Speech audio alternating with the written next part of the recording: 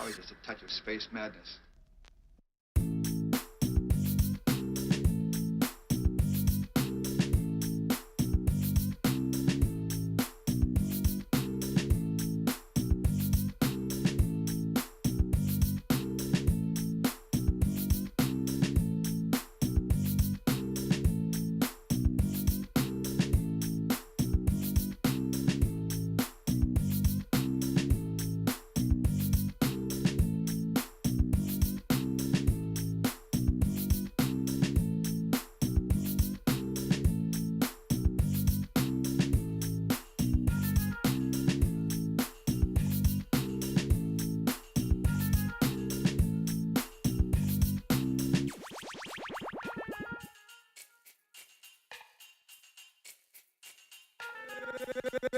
Gangsta Boogie.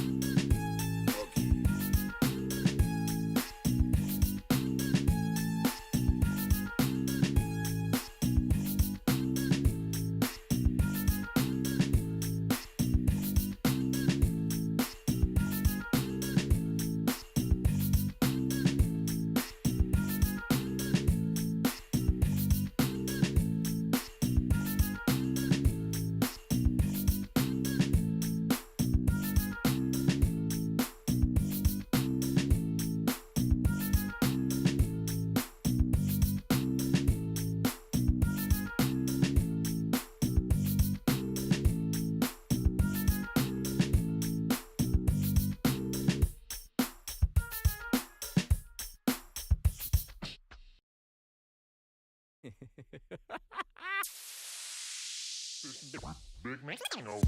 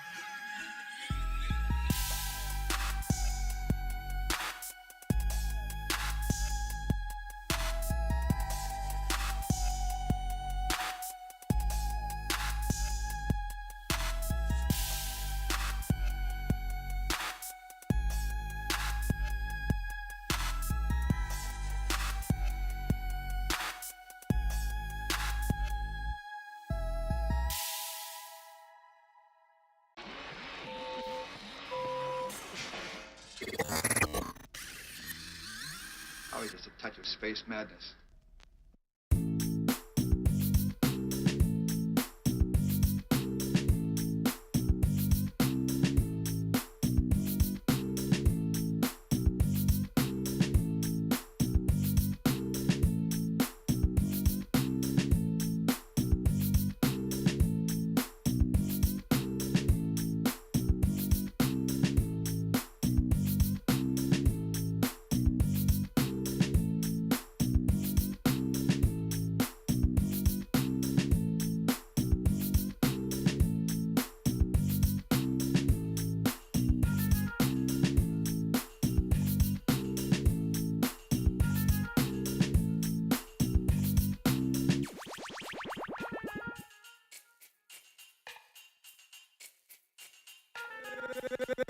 Gangsta Boogie.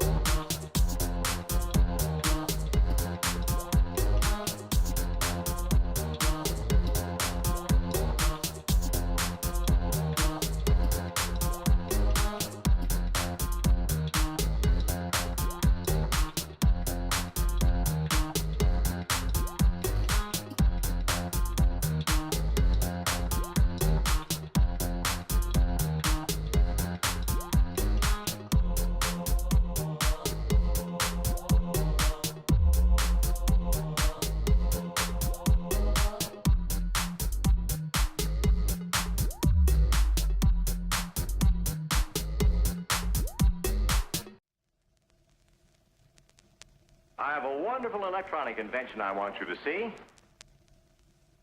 Show you.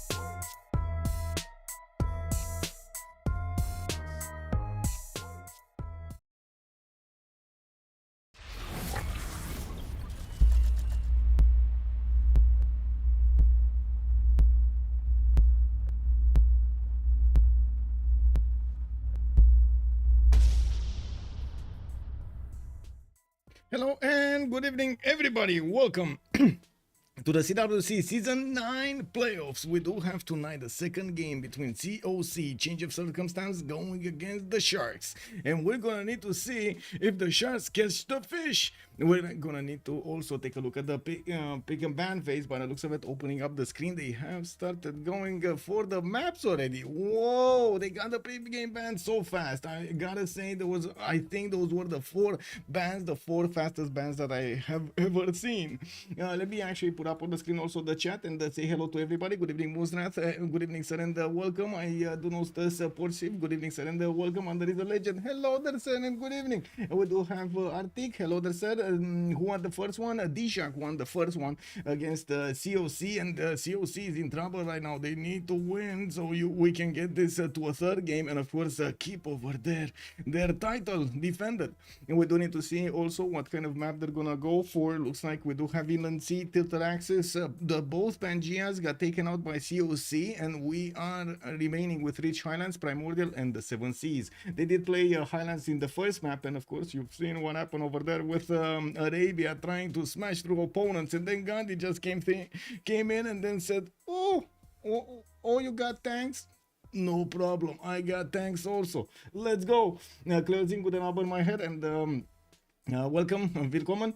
Also, let me Bree, not Bree. Hello there, sir, and welcome. Eddie Coffin. Hello, good morning, sir. Good day, sir, I should say. Hello, sir. Also, good evening, sir, and welcome. Nitro, thank you so much appreciated for the 25 months. Also, Mithro, good day, sir, and welcome. I did see the Beasley has arrived. Good evening, sir, and welcome. Fortuna Belly, also good morning, sir. I hope you got that Fortnite session out of your system and you're ready for some Civ6 action.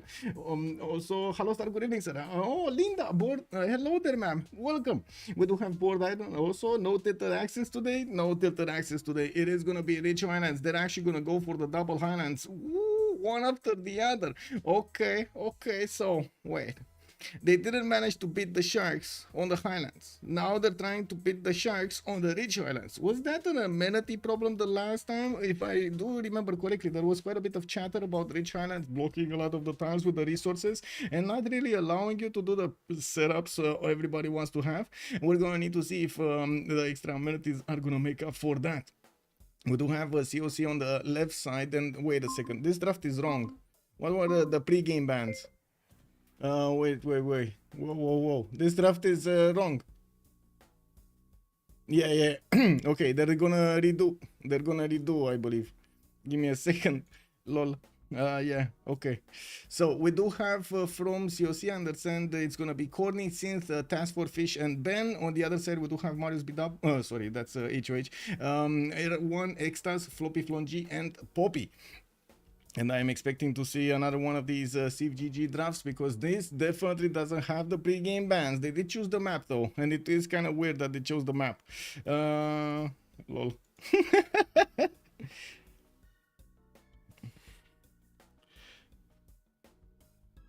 Kick W. Oh man, they got trapped to reveal the map choice they want to end up on.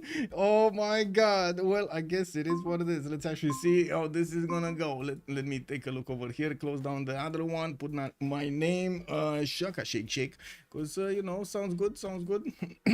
Baxter, yes sir, this is live. Also, good evening, how are you doing today? Let me actually click on buttons over here and take a quick peek over here. Okay, that's fine. I do need to move this to the right side so you can actually see when it's gonna be done, and maybe even make it a little bit larger. Let me actually see, what do we have here? Okay, yeah, there we go.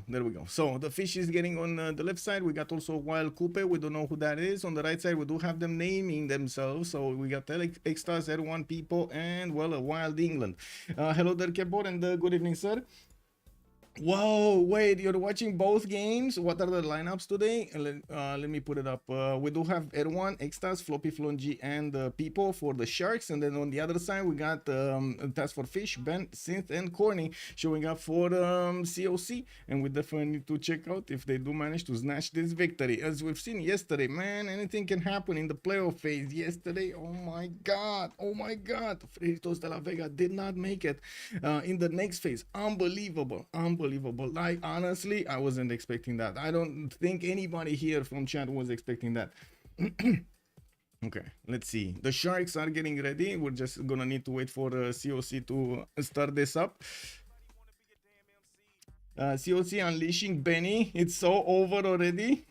Yeah, yeah. Well, let's see how this goes. Okay, so COC on the left side, it's gonna start the pregame. Well, it's not really a pregame ban, is it? Because they did the ban for the maps already, and it looks like they were okay with it. Okay, sure.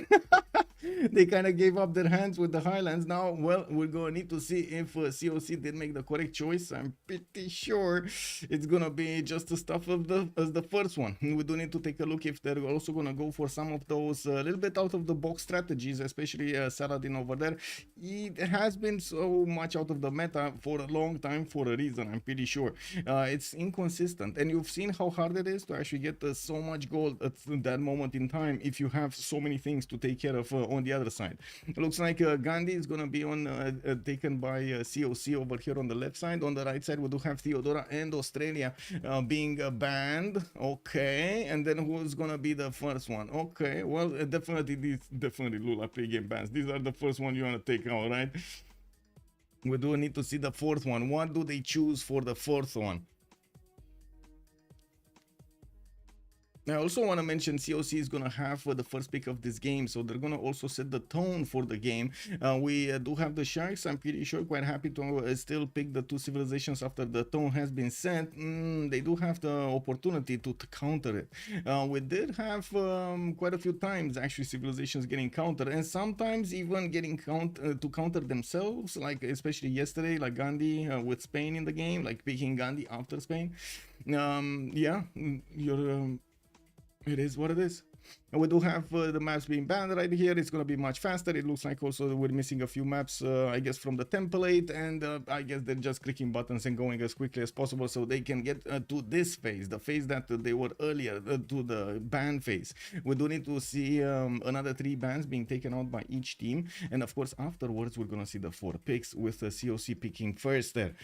We are waiting for them. They do have 60 seconds for each of their picks. And definitely we're going to need to give them quite a bit of time to go through this. Rich Highlands is still a map that is much more enjoyable for simming Civs, and it still has a lot of hills, it still has a lot of territory to settle, and of course the freshwater is going to be just the same as on the other one. Few inland seas, not too many, not too big, not that many possibilities to get international trade routes on the water, which yesterday again we've seen it was a problem. Yes, when you get to railroads, sure, you get a lot of gold, but getting to railroads is not that easy and not that fast, especially if you compare it to how much gold you get on the international trade routes. We do have Tokugawa being banned by COC, and to be honest, I wouldn't really see the Sharks picking a civilization like Tokugawa, even though, yeah, you know, a lot of the times it has shown up as so big. I wouldn't really see the Sharks playing it. That's just my impression of one of the civilizations I've seen them pick before. We do have Ethiopia taken out by the Sharks, and now they bounced the choice back to COC. We do need to take a look how things will evolve here. Oh, okay, I see that. Let me actually put up the map on the screen. Give me a second, clicking on buttons, and this is gonna be Rich Highlands. Okay, there we go. And unbelievable, it's still light outside, by the way. Unbelievable. And I guess the past week streams, oh my god. Glad to hear it, Baxter. Glad to hear you're fine. Amazing. Let's go. Okay, let's see. Coupe has also been taken out by COC. On the right side, the Sharks are going to have their last 2 bans over here before the first civilization is going to be picked. And they definitely need to go for something dangerous here. Let's actually see what they do deem is that dangerous that it needs to show up over here. Ooh, Mapuche, definitely something dangerous. We do have Mapuche showing up from the Sharks. And on the other side, I'm looking at the goal over there. I'm thinking maybe the goal is going to be taken out, but also, hey, wait, we still have Genghis in the game. Is he going to be allowed in? Uh-oh. I mean, we've seen it multiple times what happens when Genghis just gets between 3 opponents. It's terrible. Well, I'm pretty sure this is going to be the same if they let him in. And we do have them ticking down the clock. They still have approximately 25 seconds to go for this. And thinking about what will be the last ban before the picks. COC definitely wants to keep an advantage. And I'm pretty sure they will want to keep a civilization, target a civilization that they will pick first. It's very important. You've seen instant picks before, and of course most of the time it's been like Gandhi or Spain being picked fast, extremely fast over there by the teams. Let's actually see what's gonna happen today. Looks like Rome got taken out. Okay, definitely makes sense, somewhat sense. It is a very good flexible civilization. A lot of the times it does manage to do so well. No, I wouldn't be surprised if they thought it's a bit too overpowered, but it does seem like a stable pick most of the time. Yeah, I guess we're gonna need to see what they're gonna actually show up in the game here. Again, I need to ask the question, are we gonna see something different today? An out of the box situation? Oof, pick and ban, pick and ban. Sassy host? Who's the sassy host?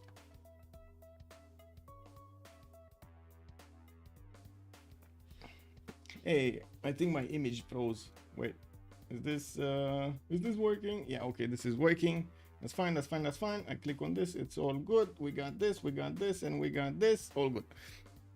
Okay, looks like Kree is also going to be taken out by the Sharks, and definitely with the extra trade routes and with the extra food on the trade routes, it makes sense to take him out. A very good simmer on this map, but still, they left Ambiorix in, they left Lincoln, they, since, well, we haven't seen him in quite some time, so maybe I shouldn't actually mention Lincoln over there. Julius Caesar is also an interesting alternative to Rome. It can definitely do well. The Age of Empires, Age of Steam, Age of Empires, Age of Empire, or Elizabeth are all good choices, and I'm pretty sure Cleopatra can be picked up, either one of them, for the gold generation. We are waiting for COC to actually pick something up, and it's quite interesting to see that they don't really have the plan in mind, or yeah, there we go, goal. Yeah, I was thinking goal. I was thinking they're gonna pick goal, wasn't I? Ambiorix over there looks like COC is gonna lock him in and gonna give the choice to the Sharks to pick the next two. We do we do need to wait for them as well, 30-60 seconds to actually pick something up, and we're gonna get that going.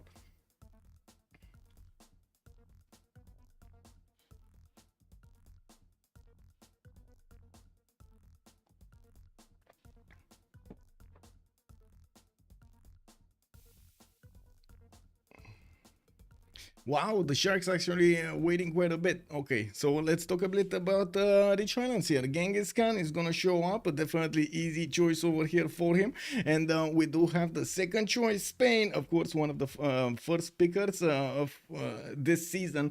It does seem like Philip II is quite preferred by the teams. On the left side, COC is gonna need to pick up their second civilization, and we do need to check out how this is gonna go. We definitely need to also take a look how and they're gonna have the last 4 bands over here. Genghis Khan, hello there, sir. Dingo, good abend, my heart. Bienvenue. Hello, welcome. Also, so Gandhi and Chandragupta are banned. Wonder why? Yeah, exactly. Wonder why, especially after what they did. Yes, wonder why. We do still have COC thinking about their choice quite a bit, trying to figure out what is the best choice that they could get an advantage from. And we definitely have so many civilizations that they could work with the gold. But of course, gold not benefiting that much from gold. They do need gold, and Cleopatra, Egyptian persona, is going to be picked up here by COC. On the right side, well, now we're gonna take a look at the bands, and they're gonna start off from the right side, from Shark. They do have 4 more to go, and definitely so many strong civilizations still available for them. Not only pick, but also ban. Let's actually see if they're gonna take out Matthias Corvinus, if they're gonna handle that operation from the other side of the map through city-states. We also will have, I'm pretty sure, somebody trying to go for a religious civilization, and I'm curious what is it gonna be? Are we gonna see a Khmer today? Are we gonna see a Russia today? Especially since Ben is showing up in the game, and we do know that Ben multiple times has wanted to play Russia. I would imagine it could be drawn a line over there, thinking that, hey, we might actually need to ban Russia, you know, just take it away from the options. Well, it looks like they do consider Alexander a bit more aggressive target over here, since they did already pick up Genghis for the war. It looks like DSharks are trying to take out these extremely good civilizations at punishing their opponents for seeming. I mean, you know, you just stand there in your own territory, try to get builders, try to get granaries, try to get commercials, and then barbarians just start walking in and pillaging everything, right? The Macedonian army is here.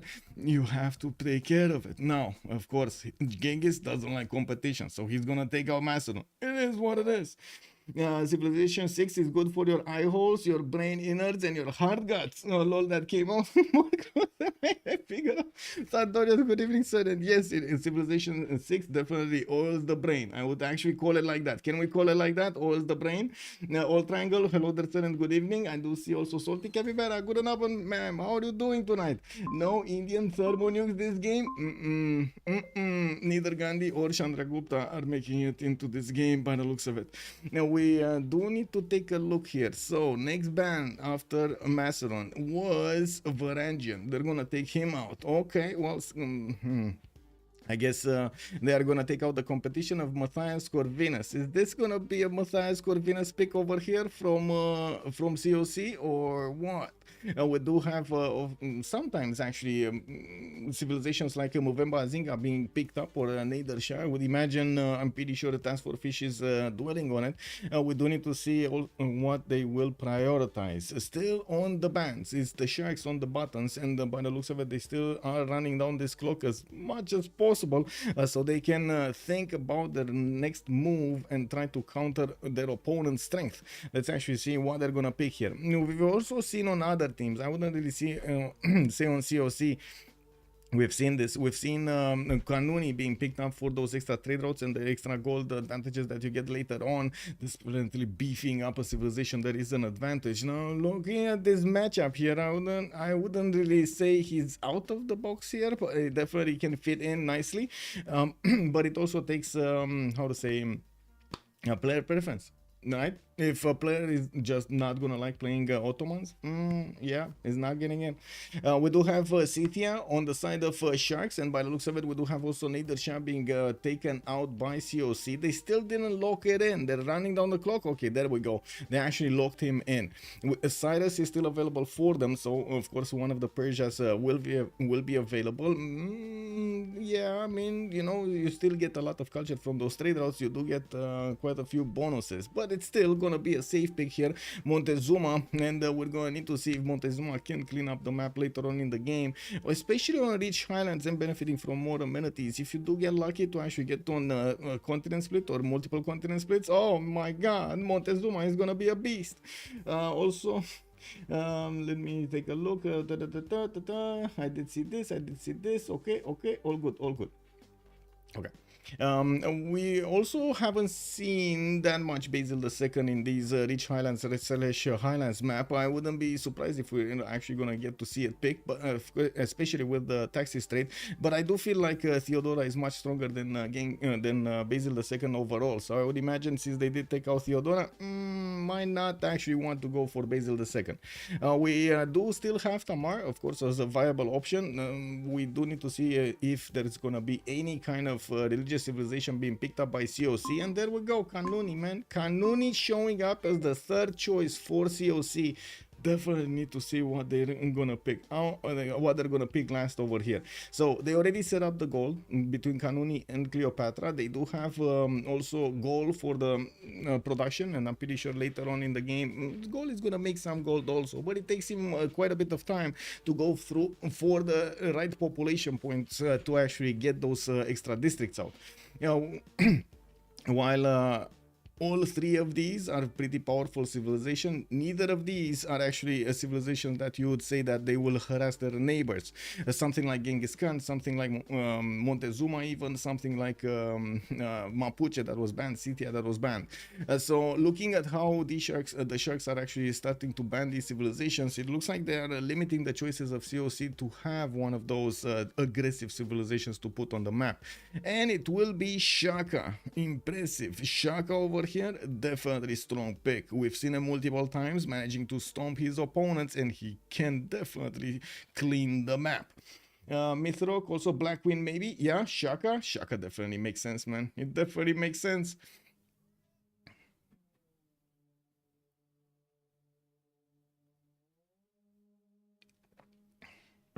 Would have think Vietnam, yeah. Bonsoir Monsieur Rafifi, bienvenue, bienvenue. Let's go for a long game indeed. Rich Highlands, it's gonna be long. It can be short, I would imagine, but still, we have seen games being cut short because settlers got popped. Okay, there we go. Cyrus has been picked up. Definitely strong civilization here on the Sharks since they did ban Nader Shah on the other side. Cyrus got left in. Let's see what they're going to prioritize in the lobby. I think I'm going to need to reconnect here at least once to fix any 0MSers. Let me actually see if I do have... No, I don't have any 0MS. It's all good. It's all good. I'm furious about what Netherlands did yesterday. What did Netherlands do? Oh, you mean in the game? Why are you furious? I don't think Netherlands could have done anything in the game yesterday. I mean, yes, I guess you could count that he could have done more wonders. But to be honest, in the overall scheme of things, it didn't really help them, right? They were losing 2 and then possibly 3 civilizations. It wasn't something that he could have done. Long games are jarring. A nice Terra game would be great now. Oh my god, one of those like 1 hour, 2 hour games over here. Just bam, bam, bam, bam, bam. Action all over the place. Yeah, let's go. Let's go. Yes. Okay, get this. Okay, we're fine. I think I need to close this, and then I'm gonna need to wait for the game to load to actually see who is gonna be on the left and who's gonna be on the right side. I can't believe it's right. Anyway, no point in actually assuming. Let's just wait for the thing to happen.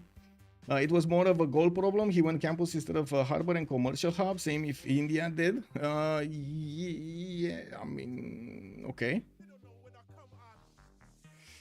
If I remember correctly, India actually went commercials, right? And then he went for campuses. But anyway, I would imagine the goal... No, wait. The goal wasn't really a problem. They had the goal. They actually had the goal. Okay, not amazing goal, but they had enough to upgrade their boats. It was the admiral. The admiral, or losing that admiral, was instrumental. If Persia did have an admiral, it would have been a totally different war against Macedon on the seas. And well, on the left side, I'm not sure exactly what happened there, Ben, but it does seem like they should have upgraded a lot more things a lot faster. We did have also, Pompey trying to go for a free inquiry golden age to cut off or get that advantage of a few turns of the caravels, but in the end he couldn't actually manage to get more than a 2-turn advantage, which actually amounted to nothing because that was really the time that he needed to move the boats that he just upgraded to his opponent's borders. So by the time he actually got them to the borders, poof, opponents in caravels were popping already off from those galleys of age of Elizabeth. They probably did what they thought best. Yeah, Sumer plus Spain did the job. Well, in the backline over there, to be honest, Sumeria had an extremely good game with Gobustan in the second ring and did manage to get the Temenanki. Ooh, baby, that was beautiful.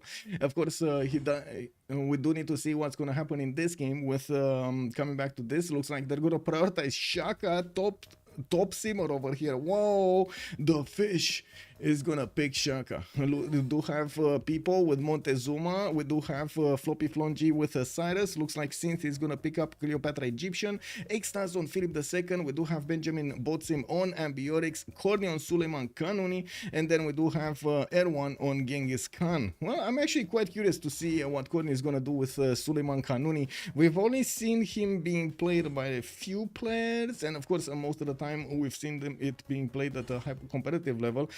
Definitely, I'm waiting. I'm very curious if it's gonna be the same or is he gonna try to get something a little bit different than we've seen before. Go, Courtney. We got some fans over here from COC showing up. Let's go. Gold was a factor. Wait, Sandorius is saying, well, I find it fascinating with regards to the Netherlands game thing. It comes down to team tempo and synergy. That is what they lost there. Also, commercial opener from India provided barely any gold. Gold was indeed a factor.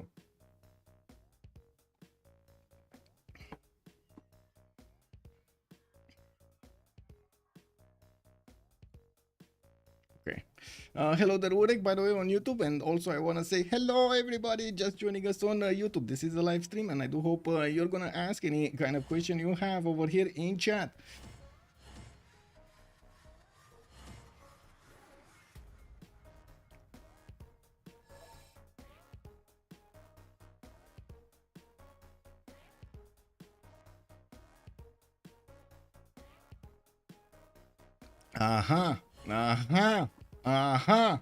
I was thinking Ari Foriel putting Shaka over there, but I didn't really want to contest it because it looked so funny putting Shaka on the first slot.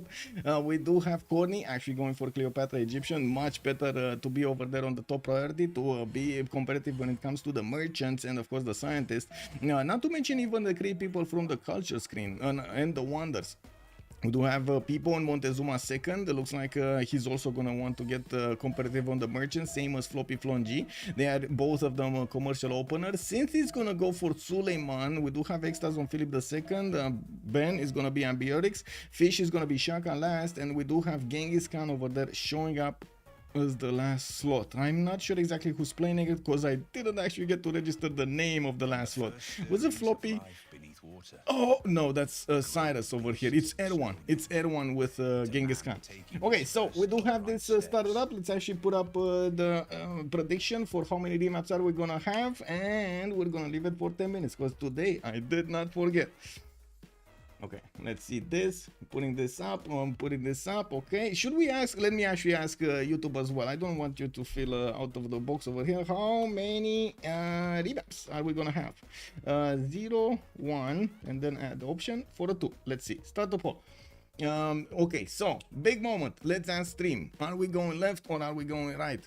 On the left side, we do have Erwan with Genghis Khan Mongolia. On the right side, we do have Corny with Cleopatra Egyptian. And it looks like chat is agreeing. We're gonna go right. Also, Titi Whitehouse. Good evening, sir, and welcome. We do have Corny. Whoa, I actually clicked it on the right side, but yeah, you know, the map doesn't work like that. It is what it is. Let's see, where is Corny, and why are we not seeing him yet? Okay, there we go. We do have Egypt in the middle top part of the map. He's gonna have a decent amount of flat plains. Definitely nice food acquirement with the sheep tile, and I'm pretty sure he's gonna be happy with his 2-2s. Nothing like amazing, like nothing 2-3-1 or something like that. Second city on a possible rice tile as a 3-2-1 wild tile next to it, and I do notice he's gonna get a decent amount of cities around this with fresh water, lakes south, rivers to the west side. That looks good, and of course, he's just going to settle in place. We do have Corny also flanked by, to the west side, Floppy Flonji. This is going to be Floppy with a possible settle on a geothermal fissure right next to his capital over here. He does need to decide if he wants to move or not. And he's going to be relatively close to Egypt. Maybe I'm not preferring this territory, but I'm pretty sure Persia is going to put a city over here somewhere. Too many bananas. They have really too many bananas over there, you know. He needs to benefit from it. We do have on the southeast also the goal, relatively far away here. Ben is not gonna get the easy opportunity to trade with Corny, unfortunately, and it looks like on the far east it's Genghis Khan that's very far away for it to be relevant against Corny. Well, let's actually take a look at Synth with Kanuni with wow, this is I would say this is a bit of a weird spawn over here for Ottomans. We do have her next to the Gulf of Izmir, which is an incredibly big gulf. I don't think I've ever seen this gulf. This is like this so big being called a gulf. This is more like an ocean on this map, right? Compared to how much how many seas we have, or how much water tiles we have, how many water tiles we have. We do have Istanbul getting a scout out in 3 turns, and yes, I do notice since he's gonna start exploring to the west side, she does have Zulu to trade with, and this water trade routes might actually prove extremely valuable, especially later on when the bazaars are starting to kick in, those double trade routes and Wieselbanken.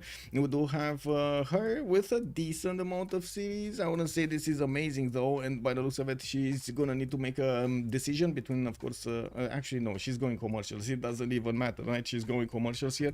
Because bazaars, I mean, there's no other option. Yeah, we do have decent. Okay, it's fine. It's fine. Freshwater, multiple cities, not really ideal. I don't like the fact that we do have so many of these. How to say lakes splitting up the possible districts placements, which is going to be a bit of a challenge to get the most, to extract the most out of the sim that you can actually make on this map. Well, let's move forward and take a look at Benjamin. We do have a goal here with Aduatuca, 3 turns for a scout, and by the looks of it, goal is gonna get his 1-3 going here. We do well, 1-3 going. He's gonna get a few 2-2s, and I'm pretty sure he's gonna chop that at some point. That's what I wanted to say, but I don't know for some reason why the 1-3. Anyway, whatever. He does have also a few more settles to the south, 1 to the west side. Wait, let's count this up. We got 1, 2, 3, 4 if he goes further on into the north, and the 5 over here towards Buenos Aires, which is a city-state that he might actually entertain to take. Let's actually see if Buenos Aires is gonna be picked up by gold, just, you know, casually assimilated into his empire. Yeah, we do have also goal quite far away from his opponents. Genghis Khan is going to be past Kabul, but again quite far away. And I do see, even though there is quite an open territory towards the west, far west, people is going to be 2 screens away from actually reaching the Gallic cities. Don't get me wrong, Corsairs could get here, or Cavs later on. Right now I'm thinking more of a, okay, what kind of unit can actually get here? 10, 35, 40, because afterwards definitely the speed increases, or I should say the possibilities increase with the ability to build roads and stuff like that. We do have next up, let's see the fish. We do have Shaka. Where is Shaka, and why don't we see him? Shaka with the city of Alpha will also benefit from a few geothermal fissures here. I do notice he's gonna have this west side over here, 3-2 bananas to settle, and I'm pretty sure the river is gonna serve him right. To the south here, by the looks of it, he's gonna have also quite a few rivers of fresh water, and I'm actually quite curious how they're gonna try to get the setup going. As in, are they gonna try to fend off attacks and protect their trade routes from getting pillaged in the seas, so they don't have anybody, because they didn't scout, right? They didn't yet scout everything that's happening in the north, so they could assume there is a coastal civilization somewhere with the ability to get boats out. And they wouldn't really want to muddle themselves and actually get the defense going. Well, it looks like Istanbul here will have the choice of getting a city in between the mountains over here somewhere, so he can trade with another city from Alpha, but that might be placed on the tobacco. I would say that is a very strong possibility. This is a lake, so freshwater cities are available for him everywhere, and he can definitely try to use the mountains and so on for the districts. That would create a line of now to say a line for the trade routes to follow here.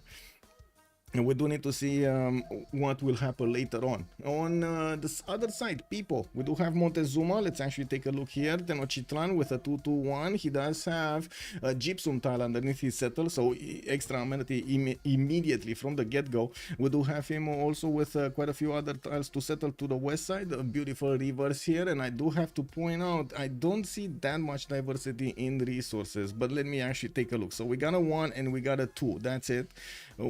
That's it. We got a 3 over here with the salt mine. Okay, do we have a fourth with the sugar? And oh my god, that's a lot of sugar. Those are 2, 4, 6 tiles that he could actually grab in a single city.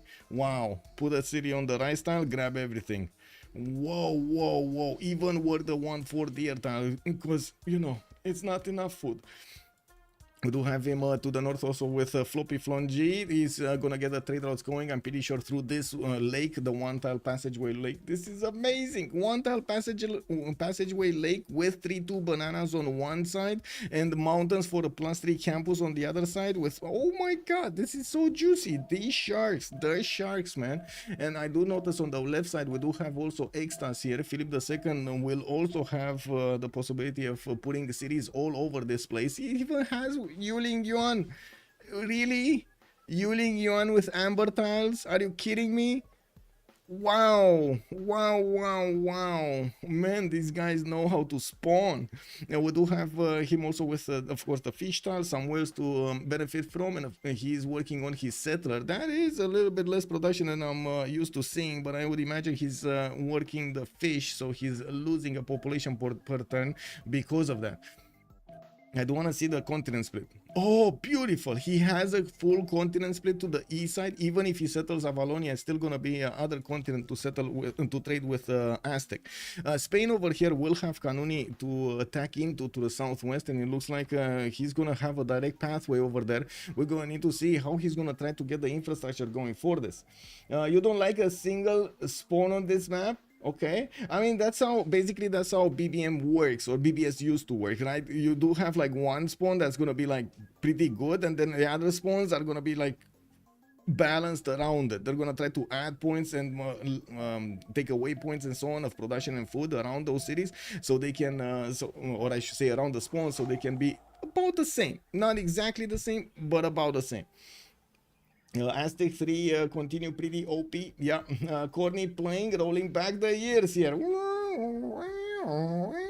Yeah, wait a second. Already we got a name over there for that sugar town. It looks like Salty Capybara is calling it the city of diabetes, the diabetes town. Oh my god, you know what, that brought back the memory of how the names of the cities in Mad Max were called, you know.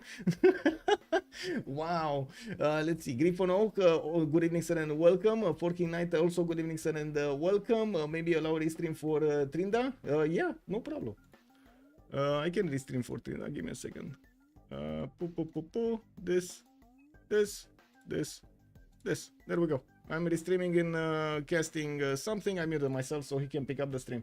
I haven't played a lot of Civ6, mostly Civ5. Good evening, Kettle. What difference do the continents make? So basically on the continents, you do have a few abilities that could be relevant to the continents, as in trade routes over continents or damage over continents from a few civilizations like Catherine de Medici, Guard Imperials, for example.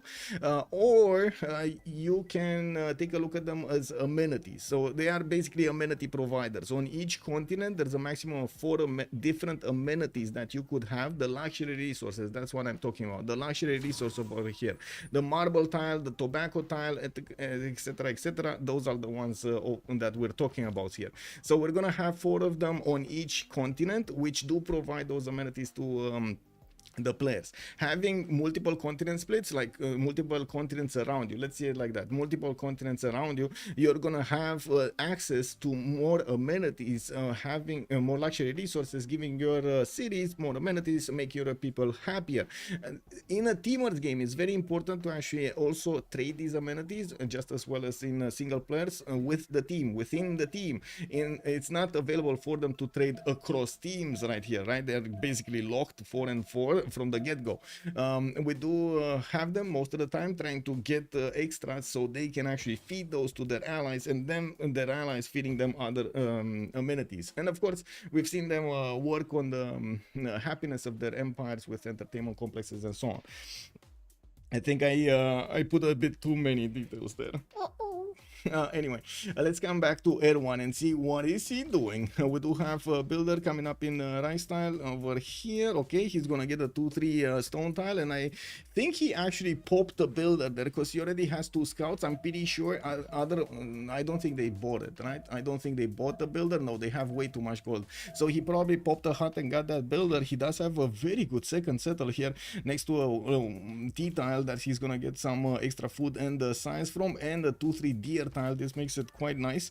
I do also notice he's gonna get the opportunity to settle in the Gulf of Izmir, and that scenario that I was talking about, the task for fish and the Kanuni need to stay away, not exposing their trade routes to pillaging, might actually need to be activated over here. We're gonna need to see if Synth and task for fish will benefit from this extra information that we're benefiting right now, to know that Genghis Khan is on the other side of the ocean that they're trying to get the trade routes through.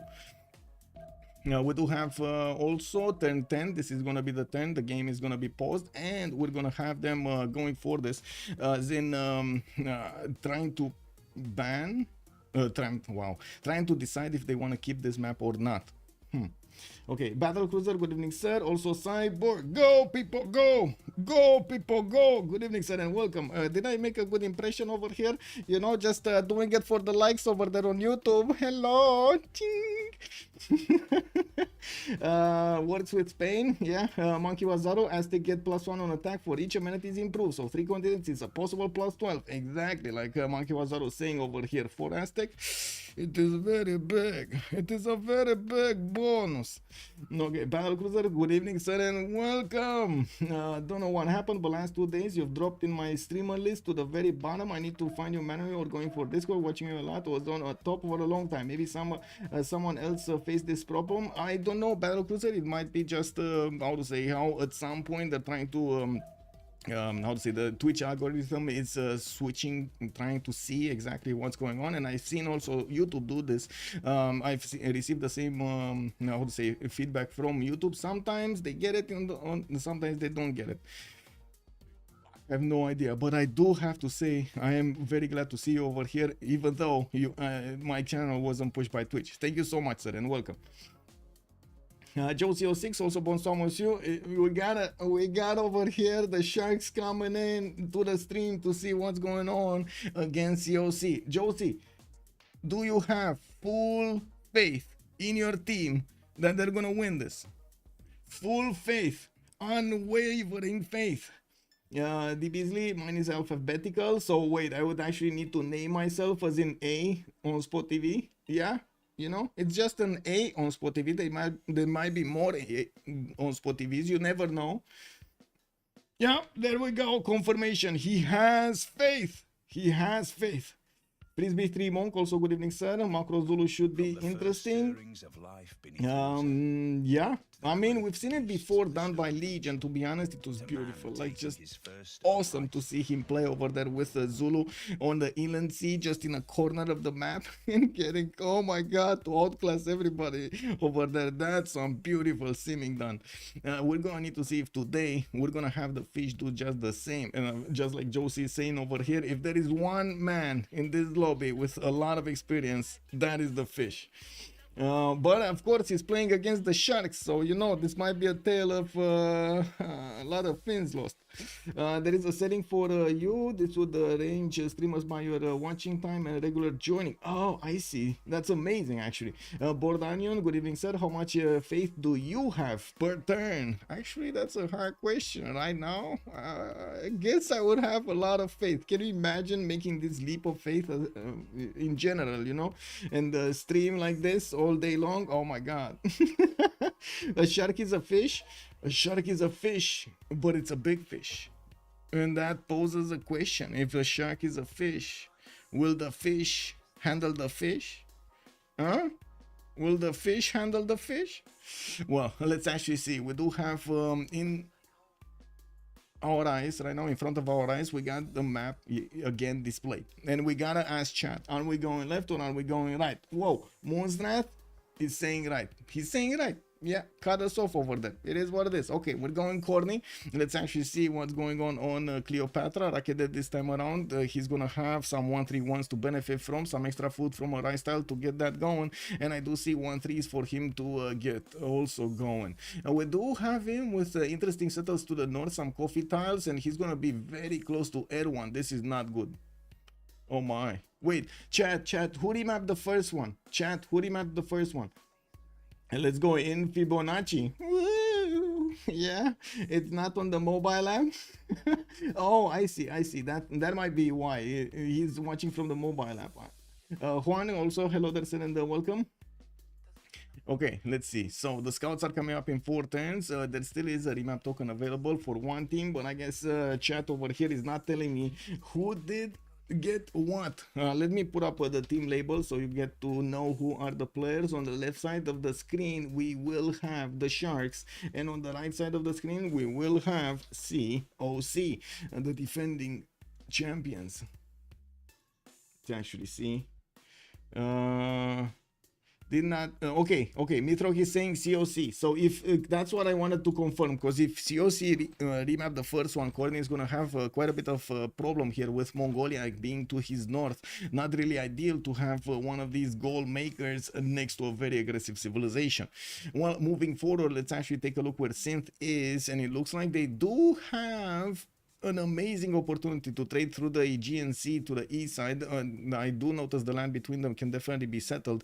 We do need to see also if Synth is going to have enough territory here, just expanding her reach in this side and not actually going anywhere else. It looks like yes, not a lot of rivers for her commercials to get some bonuses from, but I'm pretty sure she can get along without them. We do have Ayutthaya also to the northeast. It looks like a scout is coming out in 3 turns over there from Istanbul, and I do notice she's gonna get the refish, of course, for that extra food.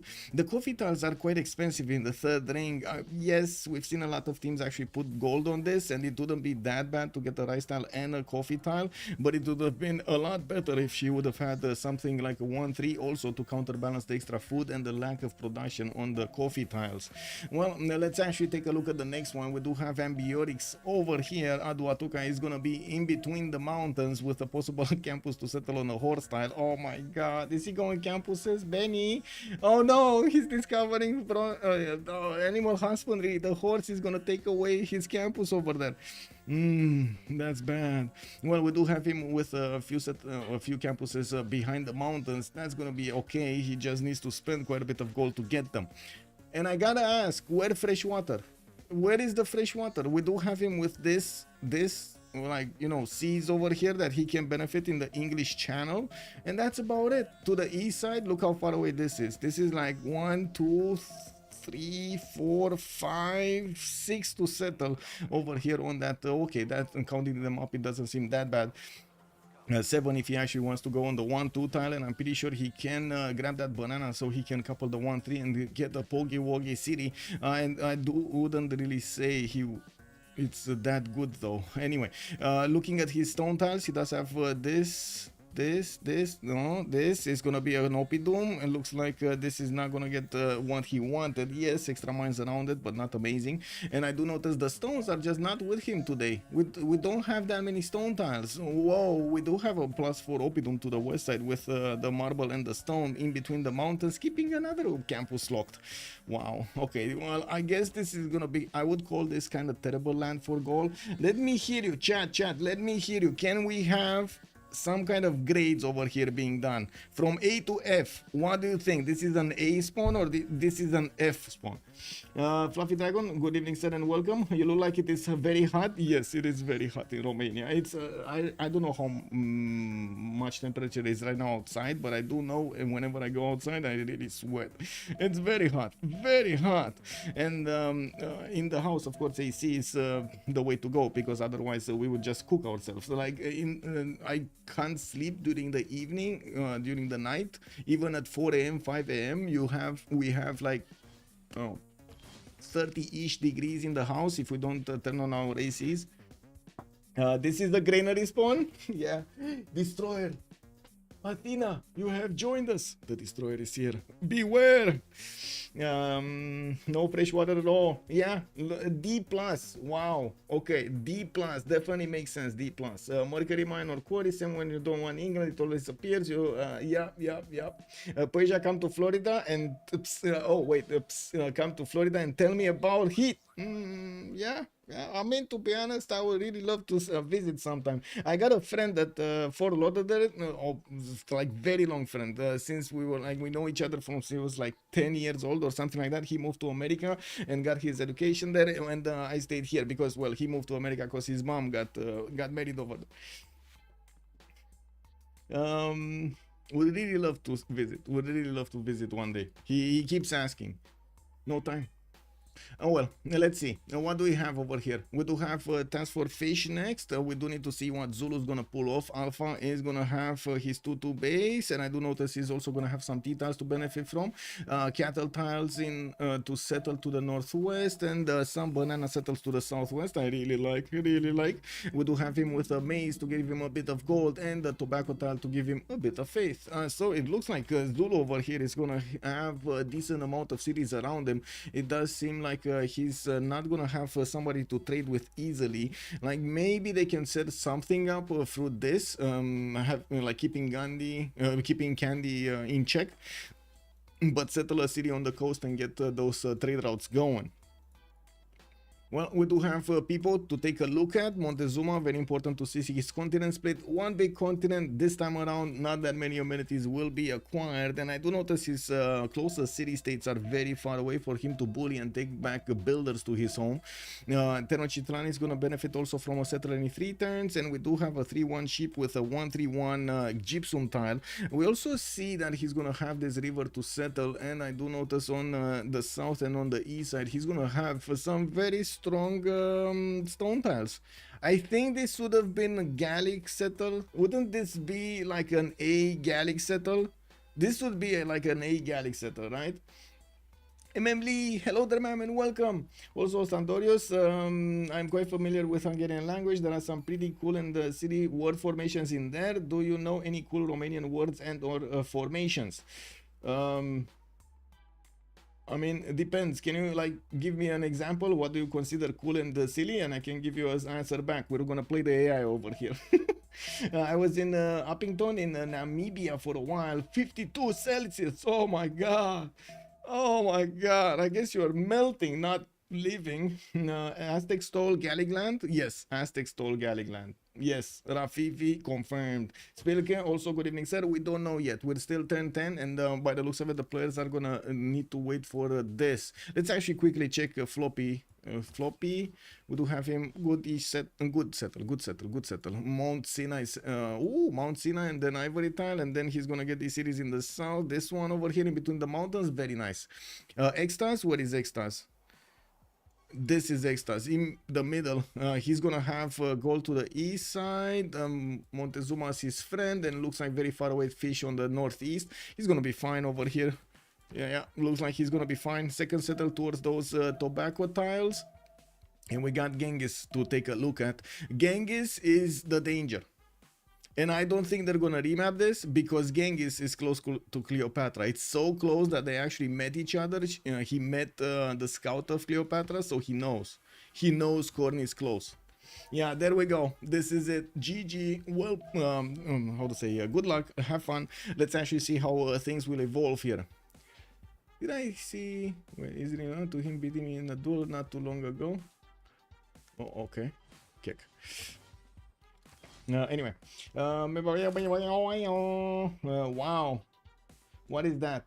Sandorius, the Beasley, good evening, sir. Whoa, you actually high rolled this? It was 1 and you nailed it? Oh my god, are you?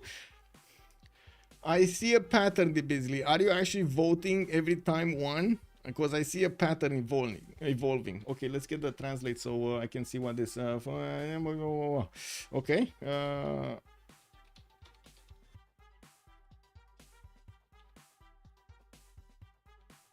Okay, so let me finish this and we're gonna talk in between about that. So we do get this going. I believe also Trinda is waiting for me to actually take a look at stuff. So we're gonna get this going. Corny is gonna get Rakedet and Raketaton with the 2 settles going. I do notice this third settler is coming out from Rakedet in 4 turns. We do have also him not actually working the right style by the looks of it.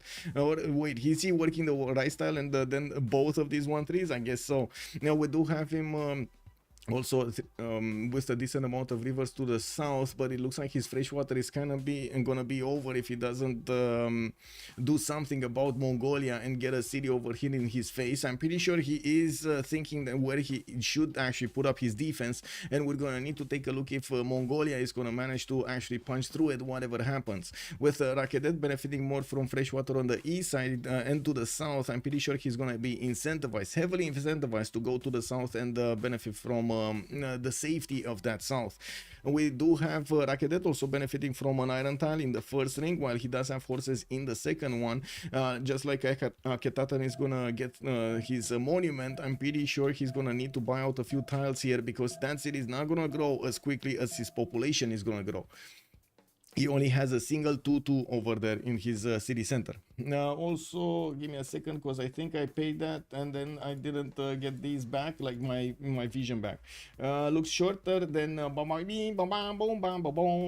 French and Canadian constitutional element. Sounds short compared to the longest Hungarian one. Yeah. You always vote 0? Oh, we got a 0. Yeah. Okay, moving forward, let's take a look at the synth. Let's see, Istanbul. We do. Oh, wait a second. That's an ally, right? Yeah, that's an ally. That's Courtney over here with Cleopatra trying to fend off any kind of invader, trying to take over the settler of Ottomans of Synth. She's gonna try to go for the coffee tile, gonna get the fresh water from the lake, and I do see her going for the third city soon. We do have her also benefiting from one of these ivory settles to the south, but I do see the eastern one would be just much better. Now we do see her also benefiting from horses in the capital. First ring out, we do have an iron tile in the second ring, and we're gonna need to see what kind of resources she gonna need, especially since she's gonna be next to Montezuma. I would imagine people is gonna want to be aggressive over here, and you can see how he's keeping his scout on the possible city of Istanbul here to the south. Well, I'm pretty sure he needs to be a bit closer, and I'm also pretty sure Istanbul is not seeing past these forests. So if you take a look at the vision of Synth, she is not seeing what is past these forests. So if people just stays around here, he might actually catch one of these settlers with his pants down. Yep. It's gonna be an awkward position over here. Oh well, it is what it is. Now we do have to take a look at Goal being played by Task for Fish by Ben today. I do see him going for the eastern settle, and we do have some forest fires starting to actually rage to the south of Candy, giving him some extra fertility on those tiles, while Aduatuca is gonna get the third city going. He did discover animal husbandry and now knows about the horses. I wouldn't really say that's good though. We do have him also with an iron tile to the south. That's going to be first ring, of course already has it, and does have a +4 Oppidum to the south in between those iron tiles that could turn into a +6 quite easily, right? +6 with the extra mines adjacency. Okay, well, the fish, we talked about the fish. The biggest problem with the fish is the freshwater availability, and I'm pretty sure Gaul is gonna need a lot of housing if he actually wants to get everything going, especially because of the opening of the Oppidums, which doesn't really give you the opportunity to grow your cities quickly if you don't have the resources around to grow your cities quickly. We do have Montezuma to take a look at. Tenochtitlan takes Coco. We do have him with a settler coming up in 2 turns from his capital, and I do notice he's working those sheep tiles and of course these 131 ivory tiles for the extra gold they give him. While we do have him with so much fresh water, basically to the west side over here, he's gonna have Istanbul to go against, and I'm pretty sure he might actually, he will need to actually take out Istanbul throughout the game or fend off attacks, Janissary as attacks, as in, wait, let me actually get this sentence properly. It is not good to actually wait until Janissaries come in. You need to prepare very heavily for those Janissaries. They're not an easy unit to defend. We're gonna need to see if Montezuma is gonna manage to get that defense, especially since he doesn't have the continent split, no extra damage that he could use to actually punch through his opponents. Give me a second, I was trying to also answer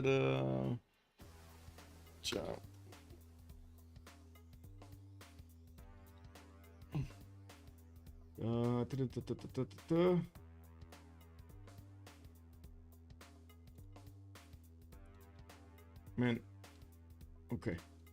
One remap, I think the reason they didn't remap is due to enemy being so close. Yes. Also, you got all the answer. Wines one. Jingo, good evening, sir, and welcome. Isn't it the Civ6 not remapping for Aztec? Why do you want to remap for Aztec? Why would you remap for Aztec? Just because he doesn't have the extra continent split? No, it's not worth. It's not a Civ6, I'm pretty sure. We've seen multiple times how Aztec can work even like this. The extra +5 is still important if you can get it. Like that's 4 amenities plus Coleos, right? That is very, very important on him, and just as well as it would be on other civilizations. Yeah, he did manage to take Preslav, Floppy Flongy, with the help of Extans, did manage to take out a city-state, and it looks like he's gonna get his 4th city out soon. We do have him already with the 4th city moving toward the south. We do have Pasagad also benefiting from horses in the first ring, a lot of bananas all around his cities here, and in the second one, he not only has Mount Sinai tiles to work, but he does have a 1-3-1-4-1 ivory with a 3-2 banana to benefit from. So many of these also iron tiles available in between the mountains with pretty good campuses. We do have a +3 over here. Actually multiple +3s all over the place, including a +4, while he will have a few cities to settle to the northeast. I would imagine he's actually going to want to grab this territory until this line over here. So this is going to be basically his empire. I don't think he's going to go as far as the gypsum, but he might actually. Thinking about this, he might actually just get a city from Ray. That will also put him in reach of Ottomans. This might actually develop into a 2 versus 1 situation for the Ottomans. And now thinking about this, was it good for them to remap the first one? Chat, was it good for them to remap the first one? I'm not convinced right now. Good morning, Heinig Dave. Hello there, sir. He can get amenities from his teammates. Yeah. No, it wasn't. Yeah, it looks like 2 of their civilizations are in a lot of danger, and it's not the civilization they would definitely want on the front line, like Zulu, for example. Well, Zulu over here is gonna get, I guess, Spain to go against, but yeah, that's not quick, that's not fun. We'll see the terrain, how it's gonna. Whoa,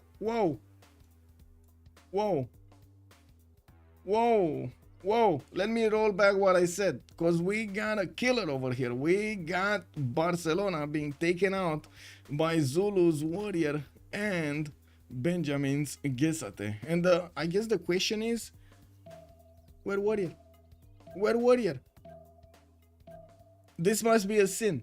This honestly, like getting the slinger instead of a warrior. Where warrior? You know? These guys are just not doing that much damage.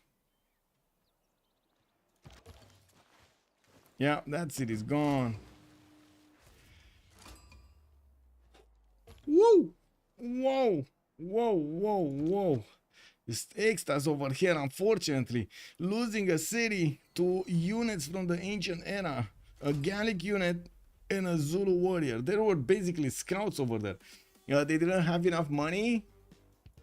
They did. Look at 58 gold and 21 gold. They had money. I think he already bought, like he probably bought the slinger when he saw the warrior or one of the units, and then he got surprised by another unit that came from the fog of war and started hitting his city. He didn't have any more ability to buy another warrior. He not even passed 3-1 tile from the dead. Yeah, he didn't even pass this 1-3 tile, you mean? Yes, he didn't even pass the 1-3 tile. Yes. Head Bonia, good evening, sir, and welcome. Circa Session, also good evening, sir, and welcome. F Barcelona, yeah, that's a bad one. And I gotta ask, was this a sin for not buying the warrior or not? We gotta ask chat. We gotta ask chat over here, and if chat just starts saying yeah, I mean, we gotta select it. Did Spain lose a city settler? He lost an entire city, sir. After he settled it, he lost an entire city. That's quite bad. Sin. yeah. Well, let's actually move forward and take a look at his strategics here. He's gonna have the horses to the northeast, and looks like we do have Madrid over there also with the iron tile in the second ring. We have 2 sins. What? No, one sin. Oh, well, one sin was building the monument. I mean, they're lucky that Spain is such a strong Civ to rebound. Yes, he will have the opportunity to rebound, but it's gonna be tough right now. Tough. And it looks like we only got like 2 yays. I don't see 3 yays. I see 2 yays, and yeah, we do need the multiple confirmations to actually activate it as a sin. I gotta say, man, we gotta keep the threshold high over there. Otherwise, everything is gonna be a sin. You know, tomorrow we're gonna see. Whoa, wait a second. You started off with a builder. That's a sin, my boy. Whoa, you put your city on a 1-1 tile. That's a sin, my boy. I mean, I don't know, man. If you get your cities on 2-2s every time. Iron Class, good evening, sir, and welcome. 2 sins would have been building a granary. Yes. Yes. Well, let's take a look at what's going on over here. On the next one, we do have Erwan with a 3rd city, Ulaanbaatar to the east. He started improving his horse tiles, and I do notice he's gonna have iron in the capital. Kokekota is gonna get his monument out in 5, and I do notice he keeps on pushing a little bit Egypt backwards, so he sees his territory. He did send a scout to also see what's going on here. We do have, oh my god, the trade routes getting burned. Well, it looks like Erwan might actually sneak in. He doesn't see what's going on in behind this how to say fog of war, but he will try to see what's in between, and if he sees this is gonna be amazing. Now we do have also on the other side, looks like Aztec and Persia are getting close to an Ottoman settler, but Ottoman, Synth, is very careful. She's actually keeping one of her warriors escorting the settler. That is the way to go over there.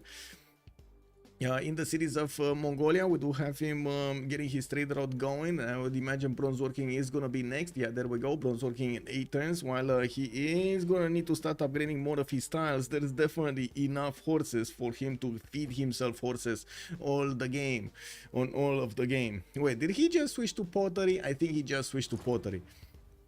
He should have switched to the warrior. Yes. Yes, I don't think he had time for a warrior. That's my only thing. I think it would have taken like 3-4 turns, even like 5 turns with that less, because it didn't have a lot of population and not a very strong initial tile that he settled on. Well, I do have to say we kind of went through all of the civilizations here. This is the time that we should actually put up the remap, the who will win prediction. We do have on one side change of circumstance. On the other side, we're gonna have DSharks. There we go, DSharks. And we're starting this off. I gotta point out also, we did have a city taken out entirely. Spain did lose his 3rd city over here. Well, actually, I should say his B2, his 2nd settle from the city of Madrid. Extaz is gonna try to get another city, and it's probably gonna be on that stone tile. You do see that he didn't really have an easy way to reinforce that city if it got attacked. Well, now he needs to be careful to not lose Madrid next. I'm pretty sure we're also gonna see a few pantheons starting to pop off on the screen here, and I do want to also check on YouTube what's going on, because well, we did have a poll earlier, and it was 50% for the one remap, and it looks like we're gonna end it now. I should have actually ended this earlier. Kuwait already wonder. Which wonder? Which wonder? Where did you see a wonder? Who is building a wonder? We got commercials. No wonders, no wonders. He should have switched to one. Okay, he needs each tile for me. He needs enrich tile for me. Battle cruiser, did you just use like 3 languages or 4 languages in the same sentence? Or enchant tile? I don't know what you wanted to say over there. Please be more specific. God of Craftsman chosen by Mongolia for his pantheon. He's gonna get the extra production and faith on these tiles. And we do see builders, more builders coming around from him to improve everything. He's going for the normal Moksha into Pingala setup, so he can get the culture and at the same time the science from those cities' population and be relevant until Keshex, so he can pump them out from each of his cities. We will need to see him putting down quite a few encampments. He already got 2 of them, and I would imagine he's gonna get a 3rd one here. While we do need to see where is he gonna also try to get some well, what is he gonna try to get for his 2nd districts and get this going.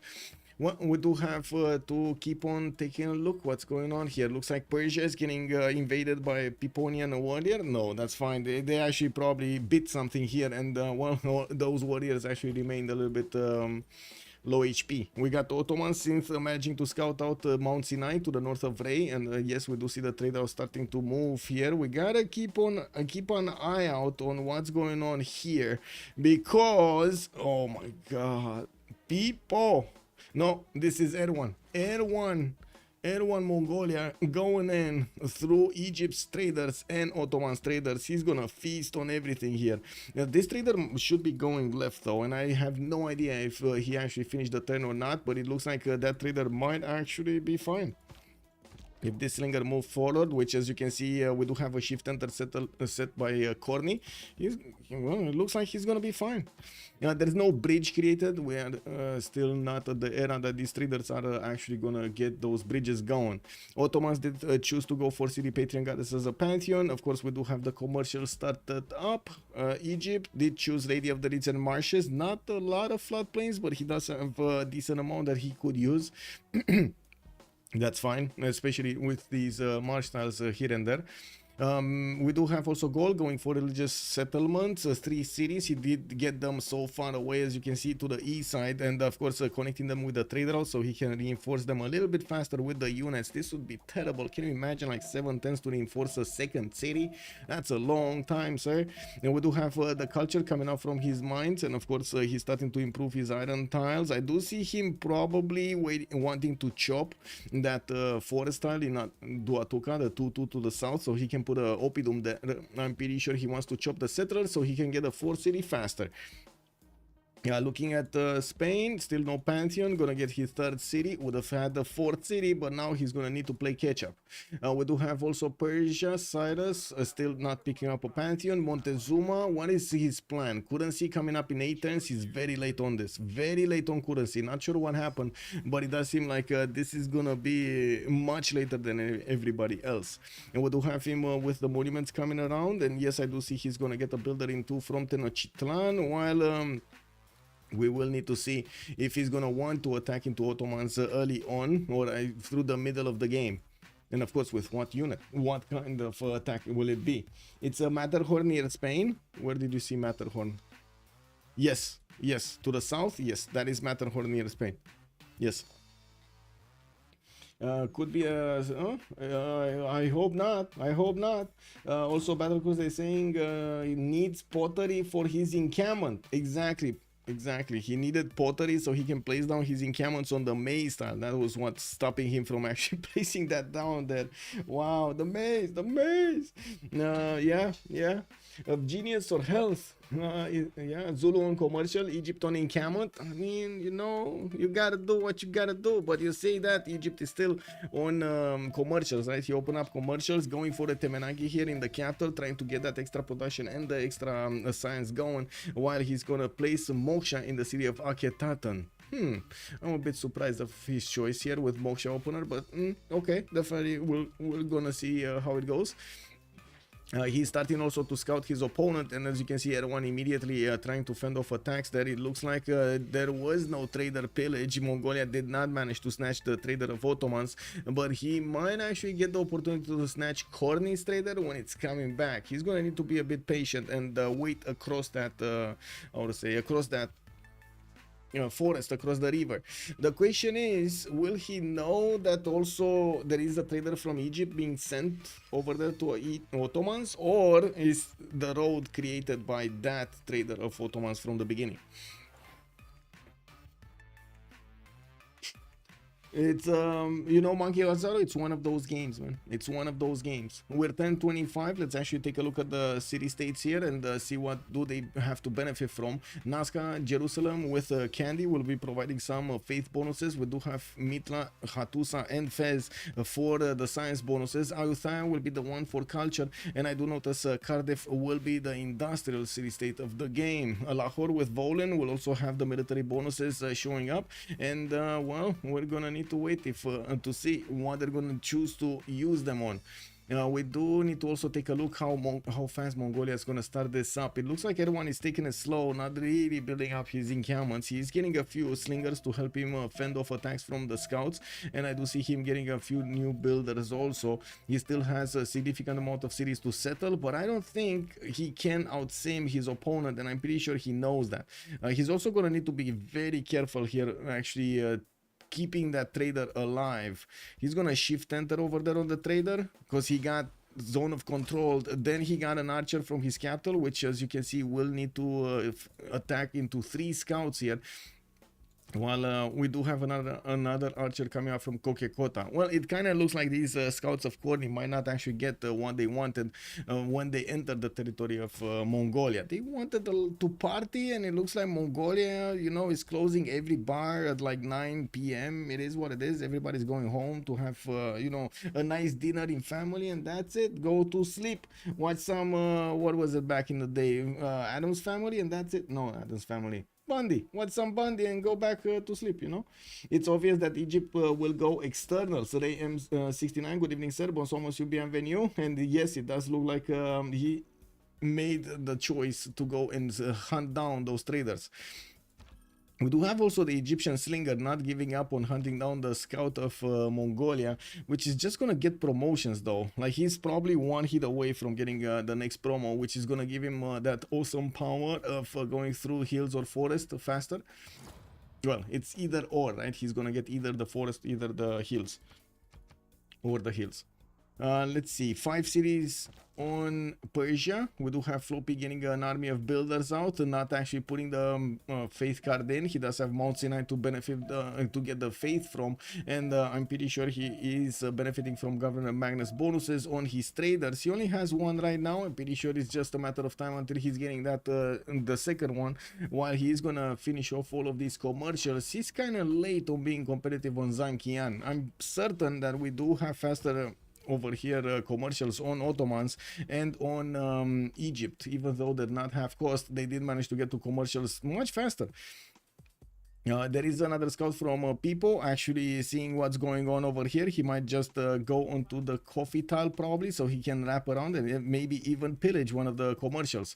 He's right now just sitting, making a picnic in what would be the how do you call this? How do you call when it's not a building yet? It's still in building, like it's still how do you call this site?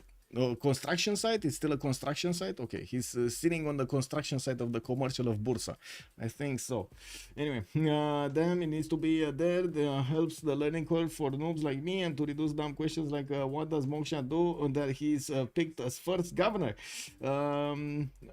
Okay, it needs to be there. Well, is there a wiki for BBG BBS mods? We don't have a wiki. No, I'm sorry, Genghis. We just have like our wiki in our brain. You just need to press the correct buttons over there in chat, and you're gonna get an answer from Civ GPT. I opened Civ in single player in the second window when I was learning. Of course, impossible if you use mobile phone. Yeah. Kick. Okay, so with 1027, we're looking at the era score. It looks like nobody's gonna have problems getting to the necessary era score. We do have Egypt still trying to be a pest over here in the lands of Mongolia. Of course, knows what's up next, and I'm pretty sure he's gonna try to do as much damage as possible. While we do see Zulu also with God of War and Plunder. He did put down 3 Ikandas, and I do see him getting a 4th city to the east. Looks like he might actually be preparing himself so he can connect his economy with his ally here to the southeast, Ben. We do have him also not that far away from attacking Spain, but he's not close, and of course he's gonna have so much rainforest and forest to go through. Not gonna be that easy. He could try to get a forest city and get a road going to connect all of those trade routes and get the passageways to be much faster for his units. Going for the 4th city, 5th city actually coming up from Bravo. We do have him also recruiting a 1st general and getting a military engineer out of it. He did get Burika, and as you can see, he converted him into a military engineer so he can connect his cities easier, even if he doesn't have trade routes, which is going to be extremely valuable if he wants to actually get that passageway towards his opponent. We do have also commercials from multiple cities of Persia. He did invest quite a bit into production to get more cities out rather than his commercials quicker. While I do see at the moment Floppy is on 9 science and 12 culture. He does have 45 points of production, just as big as Ambiorix over here on Gaul. Now, after Ambiorix got his Opidums, this is very big for Floppy, having that much amount of production. We do have actually this one being placed to the north. That's still a +4, and didn't want to actually chop this one. Looks like he wanted to get that going. Okay, that's fine. And we do have him with another settler that might get the opportunity to put the Opidum there. We're going to need to see where is he going to settle. I would imagine it's going to be one of the 1-2 tiles, so he can get the 2-2 base in that city center. religious settlements is also going to give him extra bonuses towards building settlers, and also getting more tiles whenever he's going to settle. So all in all, it does make for a lot of discounts, We do have harbors in Madrid. We do need to see how quickly Spain is going to recover from his loss of a third city. You can see he's still kind of far behind everybody else in the game with only 23 points of production, while Synth is also 25 points of production. What's going on here, and why do we have so little point of production? Well, okay, no improved tiles. She's not working optimized tiles, I guess. No, she is like 2-2 with probably a 2-1. I don't think she's using the cattle, but you know, maybe. In Istanbul, oh, I see. Istanbul is the problem. She doesn't have a lot of production in the capital, and she didn't spend the gold to get it because she needed to get so many other things to defend herself, like the slingers and the how to say her scouts and so on. And now with the builder, she's gonna want to improve an ivory tile, which is not gonna give her more production. Fish tile, yes, that's good. And of course would need to still buy a few tiles, because this city is just working very bad tiles. One single 2-2. The fish tile is kind of good. This ivory tile is not good. Yeah, that's the reason she's actually so low production right now. 28 production, 8 science and 18 culture. But look at that government plaza coming out in 3 turns, and this actually slows down so much the development later on. Well, we do need to see what's going to happen with Montezuma getting his 3 commercials out. Didn't go for the 4th and the 5th city, and still very, very surprising, because I mean, to be honest, it wasn't that bad of a settle, but it looks like it was quite slow, or well, as he played it was quite slow. We do have him still quite a few turns to get these going. In the merchant screen, we do have Zankian as the first one. I don't see Hypatia here as the scientist. And in the general screen, we do have 6 general points a turn for Zulu.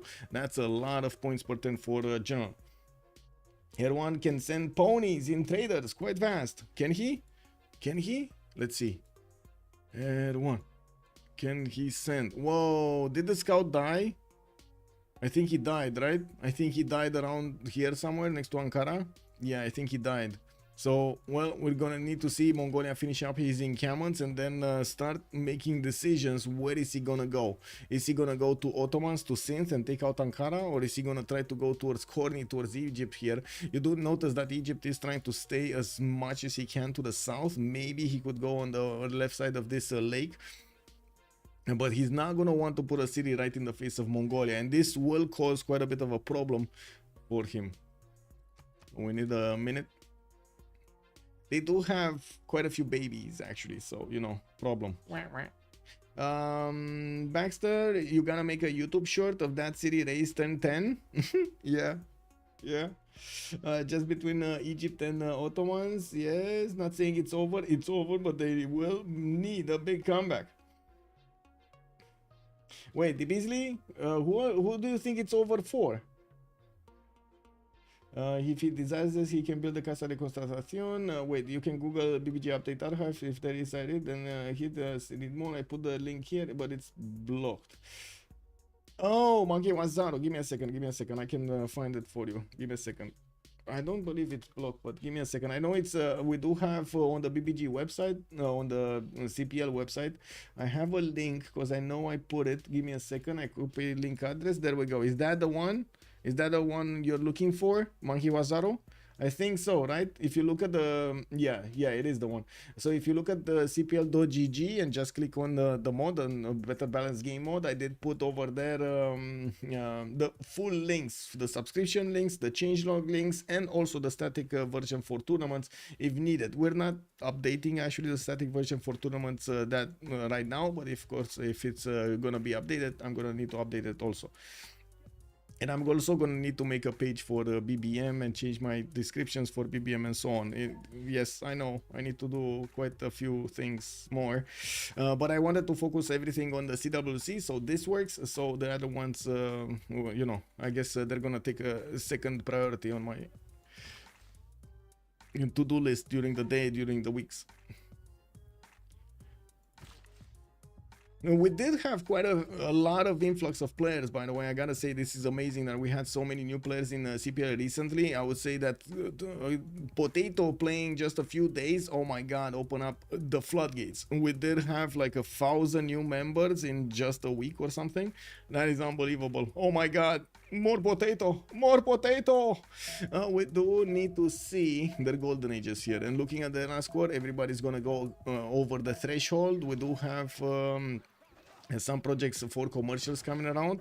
Looks like Persia really wants Zankian, while Egypt and Ottomans did not actually flex a little bit their amazing production for this. Of course, we're production on Ottomans, while I do notice Egypt did have a commercial hub investment. It was slowly getting in there. Well, the trader has passed. We do have Persia managing to get it, and that's gonna be a lot of bonuses here. To his next door neighbor? No, it's not really his next door neighbor. It's, well, it is if Ottomans is the neighbor. For COC, who's the sugar daddy producing the gold? Let's actually see who's the.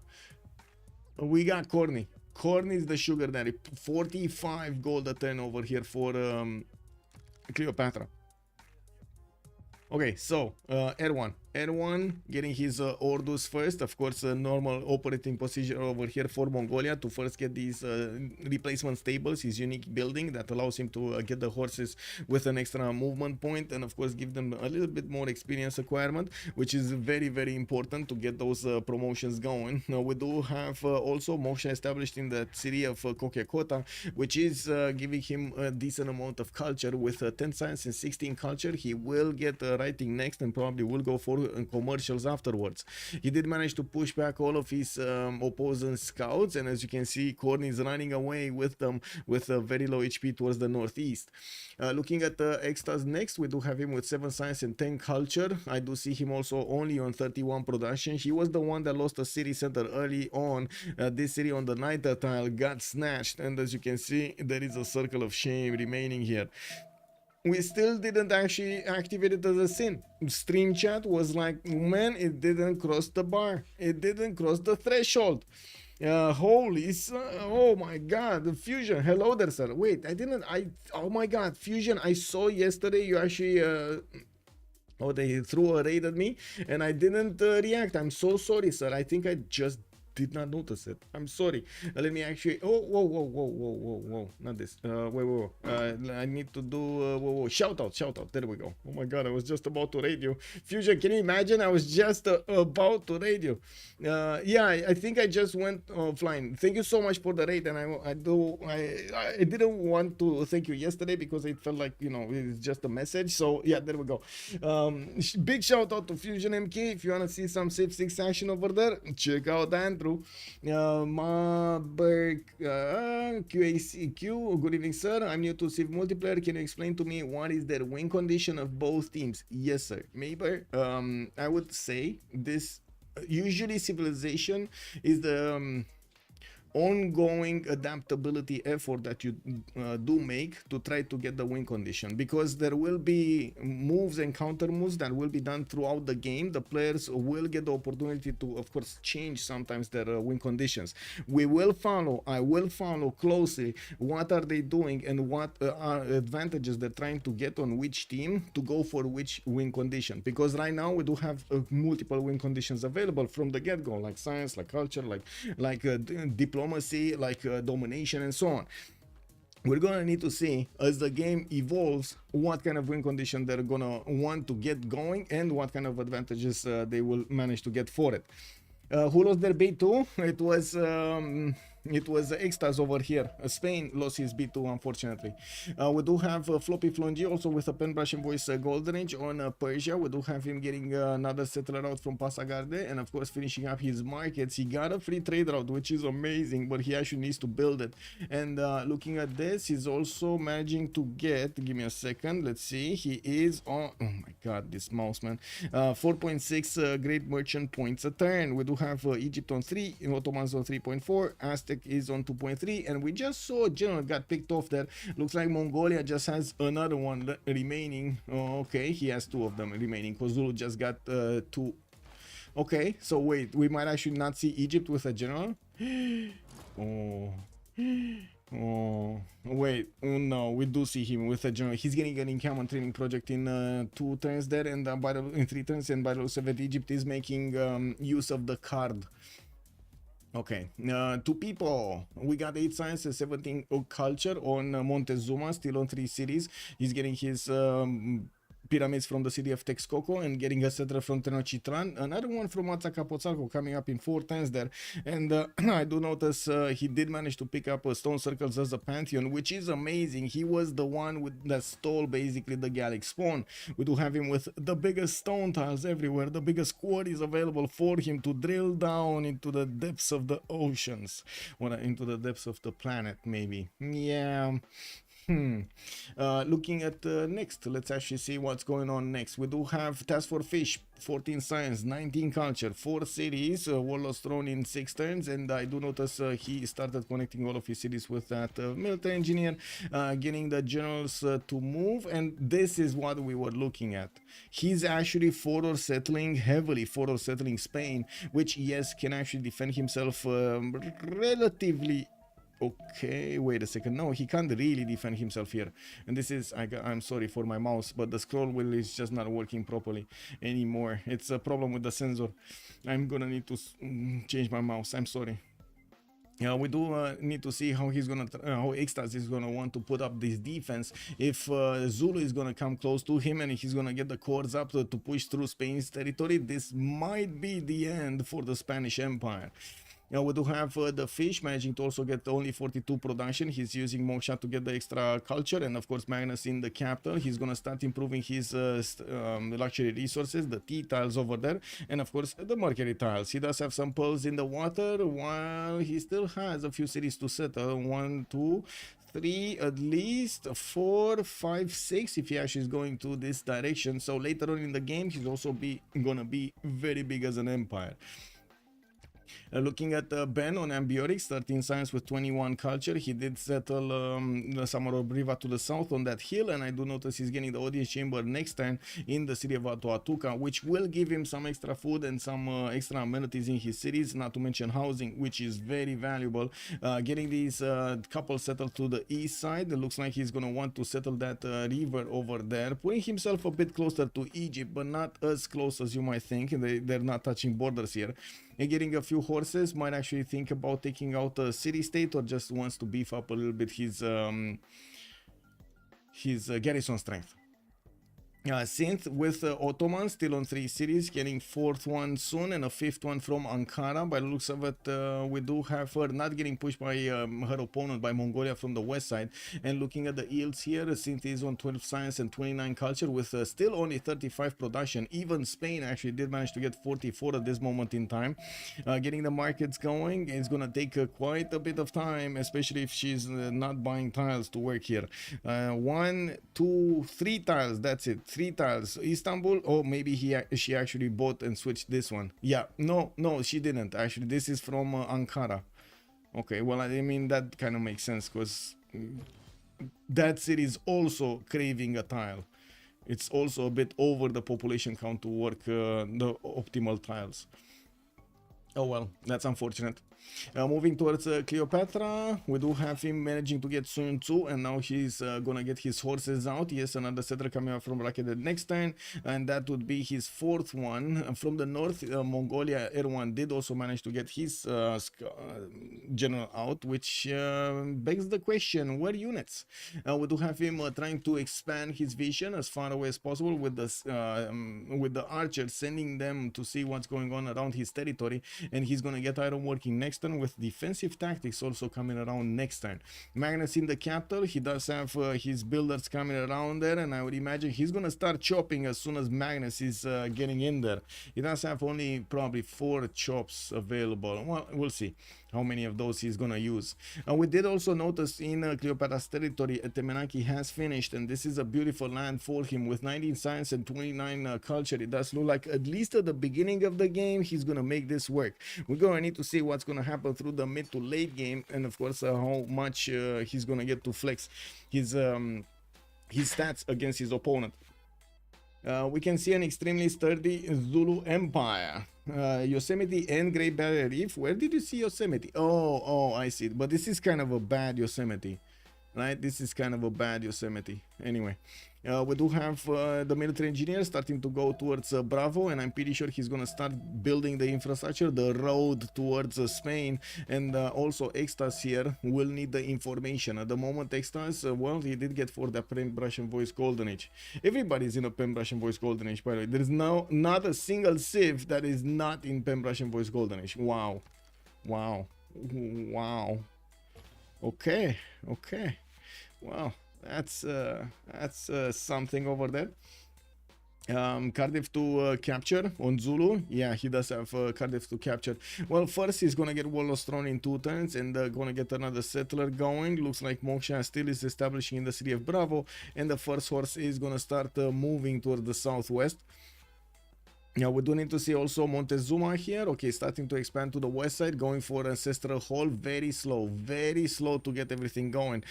Pyramids is gonna be quite helpful, but it will take some time to get the benefits of all of those builder charges and what they improved. Looking at Persia though, Floppy Flonji does manage to get his army of builders going, and he shouldn't be that far away from getting feudalism. We do see him getting already 3-4 traders going between his cities with 43 gold per turn. He's actually making the most in the game. Courtney would make 41 as well, but it's 2 point lower. And the production capabilities here of Floppy are telling us a very, very grim story. 81 points of production for Cyrus. That is going to be the production that he might get to use against Ottomans on the western side, which is gonna cause havoc in the lands of Ottomans. We did see multiple times so Ottomans is I would say vulnerable in the beginning of the game until he gets everything going. Well, we do need to see what will happen over here and if Floppy is gonna start to get something important. Well, Marcus Licinius Crassus is still the next one. We do have Imhotep as the first engineer, and it looks like Ben is gonna get it. We do need to see what Ben is also gonna pull out of his hat here with a 6 city, 7 city, 8 city empire. We do have him getting his horses out and moving towards the city of Candy. We do have, as you can see, Bibrax and Avaricum getting those horses. While on the western side, he's building some granaries to get the extra housing in Samarobriva. He did start to improve the amber tile, but he doesn't have multiple resources. To the west side, it's a bit too far away for him to actually go against Spain, and especially in his build queues, he's not thinking about generals at all. He just left Zulu over here to get the generals for him. And it looks like Zulu is gonna choose to go for the cattle settle very far away from his capital, but that is just outside of the influence range of Madrid probably. It should be right about here that he's not getting loyalty pressure from Madrid. That's a 7 pop city of Madrid. Ancestral Hall also coming around in Madrid, so he can try to pay catch up. Did go for God of the Sea, bought out quite a few of these tiles in the water, and is getting a decent amount of yields from them. Could get that. Oh my God, this city doesn't have fresh water. Oh, he does on the cold tile. Well, fresh water. Water. He doesn't have fresh water anyway. Oh well.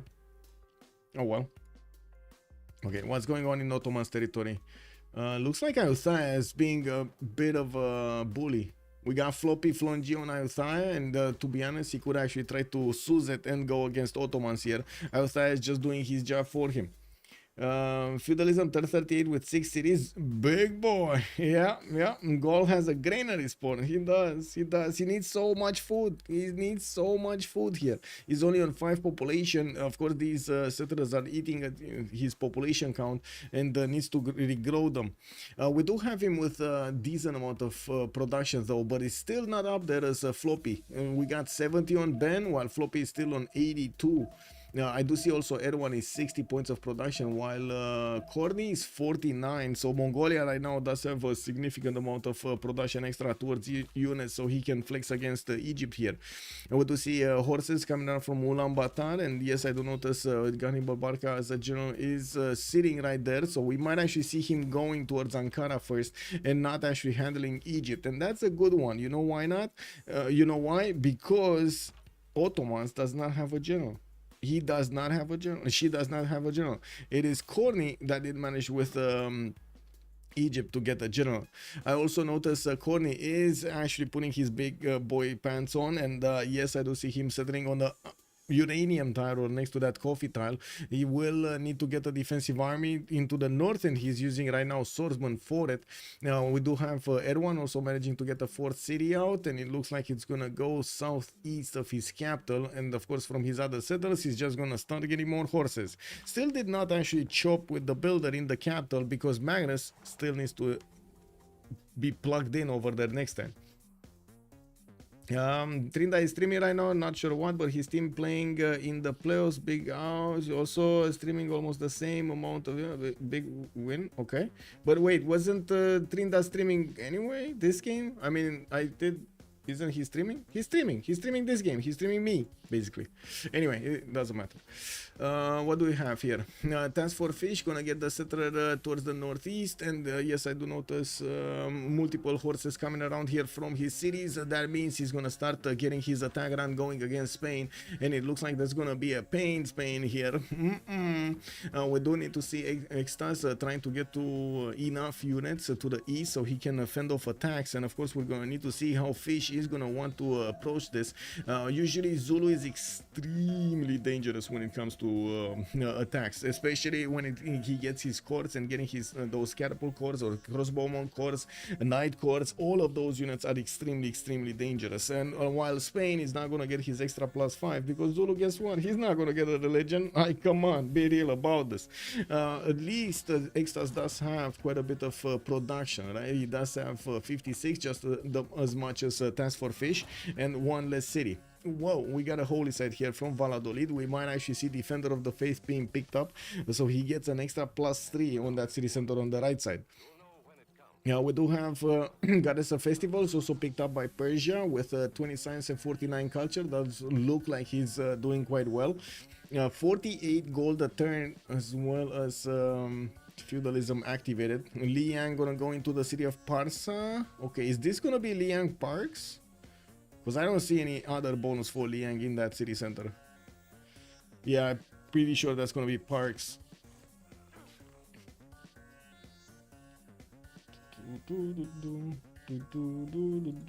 Oh, let me actually answer to YouTube. Hello there on YouTube. Good evening, Mariano Delana. Good evening, sir. I'm new to Civ. Can you explain to me? Oh, I think I did answer that question, right? I did answer that question, but we're gonna keep on talking about this. We're gonna keep on talking about how many how many bonuses they're getting towards what win condition. We're gonna follow this throughout the game. It looks like Yuno did get settled right to the south of Ottomans, grabbing a city center from her, basically. I do notice we do have multiple horses coming around here from Mongolia.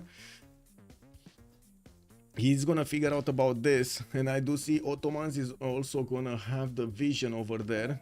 Soon he's gonna move. She's gonna move the settler and gonna have vision over that archer in the forest. He might actually deduce from that she's gonna get attacked from the north.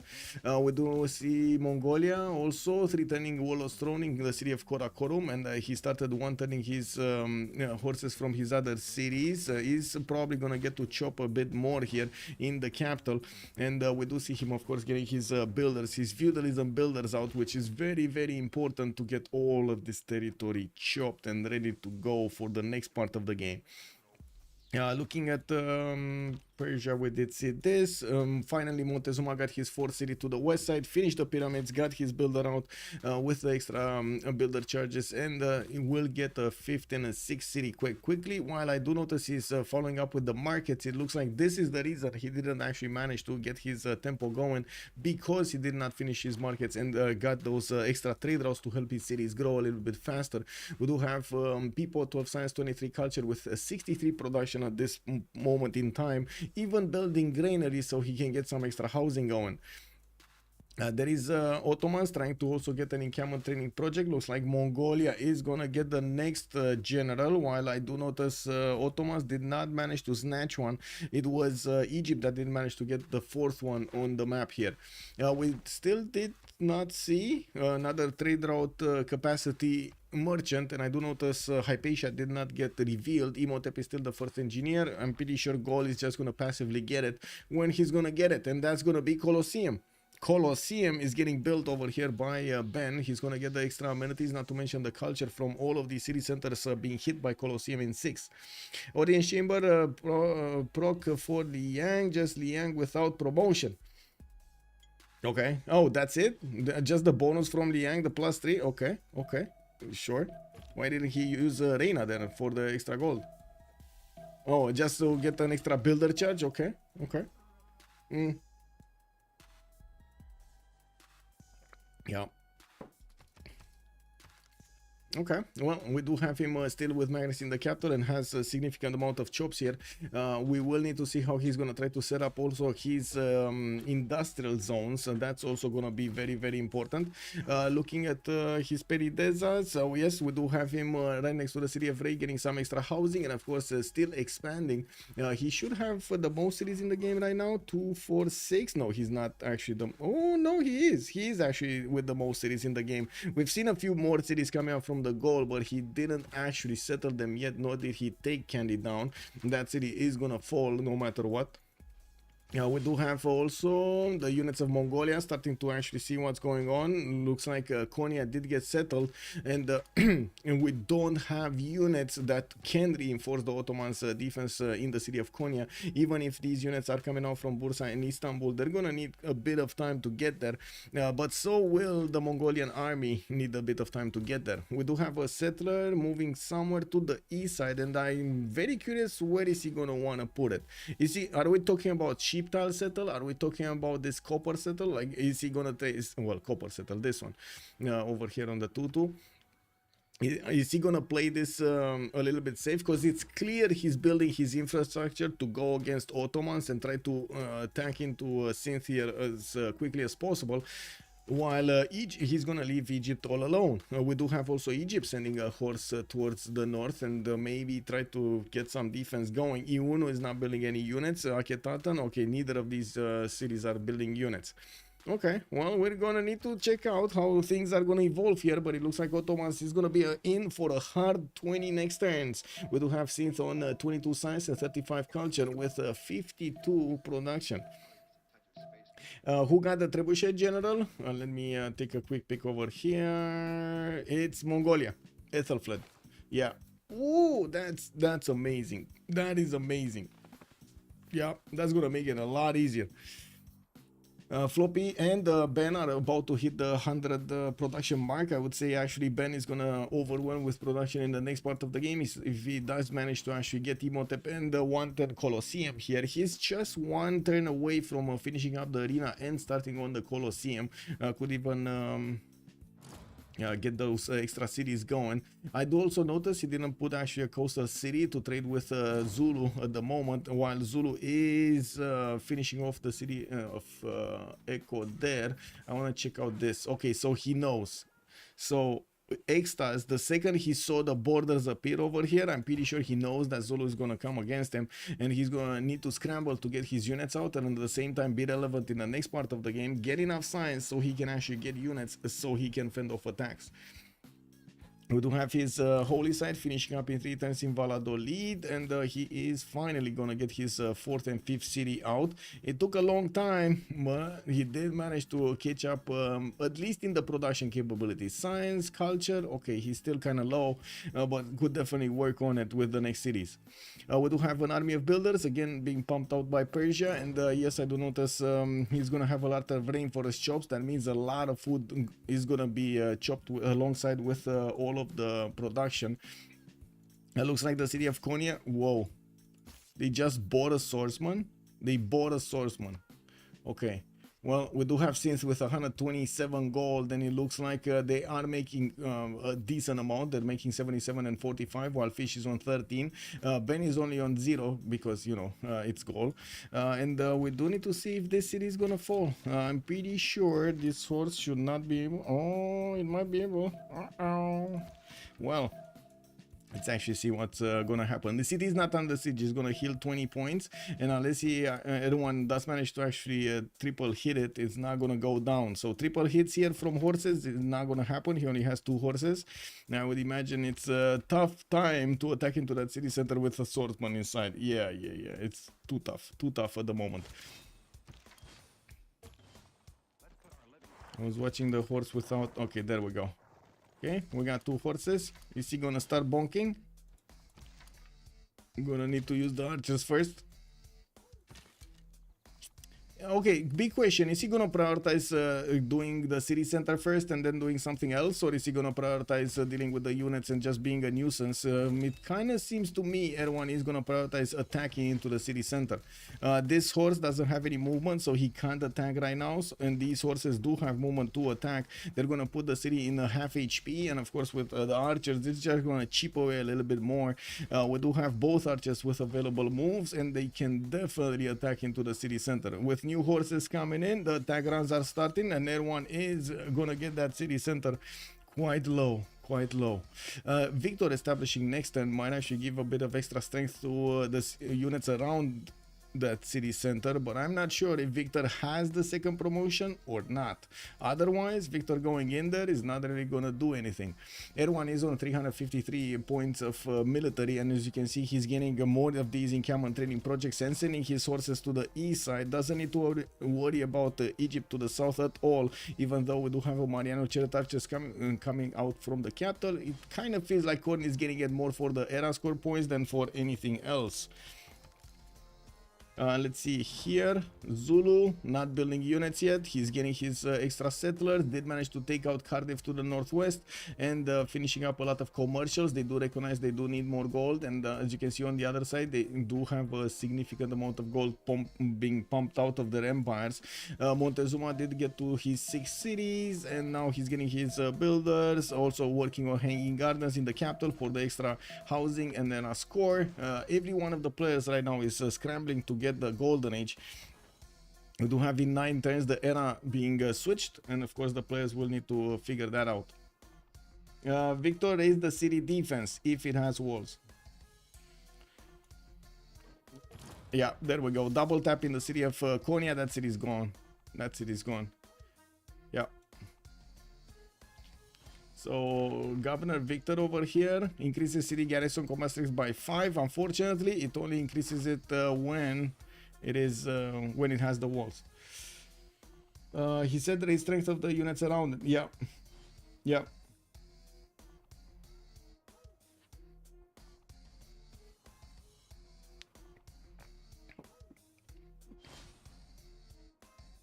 Well, let's see.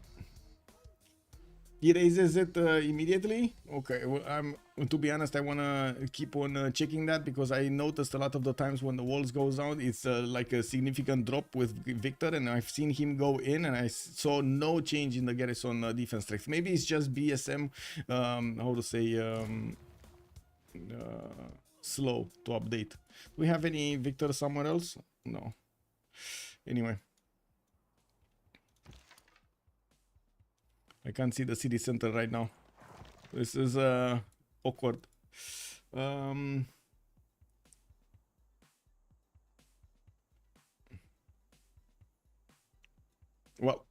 we're just gonna need to wait a little bit for these units to go in there.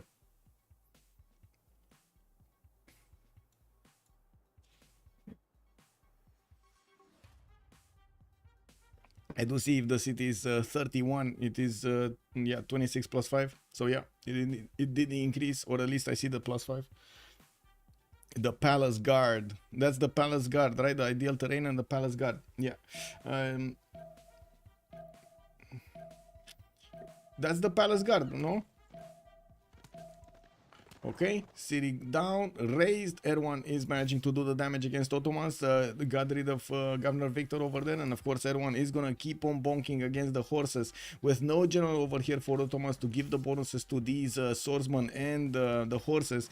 This is gonna be terrible for quite some time. The Mongolian armies not only do have an extra +3 from the Mongol horde, but they also do have the extra movement from the Ordus and the extra movement from the general and the extra damage from the general. That's a lot of bonuses on just one unit. With horses that are exposed to Mongolia's horses, we're going to need to see if Erwan is going to manage to capture them. It looks like Mongolia is going to play it safe and is going to get the city to the east of Ulaanbaatar, just keeping on these encampment training projects so he can get as many as possible. He's trying to be as much of a nuisance as against Korni, and you can see he's sending his horses towards Korni's mainland, try to see what's going on over here. We do have Abydos also getting some Merino chair touches to defend off attacks.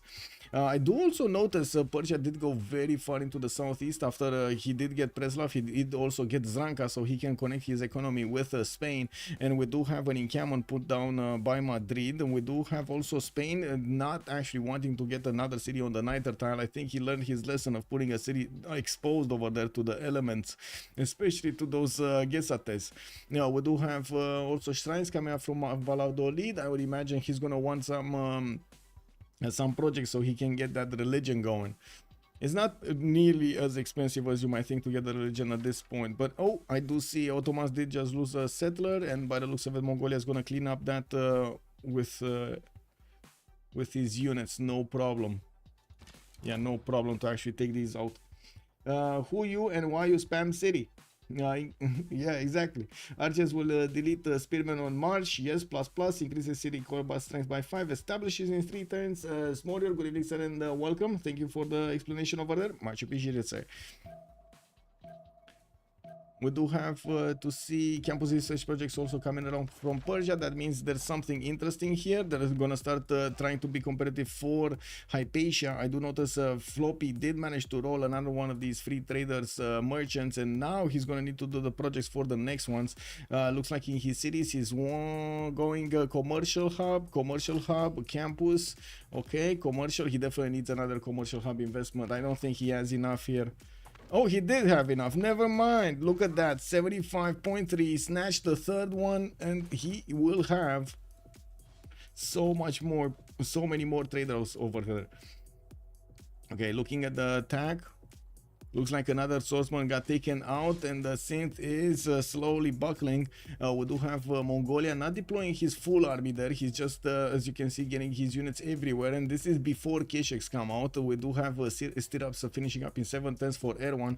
And I do notice he does have the opportunity to go against Abydos, while the Abydos is extremely exposed. We do not have an Egyptian general next to it. And as you can see, this general is out for a picnic in the wild. He wanted, I mean, he had a few problems, you know, at home, and he wanted to get a little bit of fresh air. He had a lot of, how to say, things, you know, 10 kids and stuff like that, free houses, free spouses. That's a lot of time.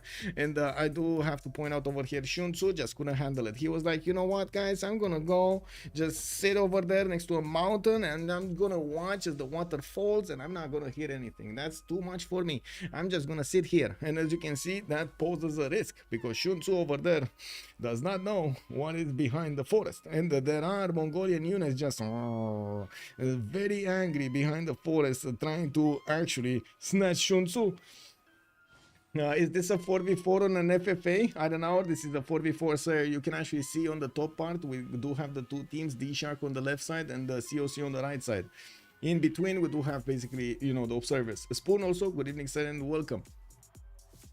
We do have over here Ottomans actually going against Ayutthaya. Ayutthaya is going to pull a fast one on her, and Synth is going to be left gasping at the walls of Ayutthaya. We do need to see if Mongolia is going to manage to keep on going. Looks like Ottomans is reaching out with the archers and wants to bonk. Let's actually see if Erwan is going to play. Whichever unit is going to end up on this tile is going to die to the archers, isn't it?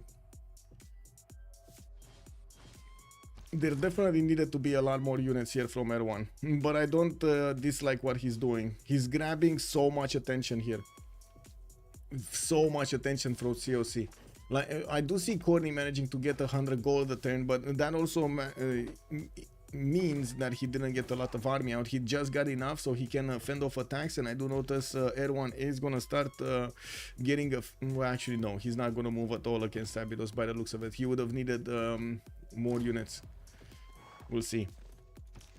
Okay, looks like everyone is seeing what's going on. The defense is forcing so many of these spearmen getting out of the cities of both Egypt and Ottomans. But the problem is he can't get into the trade routes. That's the problem. He can't get in here. This is major. Looks like Erwan did actually manage to get to move these horses. Could not manage to actually do anything here, just to annoy a little bit Egypt. We do have Zulus Military engineer actually moving away. He just got the road until the rainforest, and that's it. Now, while he's gonna need to get another one through a forest here, it looks like he just left that like it is. Getting another commercial, and I do see him keeping an eye out for whatever Spain is doing. Maybe it's because Spain has been so defensive here. It's kind of hard to actually push through Madrid because of the split of the water. So I would imagine he's gonna want to wait a little bit more. It might be also a bit of a problem with the resources here on their side. We do have him getting another settler, and I'm curious if he actually wants Yosemite. Looking at the city-states, we do have Floppy keeping Mitla. Hatusa is being contested. Looks like people is plugging in money, but Corny is contesting it. We might actually see people getting out played there. Ben is also keeping Fez, so we might actually see COC keeping 2 of these city-states on their side. Colosseum did finish in the lands of Ben. He's getting the Great Bath, and looking at the era score, since we're 5 turns away, we do have Erwan 4 points off from getting his golden age. X-Stars is gonna be 6 points off from getting his golden age. We do have Floppy Flongy also 3 points out. Looks like Pipo is gonna be 8 points out. That's a long time. Task for Fish is gonna be so far away. Oh my god, it's only Corny that's actually close. Synth going dark, Ben going dark, Fish going dark. What's going on? Ben, I don't think he's gonna go dark though. Ben should be getting those points. He's 7 off right now. And to be honest, I can't believe that Zulu didn't get the points till now. What? So he's gonna settle Yosemite probably. That's more era score. We do have him with already quite a few of these commercials, so I don't think he's gonna get any points from them. Tech side, stirrups in 4, divine right in 3. That's also gonna be a few more points. Okay, that's right before the next era. Oh wait, I was watching this. That's, yes, this is still in 3. Stirrups in 4. Nihang push, yeah, from Mongolia. Well, these archers are eating away at the spearmen, no doubt about it, and they're gonna get more promotions. We do need to see also when the Keshiks are gonna come out to deal with the threat, or the stronger unit of Genghis. He could definitely try to get for something stronger to fend off, to attack into his opponent. With stirrups coming up in 4, it looks like heavy calves is gonna be the way. And of course Keshiks. We do have him across the board. Actually, the teams are trying to discover Divine Right for the extra government that they can use, so they can actually get those extra cards going. Ayutthaya is keeping his defense strong. We do have a battering ram coming out from Bursa. Oh my god, they actually built a battering ram to get Ayutthaya. Wow. Okay, well that city will be dead afterwards. I'm pretty sure Persia is gonna start getting his units. He's also going to have the opportunity to go for coursers quickly, since Floppy is making 57 science and 73 culture. Is way ahead of Synth in production. 161 points of production here for Cyrus, and I do see Ben is on 152 even with Colosseum. Those extra trade routes that Persia did manage to reach from the merchants, look at them go. Look at them go. He doesn't even have industrial zones, and he has so much production. Pebbles, good evening, sir, and welcome. Synth looks very dead. We'll see. We shall see. It's very important. Like, if one of these players dies, either one of them, like if either Ottomans or Egypt, the economy of their opponents is going to be in shambles. Ben is not going to have a working economy. Shaka is going to be very painful over here, painfully getting the gold out. So I would imagine they really need to protect this. Whatever it takes, they need to protect this. This is also kind of ideal, right? Kind of ideal for their setup, for COC setup, to have Ottomans next to Egypt like this.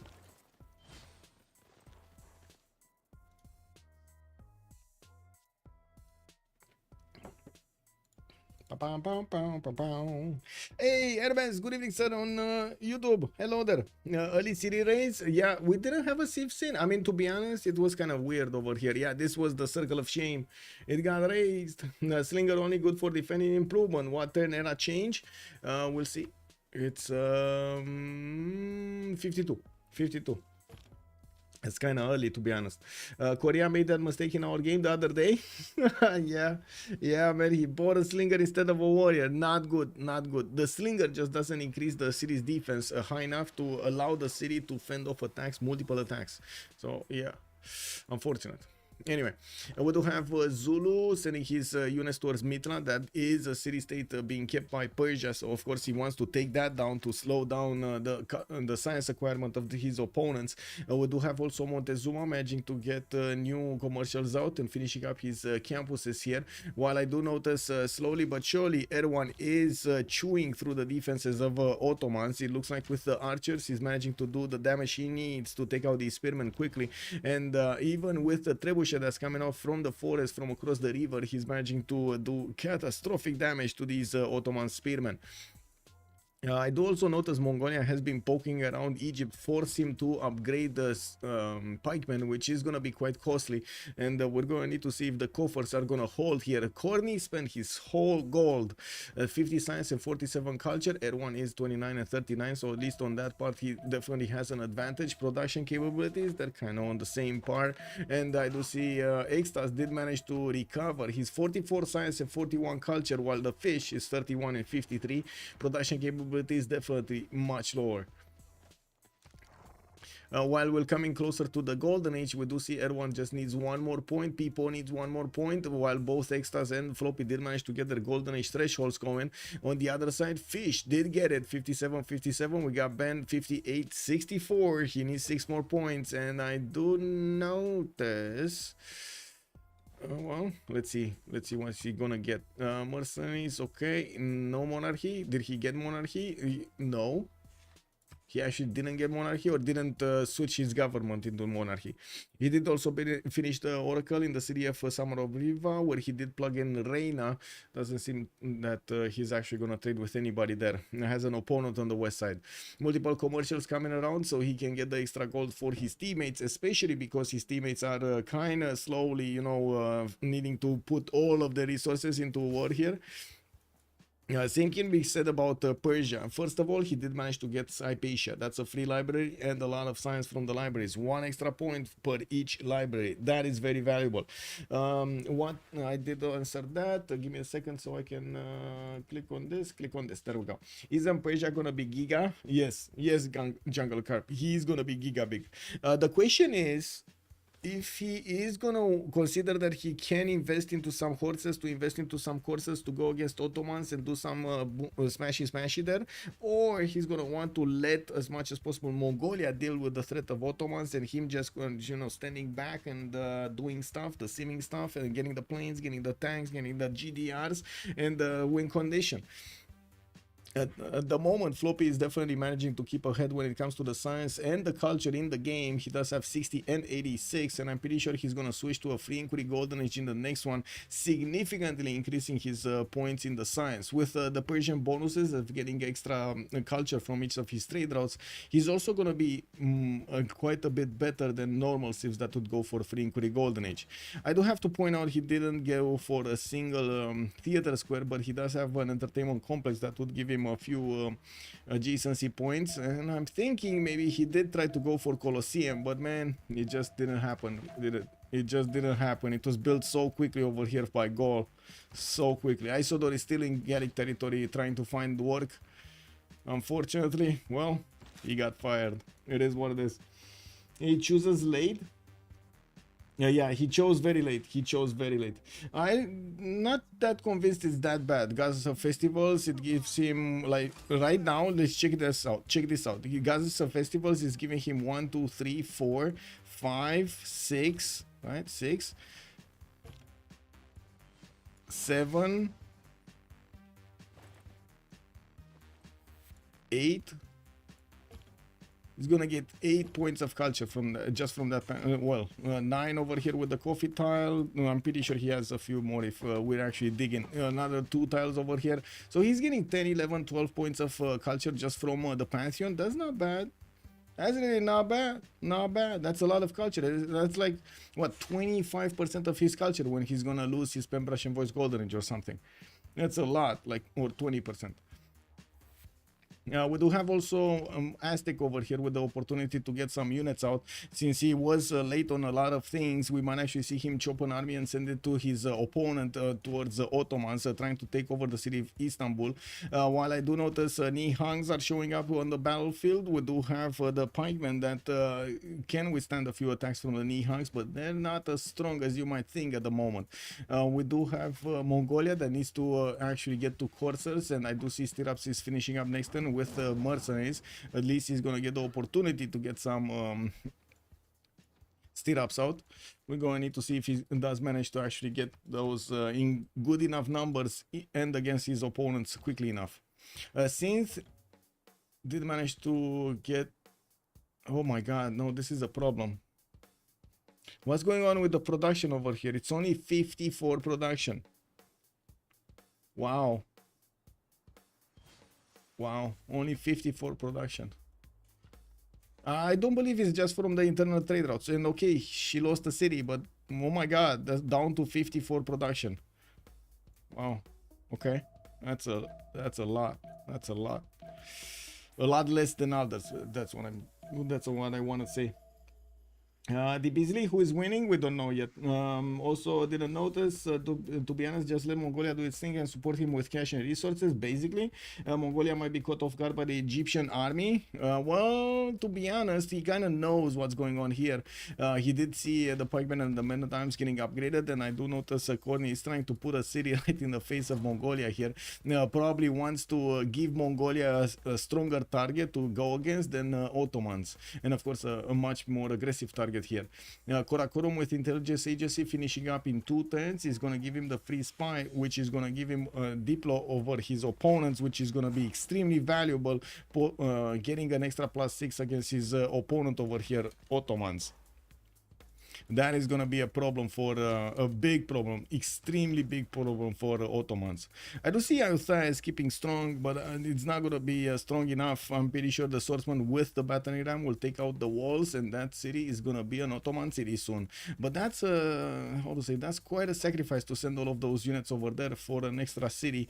And taking out Ayutthaya, yes, of course, very valuable right now. That's a lot of culture that Flop is benefiting from, building over all of his buildings.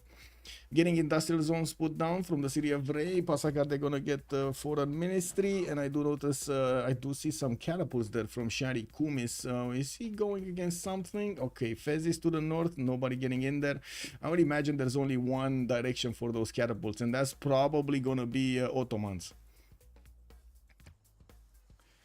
Okay, we flipped into the new era, and we do have a normal ager and a dark ager. We got Synth and the Task for Fish. Oh my god. How did he get a normal age? Well, first of all, he did get to take out that city that gave science to his opponents. He's also going to get intelligence agency, a few more campuses, and I do see him down to 35 science and 36 culture. Right now, Spain is higher, 57 science and 51 culture on Spain, 117 points of production.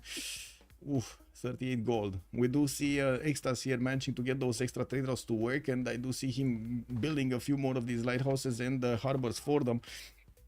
We do have him getting also barracks, and he did establish a religion that's going to be Jesuit education with Defender of the Faith for the Spanish nation. Very nice, very nice. He's also on 25 faith at 10, so that's a decent Jesuit education. Okay, we're going to have to pause this for a few minutes, and let me actually get this going, get this going, and we'll see how this looks like when we get afterwards. Be right back, 2 minutes.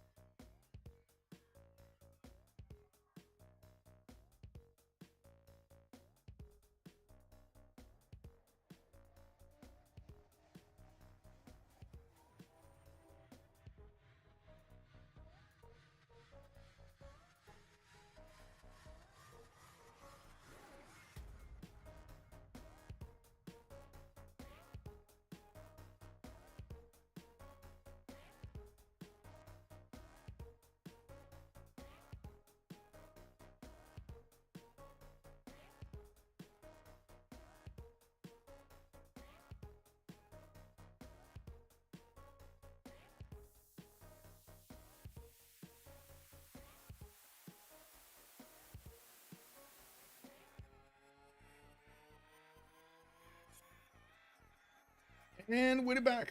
He will never reach nationalism with 35 culture. That's a big problem.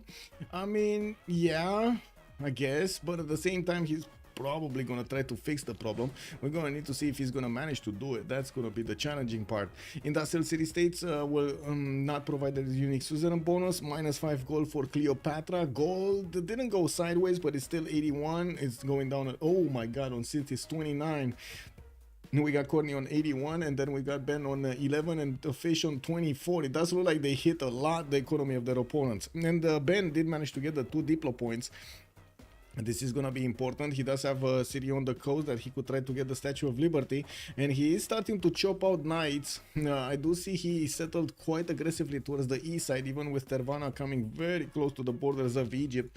While I'm pretty sure Mongolia is gonna start getting his cash exarchs. There we go. We do have them coming out of the cities of Togekota, Ulaanbaatar, Karakorum still working on that intelligence agency in one turn. Erwan, I gotta say, he's on 29 science and 29 culture. That is drums of war kicking in, and we do have him on 29 points of production.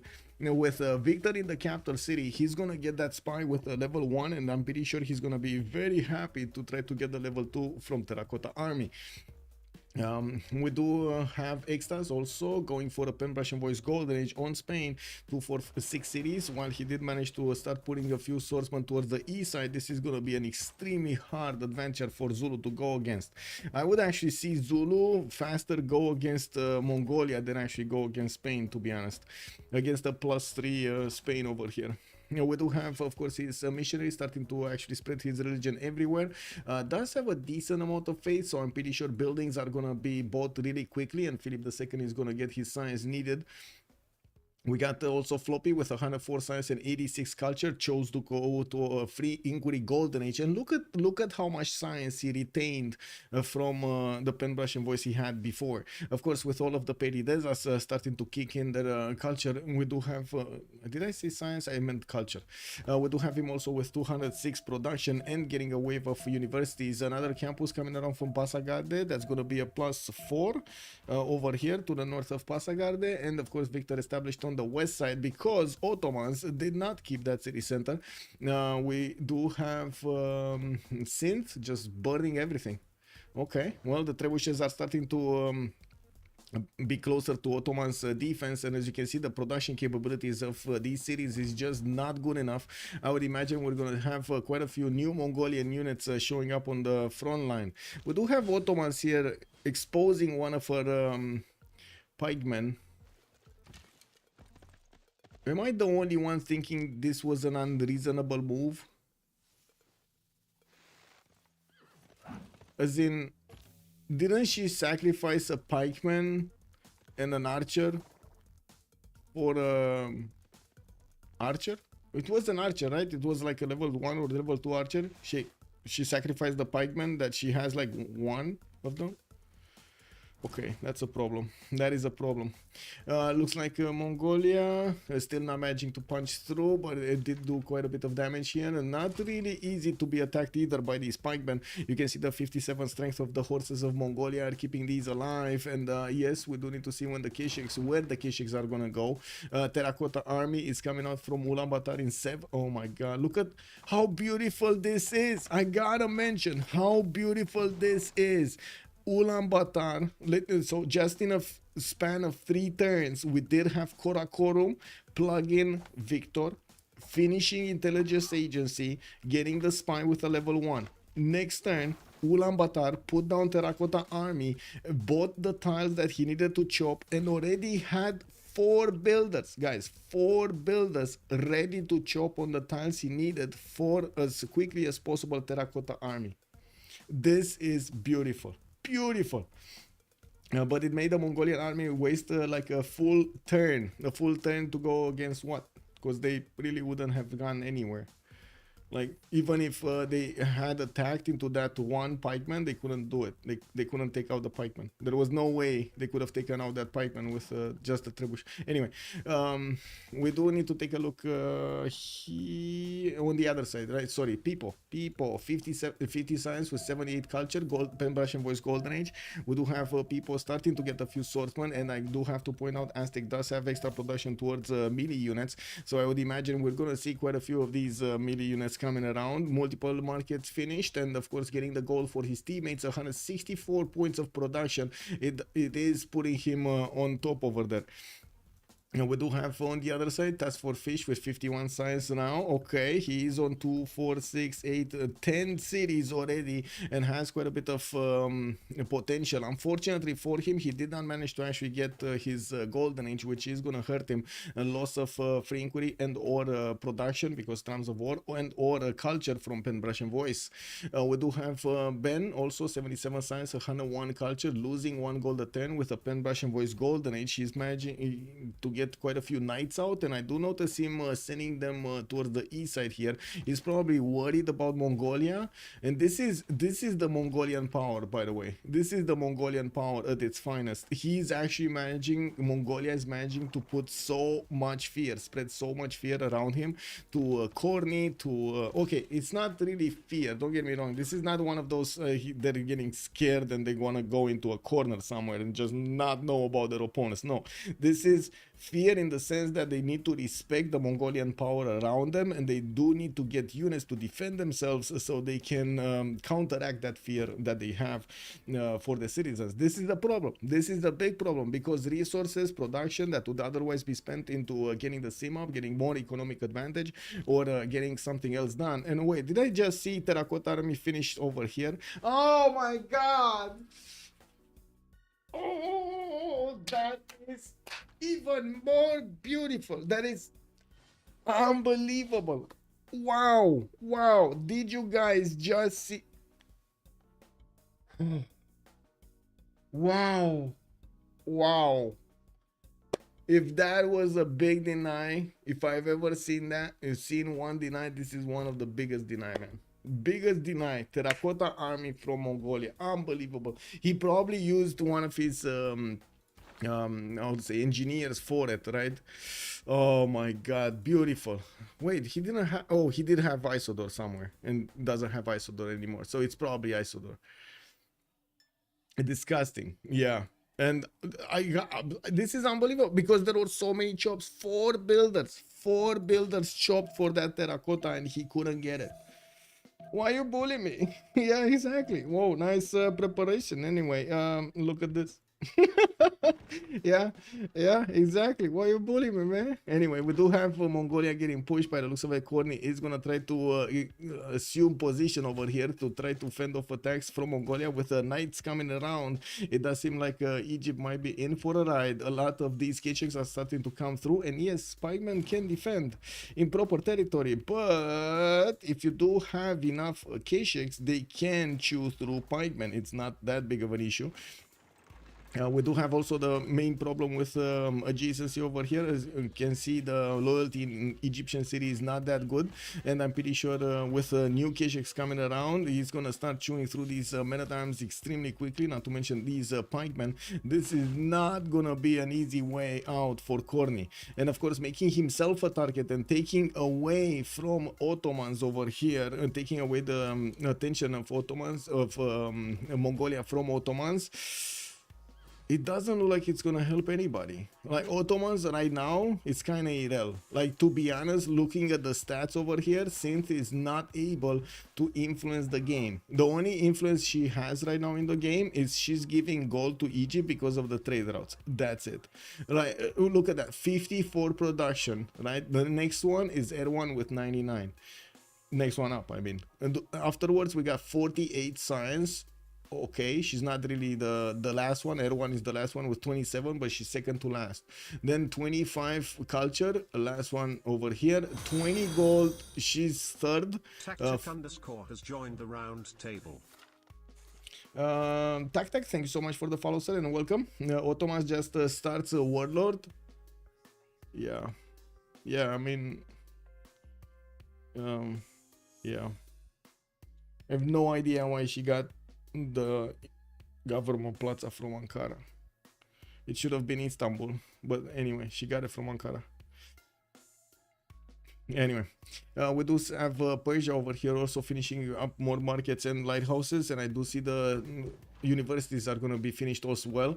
Floppy on 125 science, the biggest one in the game, 225 points of production. He's starting to lose that flag as first production, and of course doesn't have enough culture as gold.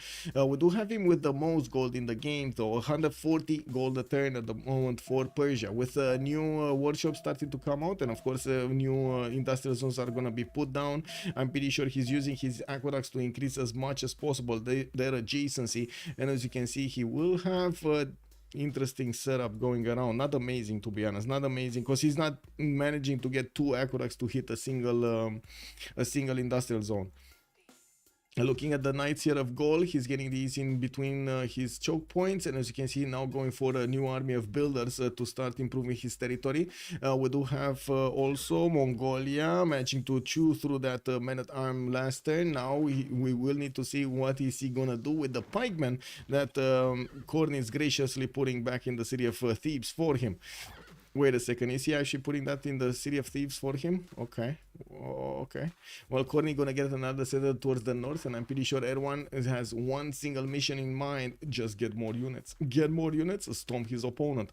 We do have Ottomans pushing out, but it's too late. Too late, the damage has been done. Mongolia, for the sacrifice of Mongolia, he did manage to yell out Suleiman, and slow down so much Cleopatra, and even slow down Ambiorix on the west side. That will buy time to Montezuma to get big, and he's gonna be probably the one to clean up over here since while to the northeast Floppy Flongy is not lifting a finger to actually get something done. He will get more gold, he will get his banks going, and of course by the looks of it, he's gonna work to go against the city of Fez here, getting his probably shipbuilding going so he can go through the water. Well, he needs industrialization anyway, so going top 3 is not gonna be an issue.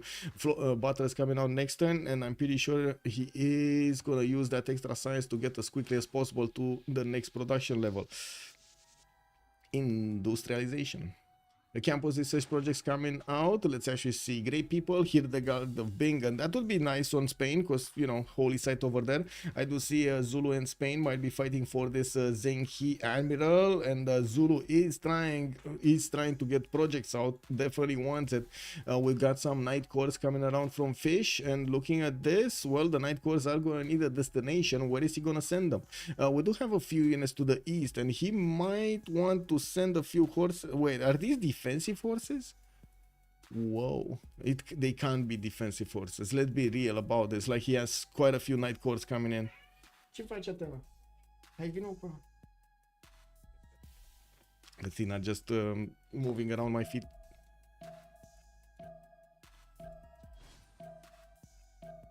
Okay, we got industrial zones here, people. Okay, campuses, more campuses. I do have to point out, people did manage to get quite a bit more science, but I wouldn't say it's a lot of science. 63 and 88.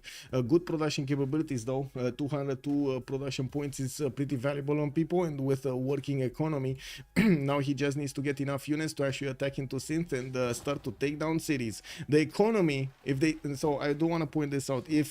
If this falls, COC kind of falls because of their economy. This is where the economy is made, and one of the countermeasures to this is how Gaul is trying to spread to the east side.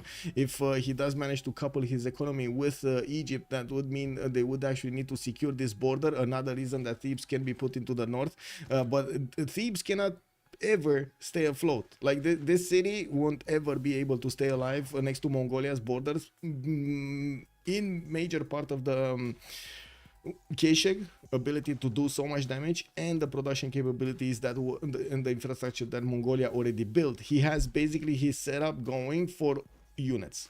That's it. Unit building, not campuses, not districts, not anything else, just units. And the fact is, Egypt cannot keep up. If he wants to be relevant in the next part of the game, he needs to build stuff, other stuff, right? Get some builders out, get some extra districts, get new cities, and so on. The second he put that city of thieves to try to help out Ottomans, he exposed himself to basically the elements of Mongolia. Wish I had money for 30 seconds in Romanian, maybe a freebie. Yeah, no problem. I mean, yeah, we can do. I think that's Yosemite for era score. Yes, yes, that was Yosemite for era score. Second one, but maybe, yeah, it's that. Yeah. Okay. Also 30 seconds in Romanian. Okay. Let me get this going in Romanian. Oh, ok. Suntem în optimile de finală din Cupa Mondială a Civilization 6 și astăzi vedem cum echipa Change of Circumstance se înfruntă cu echipa adversară DSharks. Se pare că avem în momentul ăsta o confruntare pe planșa Rich Highlands sau dealuri bogate. Actually, wow, that translation, man. That is how it's translated. It's so weird. Yeah, dealuri înalte. Anyway, I guess that's 30 seconds. Oh my god. Dealuri bogate. Oh man. Anyway, now what do we have over here? Now, I'm sorry to laugh, but a lot of the words that we're used to hearing in English over here, when you translate them in Romanian, they just sound like a nut cracked the wall or something, like you hit the nut in the wall. They just don't sound right. And a lot of I have to point this out, even though, yes, Romanian can be melodic, I would say, language, a lot of the times it's very rough. It's quite I would say rough in speech, in frequency. So yeah.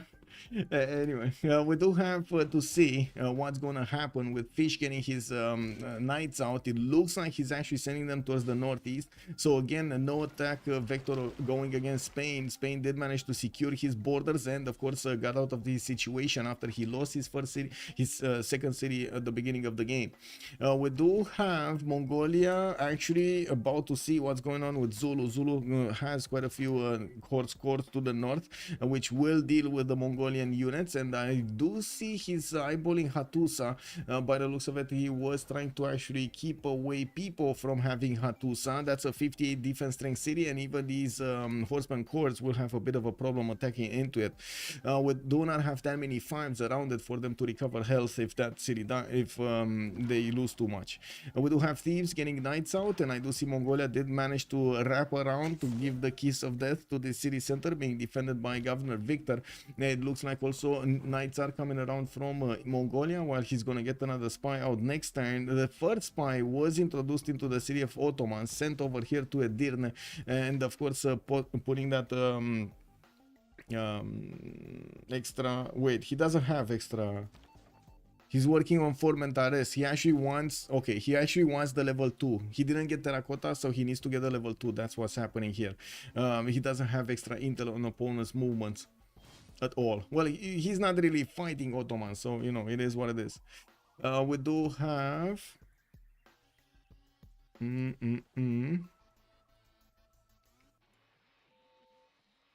Great Library finished up on Persia. Looks like campus research projects. So there we go. Ibn Khaldun might actually be picked up by Gol. He has a lot of projects already that came out, and let's see if he does have any that comes out next turn. Yes, he will have his capital managing to one turn a campus research project. That's more than enough than he needs. I'm pretty sure Persia, even if he wanted to, he can't actually get here. Yes, he's gonna be higher in priority, but people is gonna be higher in priority, but I don't think he's gonna get enough points. But I want to see. Maybe Persia will get enough points. How many does he need? He needs 155 out of 48.8. Oh, I should say he's on 48.8. That's gonna be a long time. Let's see who's snatching this. Yeah, there we go. Goal. Not enough projects coming out from Persia. We will see probably Newton coming up next, and of course Persia is probably gonna get it. We do have also goal over here. Let me actually take a look at these continents, right? Let's see. One big continent here. There's another one here with a few tiles. Here, no. Okay, here, this is another continent. So they have basically 2 continents worth of amenities. Okay. On the other side, we do have wait, Zulu is okay. Okay, Mongolia, white continent, and on another one, on the purple one. So he has already 2 continents. I do see Montezuma gonna have the same. So they're on 2 continents. That's it. Yeah. Spain. Spain has okay, a third one, has a little bit of a third one, like this red one. Okay, well, definitely I don't really see that amazing amount of amenities on these cities. We do have Persia also starting to couple his economy with Spain, starting to get that gold going. And look at the difference in gold, unbelievable. One member is making more gold than the enemy team combined over here. We do have people 115, Floppy on 211, Extas on 141, and yes, everyone with such a big military is only on 1 gold. But he does have so many units actually flexing against his opponent right here, and managing to do so much damage actually to Egypt from multiple sides, forcing Egypt to put more and more production to the north. Look how much of a grinder this is for both Egypt and Synth. He actually managed to keep both down, control their development from afar with just military units for his team. Is the happy scientist generally better than Newton, or are they approximately the same value? Lord Bowser, good evening, sir.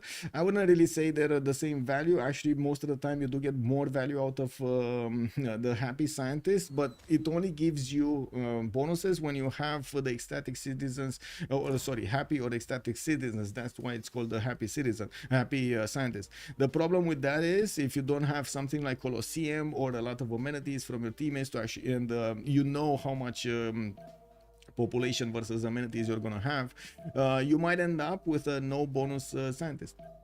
That's it. Like, it just gives you the other ones, not the science. Mongolian Mariano, yes, we do have I guess a gracious gift from Corny. He was like, man, we have been fighting for so long, you know, we gotta respect each other. I will give you a Mariano Cheret Archer, and I would expect a Keshek from you at the next opportunity, you know. That's basic trade. We're gonna need to see if Erwan is gonna wanna actually trade a Keshek. I think the Keshek is gonna say no, I'm just saying, you know. And I guess this is basically a museum piece that Mariano Cheret Archer is just gonna go back home and is gonna remain how to say alive for the remainder of these days. Oh, now is the time to actually attack into Thebes. Come on. Oh, it doesn't have units, that's why actually Egypt moved out. He only has an E-hung, which is definitely not strong enough. 33 strength on an E-hung? Wow, that's little. That is very tiny. Hey, ce faci?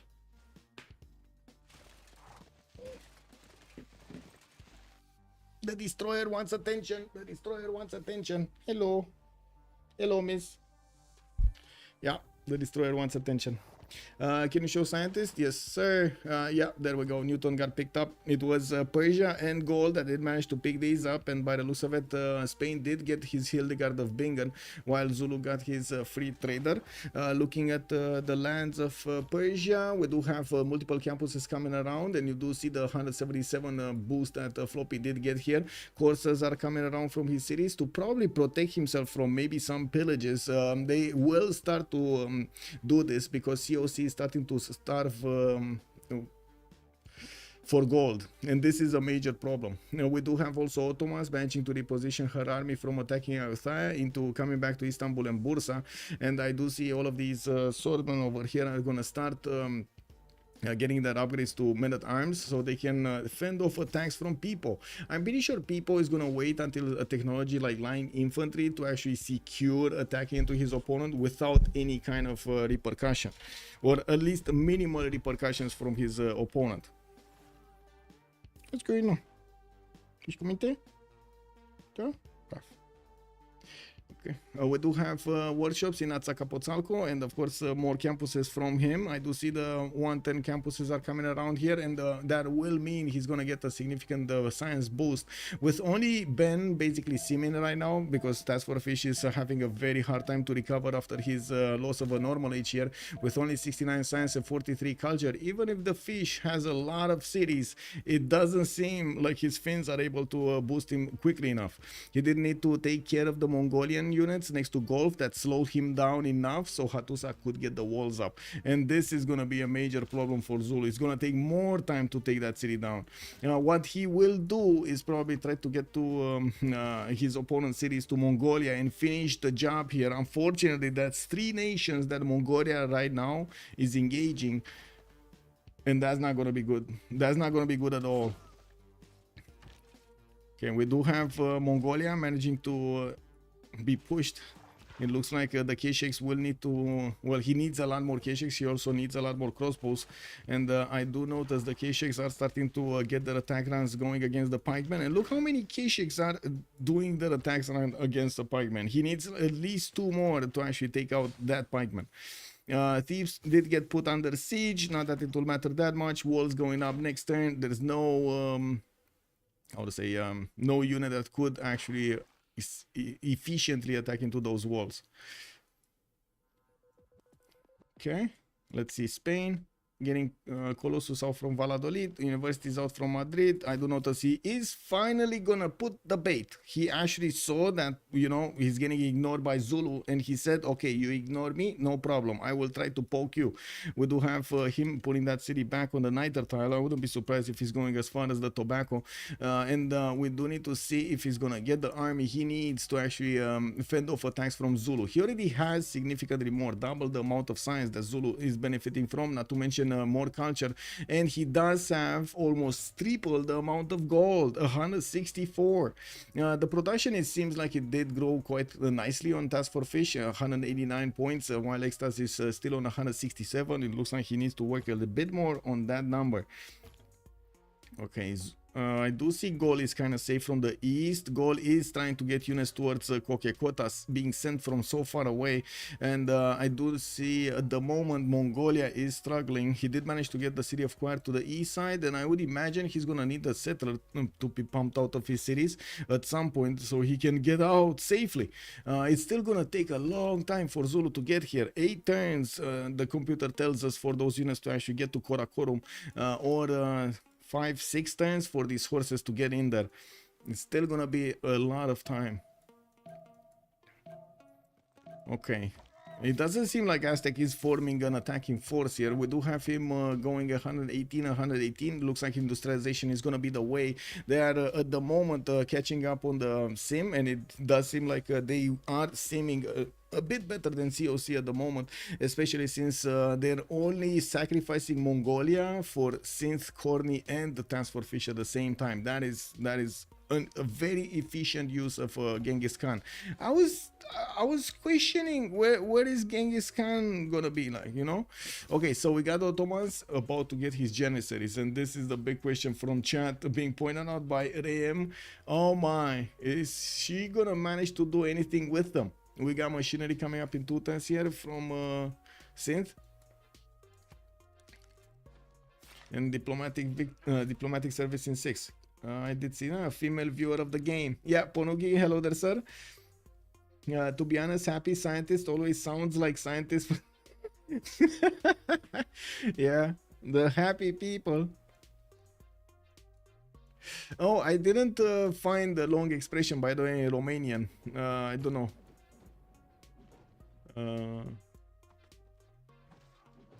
But let me actually take a look, because I opened up a website at some point, but then I got distracted.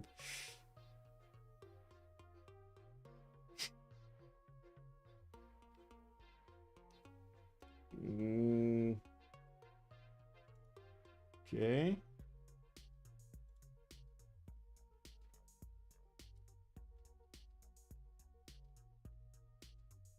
Yeah, no, we don't have words connected like that. We have like multiple words, yes, sure, being stringed in a phrase, but not connected like that. Forbidden City in Pasagade, we do have a few more courses coming around, or at least, well, that is the course that we've seen being built for a few turns now. And I'm pretty sure Ottomans is gonna do significant damage against Aztec when she's gonna get her Janissaries. It looks like she does have the upgrade button. There we go, upgrade button activated. We do have Peepo that needs to fend off attacks from Janissaries, 70 strength units. Oh, wait, no general? In Camel Training Project in 2 turns, can she get a general? 300, no. 305 points to actually spend for a general when in the condition that she only has a single encampment to get the projects out and not that many chops unless she wants to spend a lot of gold. Not gonna lie, I don't like her chances. Like, people gonna get printing, people gonna get line infantry, and these janissaries are gonna hit a wall. I guess we're gonna need to see if that's what's gonna happen here. Allergies, I guess. Yeah. You shouldn't eat it. You shouldn't eat it. Yeah.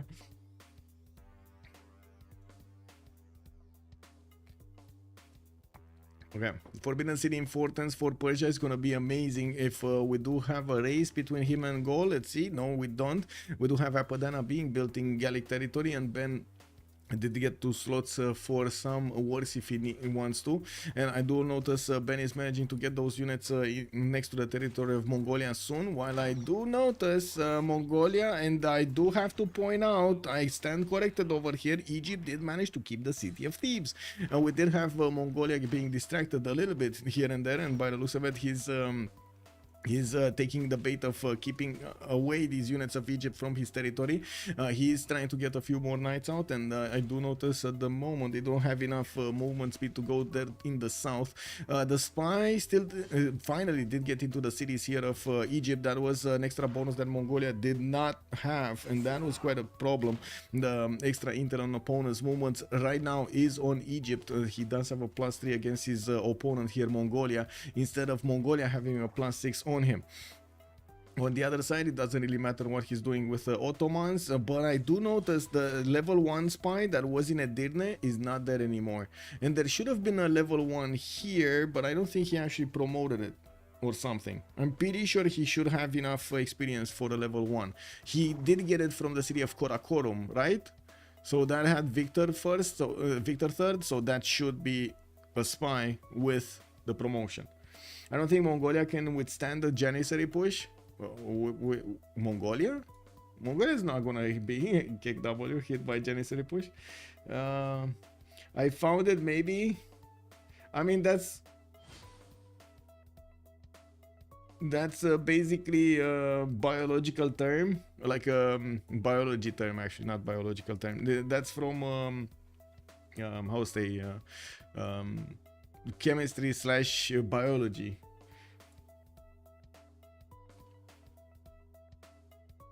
It sounds like a disease to me. No more ultra microscopic silicovolcaniconiosa.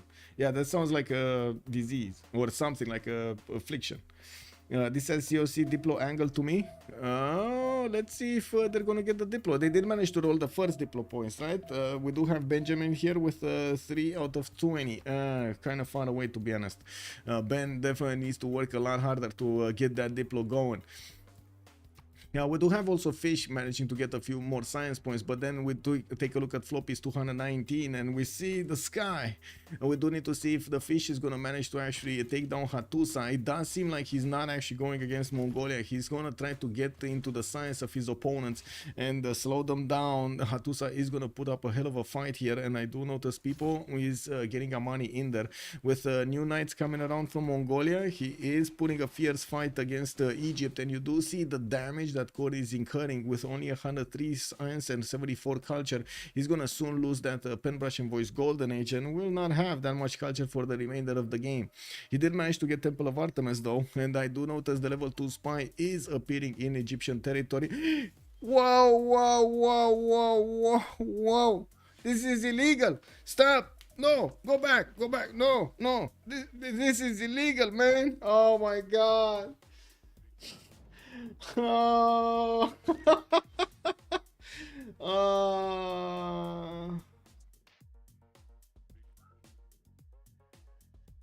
I think Corny right now is really sweating. I think Corny is really sweating. Like, these Mongolian units are just gonna not care if they just bonk against any unit of Egypt. This is where the trade routes are made. And you do see all of these traders unprotected. So juicy. Yeah. We do have Janissaries about to meet these swordsmen on the battlefield, and you do see how strong these swordsmen of Aztec are with a +6 intel on opponent's movements. He does manage to how to say hold on even with these swordsmen. Can you imagine?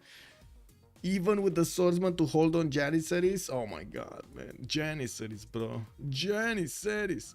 Now, we have Synth managing to get to printing in 410s. That's when she's going to manage to dwindle down at least a +3 intel. And by the looks of it, the military alliance is activated on both of them.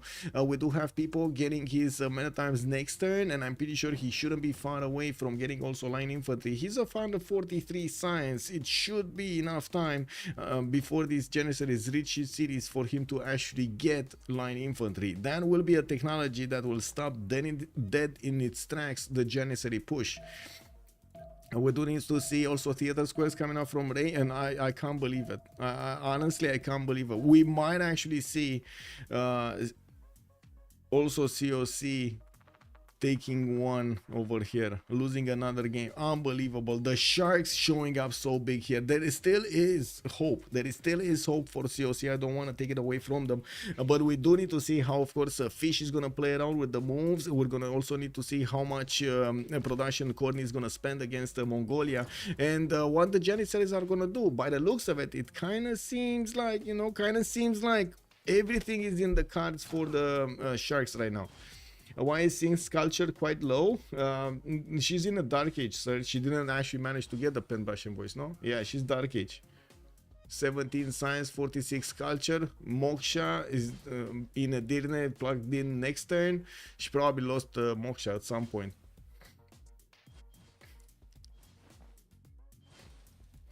Any COC getting some envoys soon? Maybe they can stop Mongolia from being what?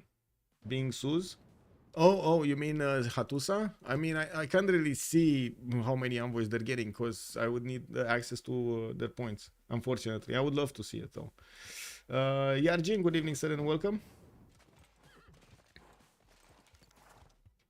Yep. Well, it looks like the Fish is attacking into Hatusa, and yes, we do have Aztec over there with the vision from Amani. That city is still gonna go down. I don't discount it, but I'm pretty sure it's gonna be fine. Floppy, Extas, and people are managing to do a significant amount of science. Neither of them is in a... Whoa. We do have Floppy in a free inquiry with 231, so I guess he is gonna lose a bit when the next session comes out from the next World Congress. We do have pre-builds, heavy chariots to the southwest. It looks like he is preparing for a possible push of Ottomans. He saw some of these Janissaries on the battlefield. With men-at-arms coming in from every tile here, looks like people is managing to put up a hell of a fight against these Ottomanian Janissaries, and they can't push one against one here. Now, we do have the Janissaries starting to get some promotions. I do see Oligarchic Legacy being plugged in, but still that's a... Ooh, there we go. That's the 83 Janissary we like to see. Now with all of the big booms on it. Elephant Guy, good evening, sir, and welcome. How are you doing? How was the game? I hope it was amazing. Welcome to hell. We got here COC and DSharks making on the Reich Highlands map literally hell. Mongolia managed to go against two opponents. We had on the left side also Zulu managing to take out a city from Spain from the beginning of the game with the help of Gaul.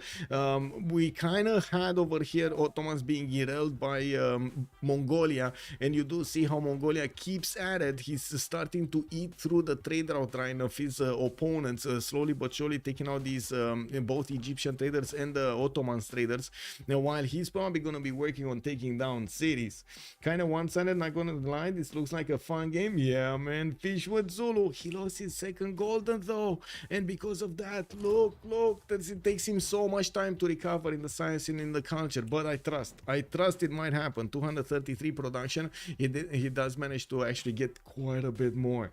I do want to give a big shout out over there. I hope you had a great time on the stream, and by the way, if you guys don't know, Elephant Guy is also streaming a lot of Civ6 action from the normal games and also quite a few competitive games over there. So big shout out. Thank you so much for the raid, sir. Much appreciated. Let's see. Okay, more production. A lot of these trebuchet cores going towards the east side here. He's definitely gonna take out Hattusa, but he's gonna spend a lot of his strength of his knight cores to do that, and that might not be the best thing. We do also need to see if Hattusa is gonna receive a bit more, a few more envoys to increase his strength over there in the garrison. We do have, by the way, whoa, look at this. We got thieves actually getting put under siege. Got to get out of that. But it looks like right now Mongolia is managing to inflict a lot of damage to that city center. His knights are able to get in there and even have a chance to take that city away from Egypt. It took some time, but you know, the production of Mongolia did at some point become much better than Egypt's. Now we do have also Mongolia managing to get to pillage those trade routes. You see the gold per 10 right now between Synth and Corny is down to its lows. 42 on Corny, Synth is 34. Ben is picking up the flat of getting that going. Madman, thank you so much for the follow, sir, and welcome. Now, I do have to point out Ben is showing up big over there with 116 gold, not to mention 204 science. Floppy and Ben are in different golden ages, a free inquiry on Floppy and one pen brush and voice on Ambiotics. This means Ben over here is gonna get a significant boost in the next part. He already has significantly more production than Floppy, but I did notice Cyrus just got his industrialization, right? So he's just building his coal power plants and everything. Getting to 110 universities from Pasagarde, did get the Forbidden City over here, and I do want to check his cards out. Craftsman, okay, Professional Army, Republican Legacy, Liberalism, a lot of amenities being generated here, the commercial hub for the free inquiry, and the public works for the extra bonuses for builders. Okay, let's see what's going on here. Okay, muskets upgraded. It looks like again these Ottomans can do damage, but not enough. It looks like people over here with the extra science is managing to keep up with the needs. We do have him building walls, and I guess he doesn't know about the battery ram on the way, but he's gonna know. And of course I do have to point out people did get 286 points of production. Man, that's a lot of production to put into units over here. I'm pretty sure Ottoman's double line of units should defend over here. Still gonna be very hard, painfully hard though. We'll see. We'll see how quickly. How quickly? 4 turns for a musket. That's slow. Tenochtitlan, Atsacapotzalco, going campus research. Okay, an encampment from Teayo. That's gonna be north. Not gonna be that big of a help, but sure. Help for later on. Sure. Yes. And I guess the big question is, because of course Mongolia is starting to pillage all of this territory of Egypt on the east side and might even chew through his northern cities. The question is, how is Gaul gonna try to get this victory? Chat was saying maybe Diplo. They did manage to get only 3 on Ben, and I did notice the Statue of Liberty is getting built somewhere. Give me a second. Yeah, there we go. It's in Zranka. It's also a city that has Reina for the extra gold towards Spain. While I do notice 10 turns is quite a long time. We gotta see if it's being built here somewhere. I think someone of Briva is gonna get it. It could be built from the capital also if he actually switches the capital to the capital. Here also in Candy. Is he going for it? Because it doesn't look like he's going for it. Civil engineering in 2 turns. Okay, he has civil engineering in 2 turns. That's why he's not. He wasn't getting it. Government Plaza also just gives bonus to a campus, but that's still a +8 campus, so pretty good. Whoa, a city center got taken out. Which city center got taken out? Because I'm pretty sure Hattusa is still alive. Who lost the city? Oh, Persia did send those units to the north, and looks like Floppy was actually successful in taking out that other science city state from the game. That actually slows down significantly Ben in his science acquirement, since Floppy does have the only one in the game for a bit more time. We do have Floppy also managing to get 3500 with 36 technologies. Ben is on 32 technologies, so 4 technologies ahead. Zulu does seem like he's still bonking against this city defense, and I don't see new envoys getting put into Hattusa to make it stronger. I'm pretty sure Mongolia cannot do anything about it, so they can just watch what's going on over there in the north. Mongolia definitely focused with everything he has against Egypt to try to fend off this attack. He also will desperately need to take down Thebes quickly, so he doesn't give the opportunity to Egypt to upgrade more of these spiking shots. And I doubt that he's gonna have enough strength, but I'm pretty sure he's gonna try. Yeah, we do have Mongolia barely getting his military engineering, could not manage to get to cuirassiers, of course, ballistics, and well, still fighting with crossbows and knights against his opponent. Okay. No trebuchet to also take down Thebes. The trebuchet has been far away in enemy territory here against Ottomans on the east side. It took a long time to get it back. Okay, no units over here. Spain, not doing much, not doing anything, just getting his production up. Industrialization kicking in next 10, already 244 points of production. Corny is barely on 100 science, by the way, but he does have 208 points of production. Floppy did jump up to 386, and I do see Pipo is 298. Whoa, that's a big push here from Ottomans. Let's actually see where. Okay, line infantry is coming off from people in 3 turns by the looks of it. That's that might not be enough time. Whoa, whoa, he's getting his medieval walls in 4, and I don't see him having a builder able to chop at the moment. These Ottoman units will also have a trebuchet to help attack into the city of Tlacopan, and it might happen. Synth coming in to try to attack her opponents over here, Montezuma on the right side. I do have to point out, it does seem like people is kind of disrespecting this, as in I would have expected a lot more units and quite a few ranged units to also attack into these Janissaries, slowly but surely slowing them down. No campus double, he will not lose so much science. Yeah. Teams should pay me to vote on the other team. Mad Beats, good evening, sir. Really? Wow.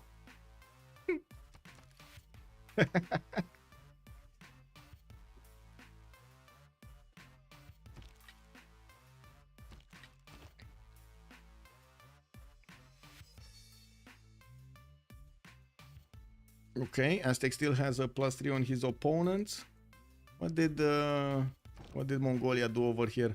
Not much, actually. He did manage to pillage most of the tiles, and the economic damage is clear. But other than the pillages, no city center was attacked. A Frozen Lion, thank you so much for the follow, sir. Good evening. I think I didn't put my... oh, there we go. Bilal, also hello there, sir, on YouTube. Hello there, Ruth. Good evening, sir, and welcome. I'm fine. How are you tonight? I'm, I would say, gasping at this game over here. We had so much action from the beginning of the game. Bilal, also just wondering, how does boost work on team games? Boosting works on team games in a very simple way. Whenever one team member will discover a civic or a technology, he will give that particular technology boost to his allies, basically all of them. And what happens in team games, they are trying to min-max this, and some will go for a technology, some while others will go for another technology, and so on. So they can give the boost to each other slowly but surely. Okay, it does seem like Mongolia is just pillaging away here, and of course not actually benefiting that much from the units of Lahore to take down cities, but it's fine. He got so much value out of these pillages. Looks like also the city of Thebes is gonna fall. We do have Mongolia with enough firepower here to keep on attacking into it, and he keeps on getting as many knights as possible. This is his whole mission in life. Just get as many Keshiks and as many units, knights and so on, and crossbows and everything, so he can attack into Egypt. That city got taken down. Right now, will need to use his army for something to probably defend Abydos and Ses from this point forward. Hattusa is about to go down. We do have Zulu with enough strength next turn to take that city down. The city is still not under siege, not that it matters that much. It's not gonna heal to put pressure on Task for Fish here. With the road being built, the military engineer is going to get going towards Hattusa. I would imagine Task for Fish does want to get to ballistics so he can hit Mongolia with a strong unit. But to be honest, his Knight Corps should be strong enough anyway. 65 versus the Knight 59. And that's a very low HP Knight Corps. That's a very low HP Night Core. Like the highest, I don't see a full HP one because I would show the damage. It's like 71, 59. It's very good. Janissary push. Janissary push. Tlacopan is losing its strength. It does look like Aztec is going to lose at least one city here. And we do have people with 2 turns from military science. He got greedy, went for industrialization, and it looks like, yes, he got the production, but unfortunately, he didn't get the unit to defend himself from Ottomans. I think this was a bit of a lack of respect to the Janissaries here. Just a bit, a tad bit. Okay, lashing out, it looks like Ottomans is still going to do the damage against Tlacopan, while I do notice since he's starting to lose her Janissaries, it's going to be extremely hard to put new ones out, especially with her production capabilities, only 93, and this is the army she has, this is the army she's going to be on. Now we do have new musketmen coming, and some of these crossbows coming around. With the crossbows, you can see he's dwindling the damage of these Janissaries, just allowing these musketmen to counterattack if they can. Wait, did Tlacopan just get another life? He got another turn? He did get another turn. Okay. He did.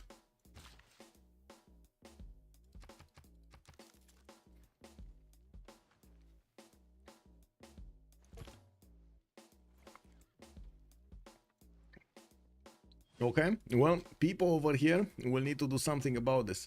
We do have one more turn until the next World Congress. Erwan going Dark Age, this is going to give him the +5 card. I do see on the other side, Corny is going to be a Dark Age also. We got Extas, 85-91. See, he's 6 points away from getting his golden, and it doesn't seem like he's going to get those 6 points in the next few seconds. We do have Floppy also 6 points out. He's 92 out of 98. Also doesn't seem like he's going to get them in the next few seconds. While People is definitely going Dark Age here. And Task for Fish is going to be in Golden Age, 114, 101. He does have trade routes, as you can see, with Gaul towards the south. That's not bad. That's definitely not bad. He's getting a lot more, and he's starting to build up his military academies to start to clean up the map.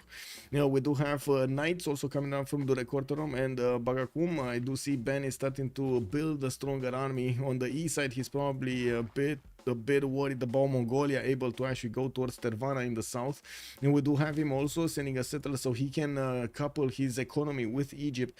We're going to need to see where that Egyptian trade route is going to go into the water, probably through Abydos, but I guess we'll see.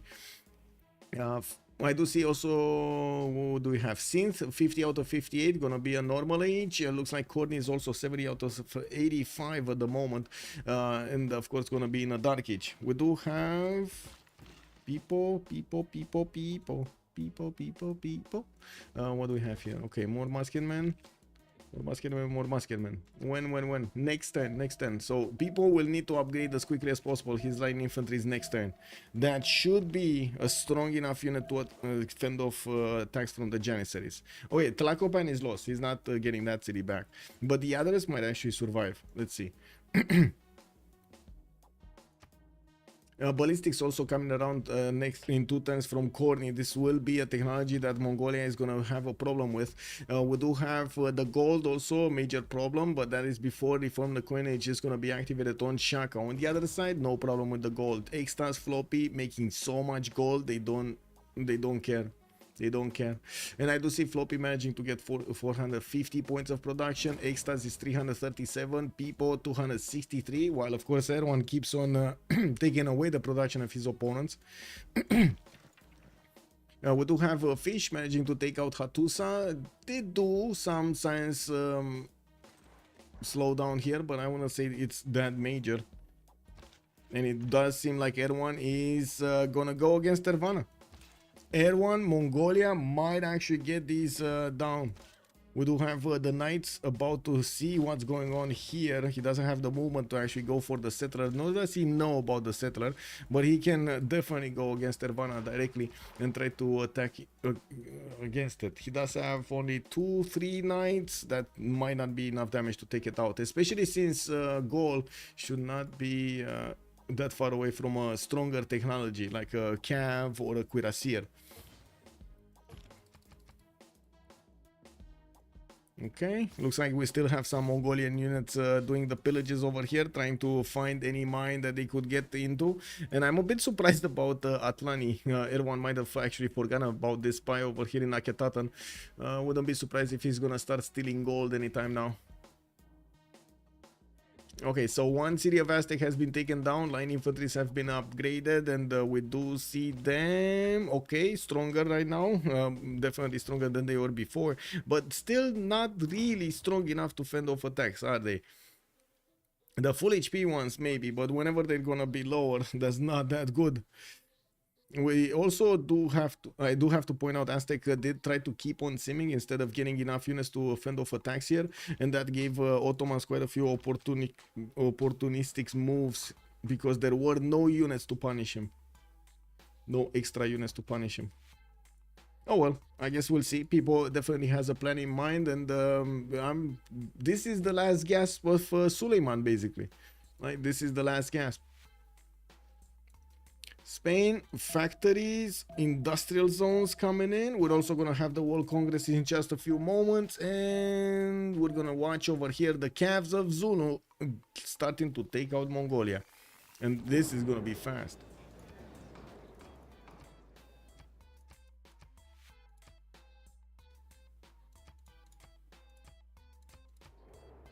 Okay.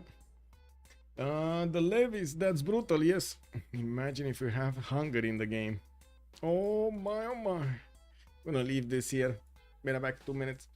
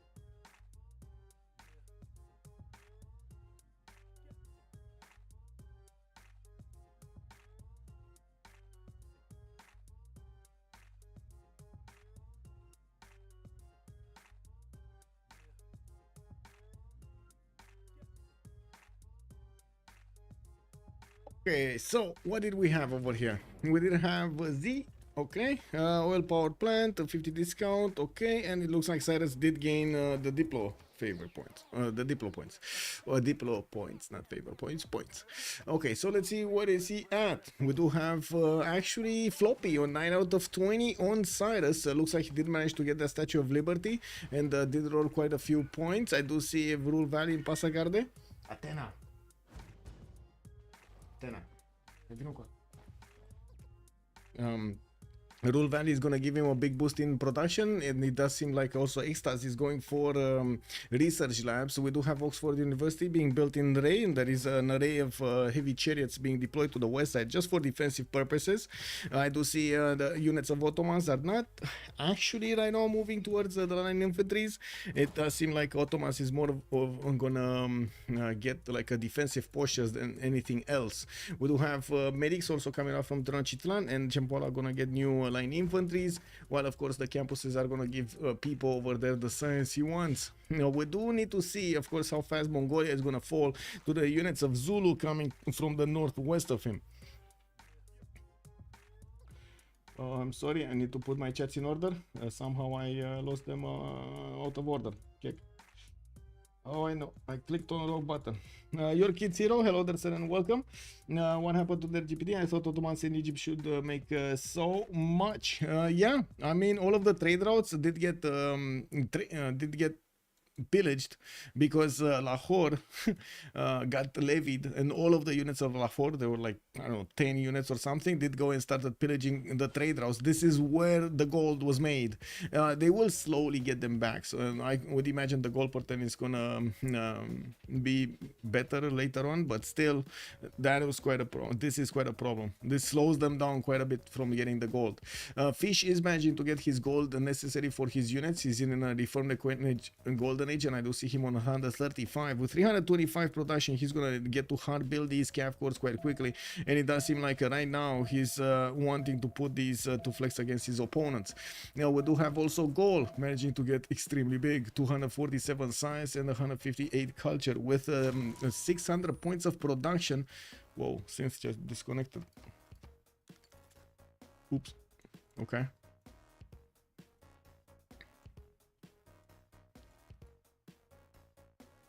That's weird. I guess we're gonna need to wait. Yeah, Athena is back. Yeah. Oxford goal. Let me see. Is he getting Oxford? Oh, he's getting Oxford. Then it looks like he's gonna have Filippo to help him out. I don't see anything that would help out the city of Ray. He would have had a few chops, but not a lot of them. And I think he's actually keeping these rainforests that maybe he gets Chichen Itza on them. Everyone is calling out a break. Okay. Okay, that's like 8 minutes. Okay, let's take a break. Gabzu also, hello there, sir, bonsoir monsieur, bienvenue. Comment ça va?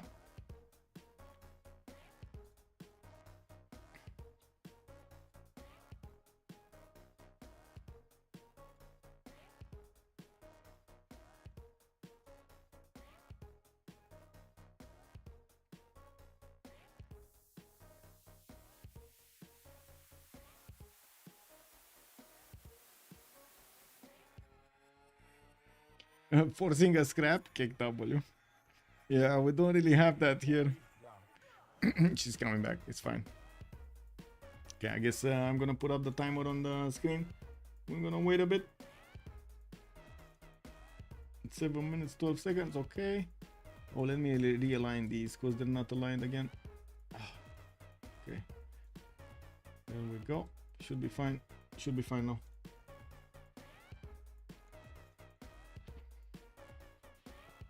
Right, the Civ6. Which Civ6? The first one, losing the settle. That one.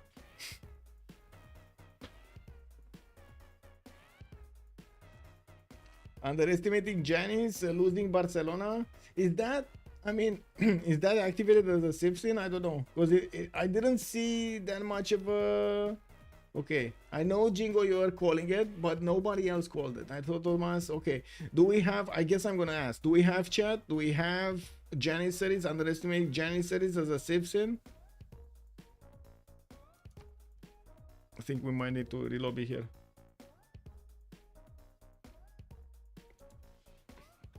Oh, I missed? Okay, okay. Let me put up a poll. Is underestimating Janice Civ6? Yay, nay. Okay, let's see. Let's see. Chat, you got a minute. You got a minute, chat. Let's do this quickly. Let's do this quickly.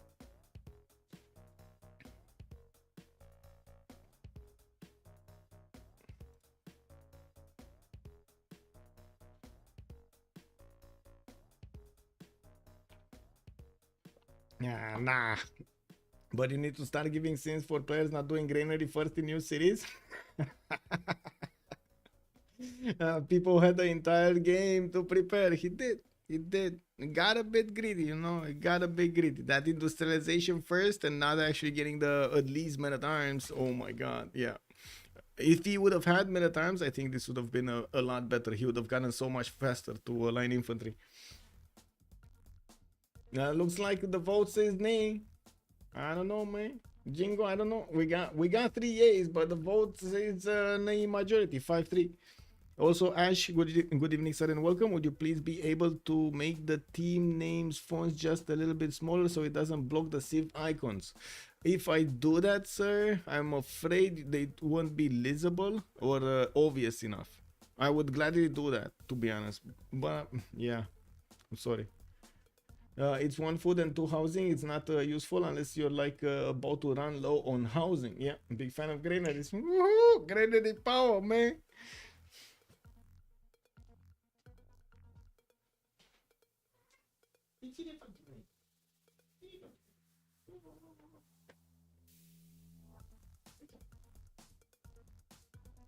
Oh, did I tell you I have a spoiled kitty? Did I tell you that?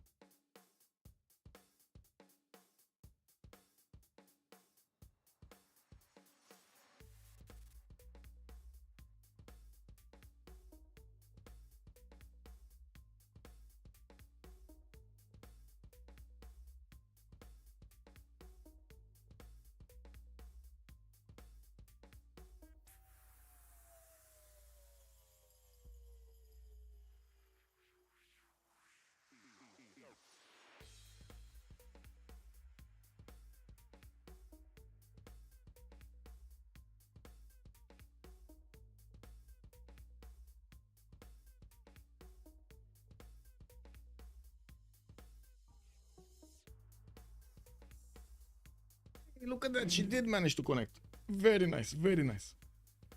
I built granary on the coast all the time. Yeah, true, true. Wait, what did you guys say over here? Oh my god, wait. Lies granaries are a wink on in themselves. Yes. For food, you can get more value from a trader or a builder. Yes, plus Blitzcat games. I'm watching on my phone. It doesn't need to be smaller. Okay. Yeah, that's the issue. That's the issue. If it's smaller, it seems like it's unfortunately a bit too small. It can be leasable on phones. Just in case it readable, I think, right? Readable. Just in case it wasn't obvious enough. I'm joking. Greeneries are a bit of a meme. Yes, they are. Yes, they are. I think an exception if you already have a builder to chop food and you really want to grow to pop 7 or something, then granary is fine.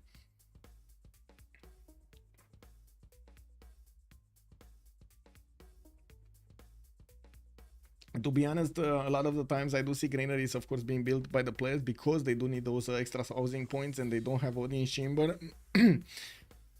Most of the time I do see them building them between turn 40, 45, something towards 60. And of course later on, so they can get from that 5 population to the 7th population. That is the moment they really need that extra boost. But I do have to agree, however, I do have to agree that you do get quite a bit of housing also from the farms, and you do see these awesomeness farms actually being built here by Aztec.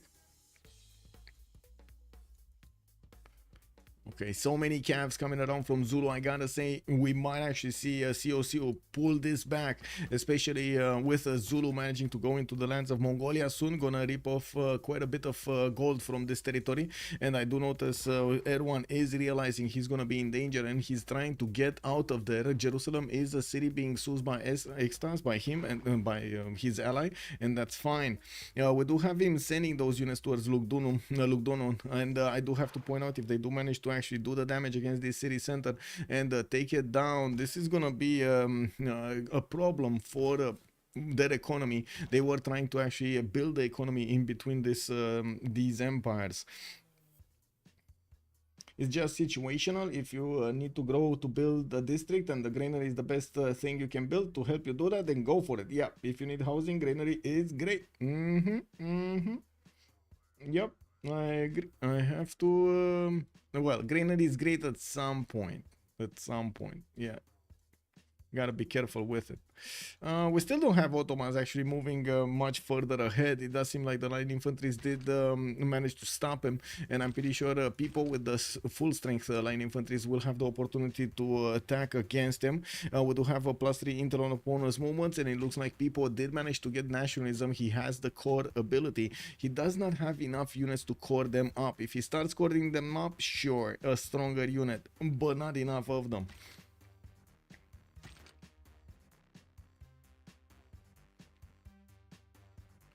It does seem like also Persia is gonna lose his Oxford University over here, because I'm pretty sure it's gonna be built in Gallic territory. It's already coming in 610s, a little bit faster, hard built, and I'm pretty sure Filippo Brunelleschi is gonna manage to get it faster there.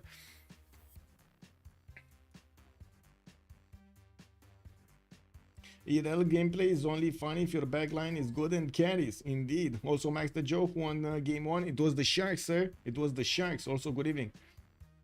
Hey, we got some love markers over here in the chat on YouTube. Woohoo! We got also some. Oh my God! Look at that. We got a party going on YouTube. Everybody's clicking on the buttons over there. Wow! Wow! Wow! Wow! Wow! Amazing. Yes. Thank you so much, sirs. Let's go. Now we are okay. It was end of turn, so we're gonna end the turn over here and go next. I really hope she's not gonna desync, because otherwise we're gonna need to relobby.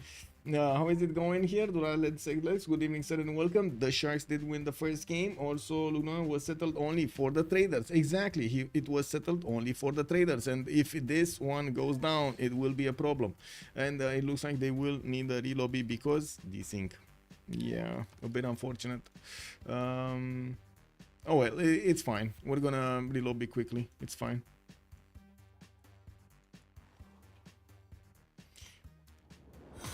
Hey, Nicola 2602, thank you so much for the follow. 2602 has joined the round table.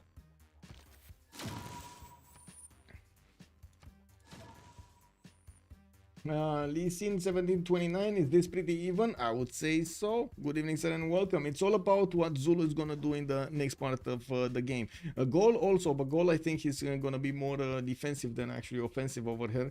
And I would imagine he's gonna go for some later on technology, something like planes, jet bombers, GDRs, or that. While Zulu is gonna try to get the tank army is going to flex, and artillery army is going to flex against his opponents.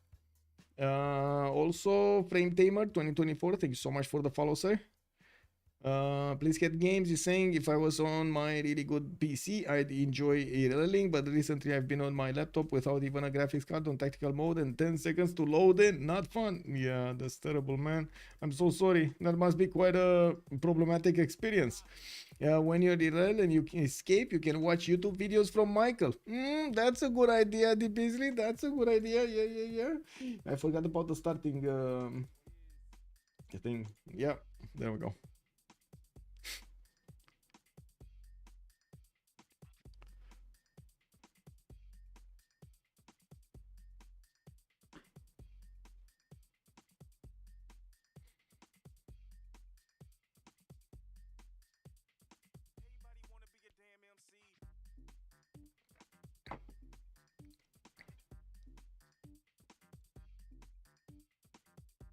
Oh, I totally forgot, by the way, on YouTube. Did I not ask the biggest question of them all? I did not. Can we get, let's see, let's start off early here. Can we get to 40 likes?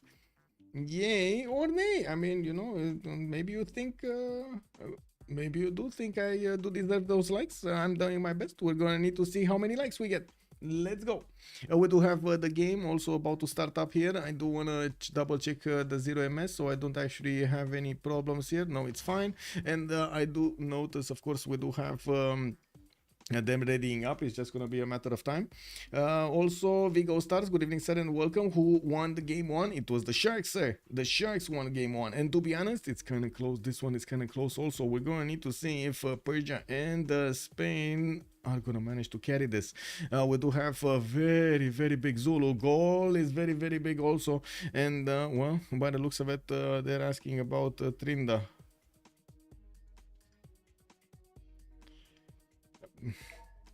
I can't answer.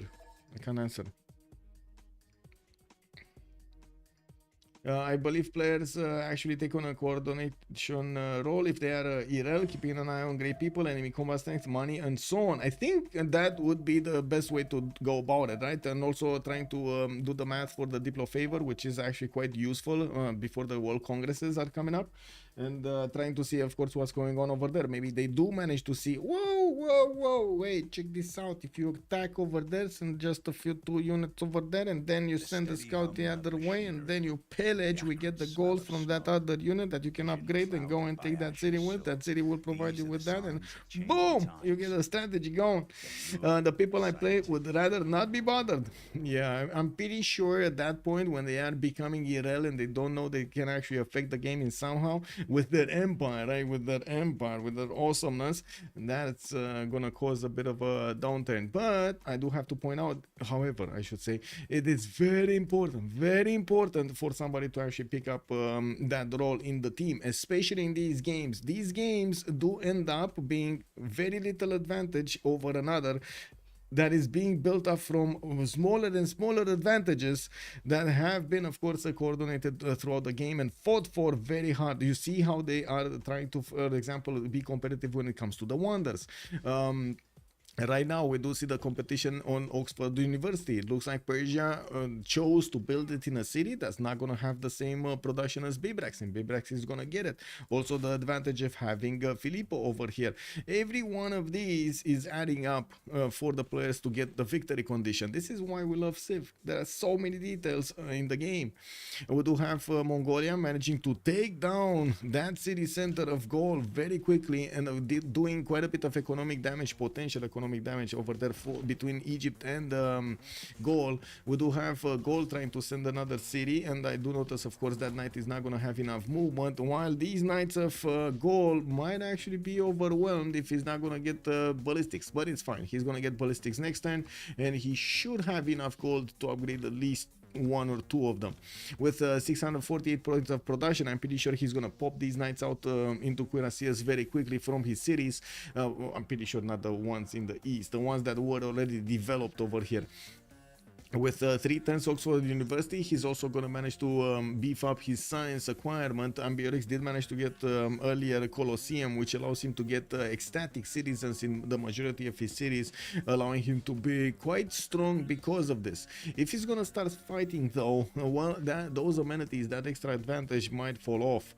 We do have the Cavs of Zulu about to one-shot most of the Mongolian units, and I do see Karakorum is trying to get the walls quickly so he can slow down. He knows he's not gonna stop it, he just needs to slow it down enough so those units cannot actually do the damage, cannot go through his cities quickly enough. Mongolia is gonna want to put a safety city to the north of Persia, and I do have to point out Zulu can keep on going with his units towards Persia afterwards.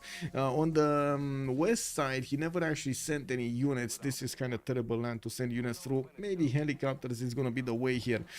Spain, Persia actually getting his spies out. Rule Valley, this is gonna be a big boost also in the production capabilities of Floppy. So on one side, Gaul is trying to make up for the science. On the other side, Cyrus is trying to make up for the lack of production. I mean, my best trait is hate losing. I see. No matter how irrelevant I am, I will do everything I can to make my opponents lose out of spite. I see how it is. Yeah, I see how it is. Like when they get upset when you chat too much. Oh, I mean, yeah, too much is too much, to be honest. Come on, Divisely. Too much. Yeah, we know that too much is too much. And right now I'm, you know, getting some comments over there on YouTube. Hey, you talk too much, man. You need to talk slower. And I'm like, yeah, man, but there's so much info I want to share. You know. Mikerdom Aztec go settle new continent for bonus. Let's actually see. Is he going to settle another continent here? No. Where does he have another continent? Oh, he will actually go and settle South America. Okay, he's gonna get at least a marble tile and a mercury tile. Okay, that's good. That's good. And he can settle and of course get that one going easily. Does he have a settle on the west? No, he doesn't have anywhere to go on the west side. And I'm pretty sure he's gonna end up going with a much faster unit than these light infantries against the Ottomans. By the looks of it, we do have at the moment people going for his mass production. He is 163 science, definitely way ahead of Synth, while people did manage to get 32 takes. Synth is on 25, so you can imagine only the Janissaries right now is keeping Ottomans alive. That's well, testament to their firepower there. Karakorum gonna finish the walls next turn. These Cavs are gonna get into the borders of Mongolia, and I'm pretty sure the Cav corps will make quick work of these units. It's just a matter of time. Mongolia is also trying to bring some of his crossbows to bear to the north, while he's trying desperately to get to a stronger unit. 6 tactics, barely coming out in 5 turns, and as you can see, the Zulu units are right knocking on his doorstep. We do have Spain also getting that production capability higher. With 400 production, he's definitely managing to keep ahead, and I do notice he's also giving the gold to his teammates. Now, we've seen it before.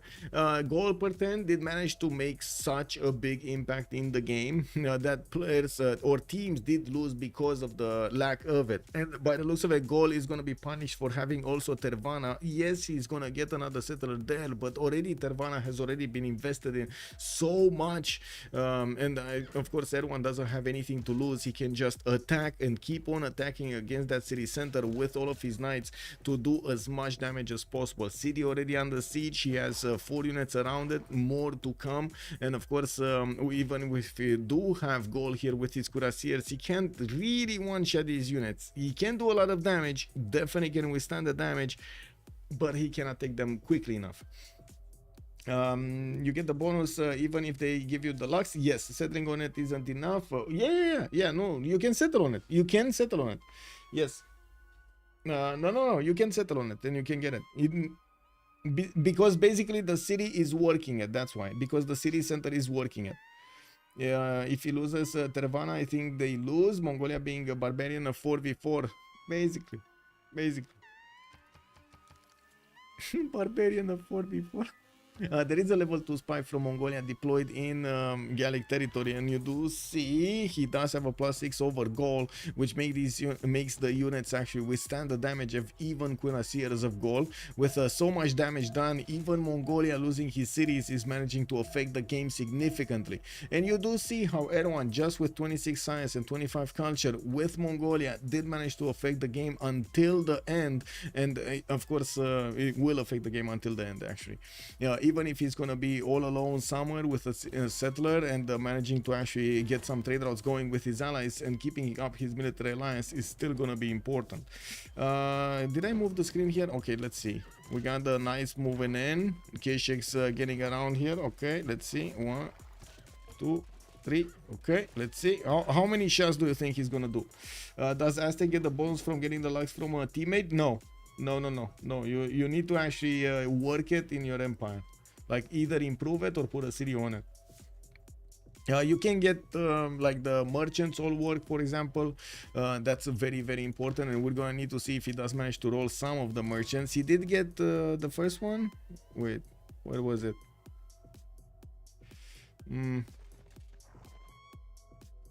Yes, he did get Coleos. He did get the free amenity from that. Let's see in the last ones. No, we don't see in the last ones. We do have a goal also managing to get Leonardo da Vinci, which is very important. But right now we didn't have the toys ones yet. We'll see when they come out. Okay, so we're probably going to see the last moves here coming up from Mongolia. And I do notice Ancient Walls are finishing up in 2 turns. I'm not that sure Gol is going to manage to one-turn them. I'm a bit surprised the K6 did not shoot first, but they're going to keep on shooting, and that's fine. He's going to manage to do the damage. There we go. Just enough damage to put it very, very low HP.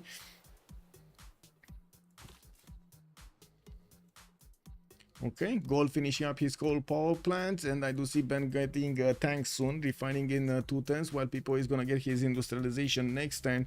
We do have People also starting to move ahead with his units. Did deal quite a bit of damage to the Janissaries, or at least, I don't know, where did these Janissaries go? Did they all move to the west side or something?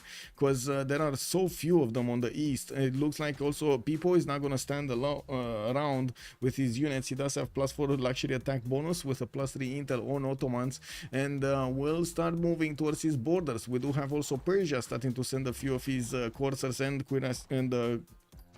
cuirassiers towards his opponent, which can attack into Ottoman's Janissaries, but they're not efficiently strong enough. The core ones might. Yeah, the core ones are.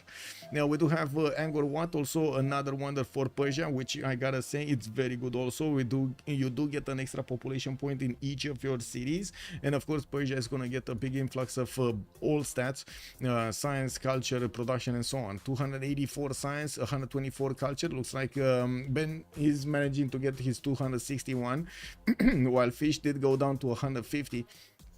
We don't really have any golden ages here. Oh, there we go. Tervana got taken down and taken back. Ben is managing to take it before Mongolia Erwan is gonna actually destroy it. And by the looks of it, well, the walls are gonna be reset. We do have a lower population there. The builder is gonna be taken out. Erwan can still do damage, and I think he's gonna take it another way. He's gonna take it another time, right? He has enough. That's 4 K-Shakes that can attack with 3 knights. That should be more than enough. Like, come on, that should be more than enough to take it back. I don't think he wants to risk it to lose it again, but still, that should be more than enough to take it up. Anyway, Erwan looks like he's also trying to put as many units as possible to slow down Zulu, and as you can see, the Zulu calf corps are getting into the borders of Karakorum. The trebuchets are also on the way, which are gonna deal with the walls. Now even the calves can chew through the walls. They just spend a lot of health doing it, and it's not efficient. Ulaanbaatar gonna be attacked by Egyptian units, and of course Korn is out for blood here, trying to take out Mongolia from the game. And it looks like they're closing in from all sides on Mongolia. We will need to see if that escape setter is gonna make it to the north of Persia, but I think so. Even if Ottomans did send some coursers after it, they don't manage to actually see it. Okay. Where is this? Oh, okay. That's, by the way, big move from Ben. Big move from Ben to actually save his cuirassier from the city. You just put it out there with a cuirassier corps. Oh, 3 turns for Angor Watting Candy as well. I see. Well, this I'm pretty sure is gonna go to Ray, to the city of Ray, to Floppy, because it's 2 turns away, and I'm pretty sure even if it was same turn, it was still Floppy that would have gotten it. Crossbowman cores do deal enough damage against the Janissaries, but he doesn't have enough of them, just 1. And as you can see, he's getting his military engineers to build the infrastructure towards the north. I think these line infantries are basically playing bodyguards right now than anything else. And there we go, Tervana got taken out entirely. That's another city being ripped away from Ambiorix's empire. Still 651 production, but not doing just as well as the science as Floppy. We do have a 1100 points difference between them. 42 techs, and Ben is 42 techs. 0 tech difference. 0 tech difference. Maybe they should bring back to slow raising from like Civ6. The insta raise makes war so toxic. Okay. Does those Ottomans have an escape settler? I don't think so, but I don't think she needs one. Well, at least not yet. It's gonna take a while for these units to actually do something relevant here against Ottomans. Even the Persian Cuirassier Corps, yeah, they do damage, but you do see the Janissaries are able to withstand a lot. So, you know, they're big boys. They have thick skin. It's fine. And let's see on Spain. This is also going to be important. Spain is going aerodromes, and it looks like he doesn't have a defense for Zulu's units, which is building up towards the southwest. Echo is going to echo his way towards the city of Madrid, while the aerodrome has been put down. That also reveals to Zulu that Spain is going to be on the top 3, which is going to be a problem. Spain is going to need to quickly come back on the bottom 3 and get his technologies. Not to mention, he doesn't have the units. The pre-builds are extremely important. And the fact is, he's not keeping up, how to say, he's not having the vision for so far away from his cities that he's going to get himself time to build those units quickly enough. This is going to be a major problem. I doubt that he's going to manage to get to steel walls to fend off attacks here efficiently. Tena. Ce faci acolo? Hai vină jos. Hai vină aici.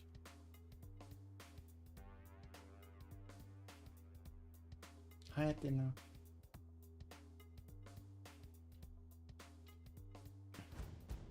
Yes, she was shy, but she wanted to be in the picture. What can I say? I bought Civ5 but never played it. Oh, it's nice. Okay. Well, I mean, at least you have it. We do have the calf cores of Zulu starting to move, and I'm sorry, but I'm using my left hand to actually pet Athena at the same time. We do need to see how quickly Spain is going to realize he's going to get attacked. I would imagine with the scouts showing up from the forest, he's going to know that something is up. They did see Zulu's units appearing on the borders of Mongolia on his city, so I'm pretty sure he's going to be aware that's going on. But maybe Spain is going to be caught off guard. I think so. I think so. And right now I feel like screaming, "Extas, wake up!" Oh my god, somebody needs to put a loudspeaker next to Extas with Du hast, you know, like in the How High. We do have Egypt coming up with the military engineers to start building up his infrastructure, and I do see Potala Palace is also coming up from Lutetia in 4 turns. Gaul is bringing back his settler, and I do see Mongolia is moving towards the south somewhere with his units. He keeps on going. Not actually staying still. After he lost his, after he did manage to take the 2 cities of Gaul away from him, it does seem like, well, he did manage to deal so much economic damage. And that's going to be the question. If in the next part of the game, especially after Task for Fish is going to start getting his tanks out and will lose its reform, the Coinish Golden Age, can they upkeep their military? That's going to be the biggest question. Ottomans might not have an economy to work with. Of course, she's only on 42 gold a turn, and it looks like she's getting pushed, so she needs to get more armies out rather than work on his on her bazaars. And I do notice on the left side over here, she's getting a settler out, while her neighbor Corny has the same problem. Only 77 goal per turn, doesn't really have the opportunity to trade that much with the goal on the seas. The cities that could have helped on that one did not go up. That was a major strategic economic advantage that they took away from COC. The Sharks managed to nail that. Okay, we do have Ulaanbaatar under siege. Kokekota gonna get the walls next turn, and still it does seem like Mongolia is managing to slow down his opponents. Has joined the round table. Cassandra Bain, thank you so much, man, for the follow, and welcome.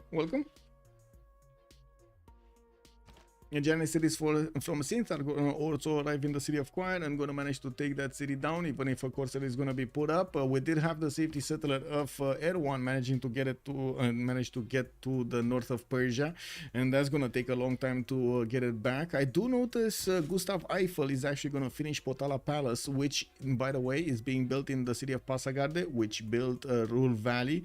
That is a very, very good city. 160 points of production in the capital city of Persia. Duatuca, for comparison, is only 97. We do have Avaricum on 99. And I do see Floppy did jump up to 579 points. How many cities does he have? He's on 8, and then Ben is on 9. Okay, that's not major difference in cities, but the goal pattern is telling us a big story over here. 250 on extras, 200 on Floppy. If this happens, by the way, if the Cavs of Zulu are actually going to manage to punch through Spain's defenses, this is going to be terrible. We do have Mimar Sinan as a great engineer giving some amenities there to Madrid, and I would imagine Extas is going to see what's going on here soon. His conquistadors are strong enough to actually fend off attacks from Zulu. Even the cores, and I do see a frigate armada is going to be up on the defense of Toledo, but he does need walls there. That city is exposed from the east and from the south. It doesn't have a river defense for an extra +5, and you can see the Cav cores can do enough damage if they do get enough around that city. Since the Cavs are quick enough, if he does manage to stay in the fog of war, he's going to pull off that attack without Spain sniffing it out. Okay, it looks like Mongolia is putting his units to the south here. He doesn't know what's going on here, does he? No, he doesn't. He doesn't know how this looks, how the lands of Gaul are.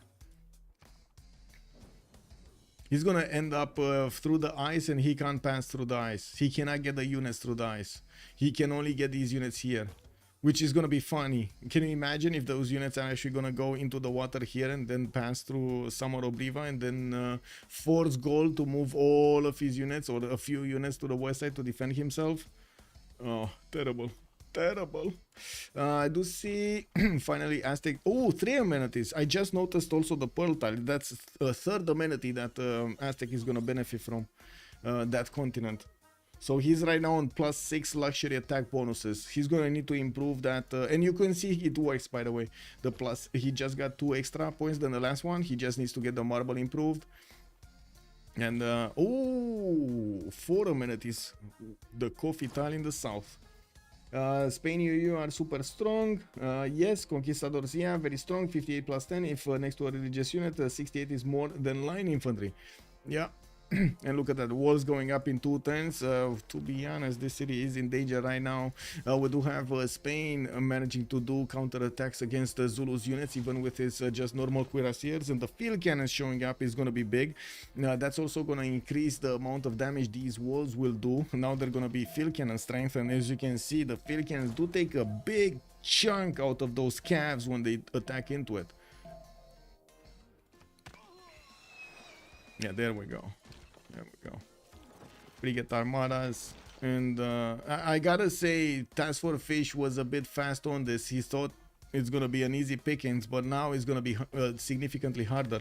If he would have kept his surprise factor, maybe he would have gotten Toledo, but because he only had like 2 units to attack into that city center, he won't get it.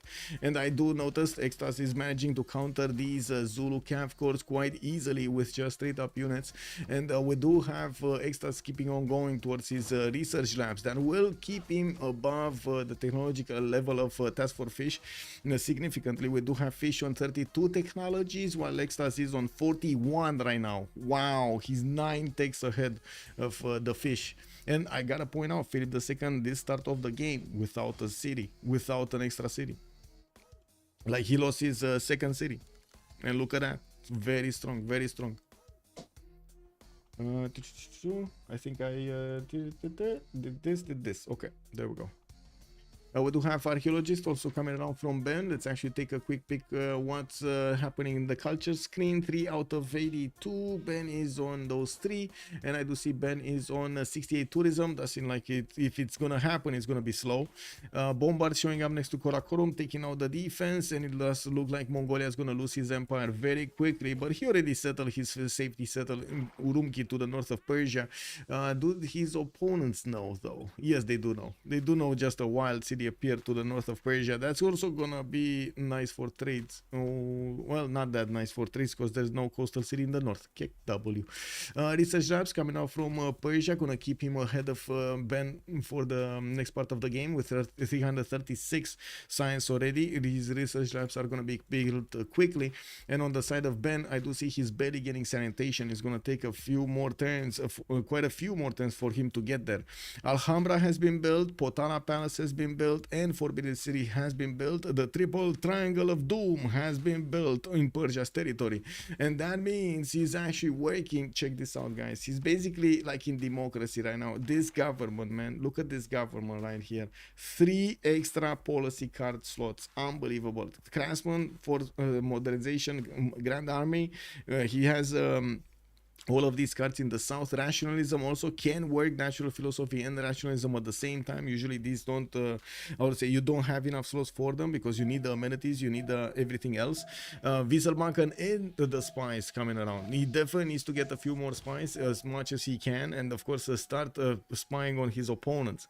The infantry corps of people are still not strong enough to punch through the janissaries of Ottomans, but I do see cuirassier corps are starting to come out of the cities of his, and I'm pretty sure tanks are not gonna be far away. Montezuma is rifling in 3 turns, getting to build his military academies, and of course with so much strength, because of so much strength, he's also gonna have a strong army next part of the game. Looking at Zulu, he just keeps on building these bombard armies and getting some more campuses for the science, but he's still finding it hard to actually be on the 200 plus science number. With cuirassier armies starting to be deployed to the south, I'm pretty sure tanks are gonna be the next one. So slow. I mean, it's gonna be slow, don't get me wrong. He needs to get refining, steel, combustion. Let's actually see, does he have oil? He has oil, so okay, he already has refining. He's gonna need steel, and then he's gonna need combustion. While I gotta point out, Floppy is gonna get his hangars out and he's gonna start building up planes. Even if he gets biplanes, he's gonna easily close off the chokes over here. Like, he just needs to put the 2 biplanes and that choke is done. That's it. He maybe, of course, Toledo might be taken away. Okay, maybe, but then it's fine. He can't get to Madrid, and this is where it stops, right? He stops the bleed.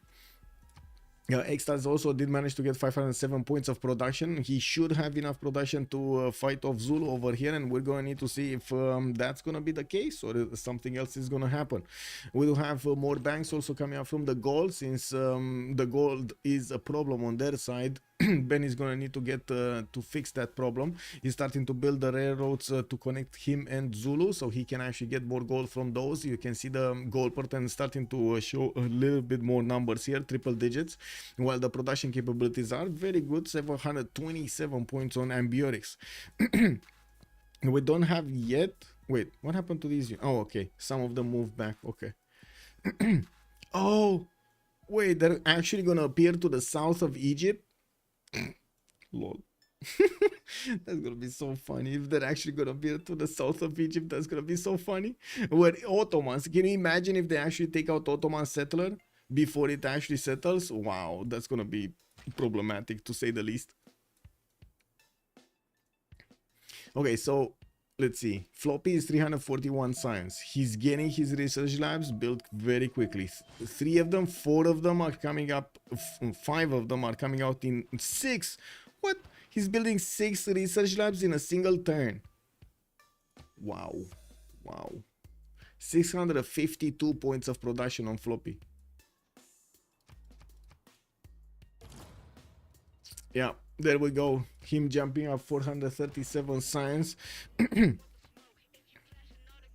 Yeah, we did have him managing to get Dmitry Mendeleev by the looks of it. That's what gave him the extra points.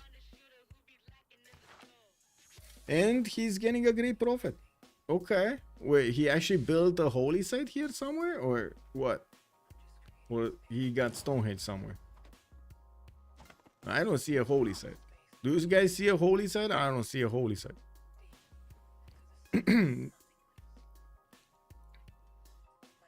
Anyway, looks like Zulu is gonna need to continue to build up his units, and he's gonna need quite a bit of time for his tank armies to be built. I do notice also Spain is gonna get the welcome help of Machu Picchu over here. Not gonna get that much bonuses, but oh well, it's still a wonder. Since we're starting to tick down the clock until the next era, the players are gonna want to get some era score from anything they can. Floppy already did manage to get his golden age, 136 out of 131. I do see Gold still needs a few more points, 6 more points, but he should be able to get in there, get there. Goal is also getting chemistry next turn, and mobilization in 2 is gonna start to build up his own research labs here quite quickly.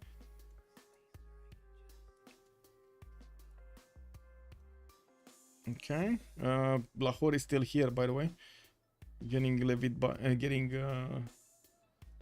to do stuff.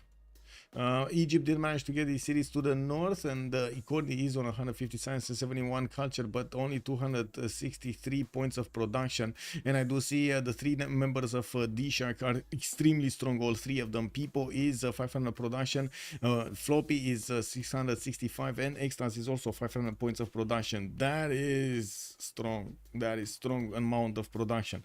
We do have planes coming up from Persia almost everywhere. We do have also Extras getting a city here in the northeast, while I would imagine jet bombers coming out here to the northeast. Is that what's gonna happen? Is that what's gonna happen?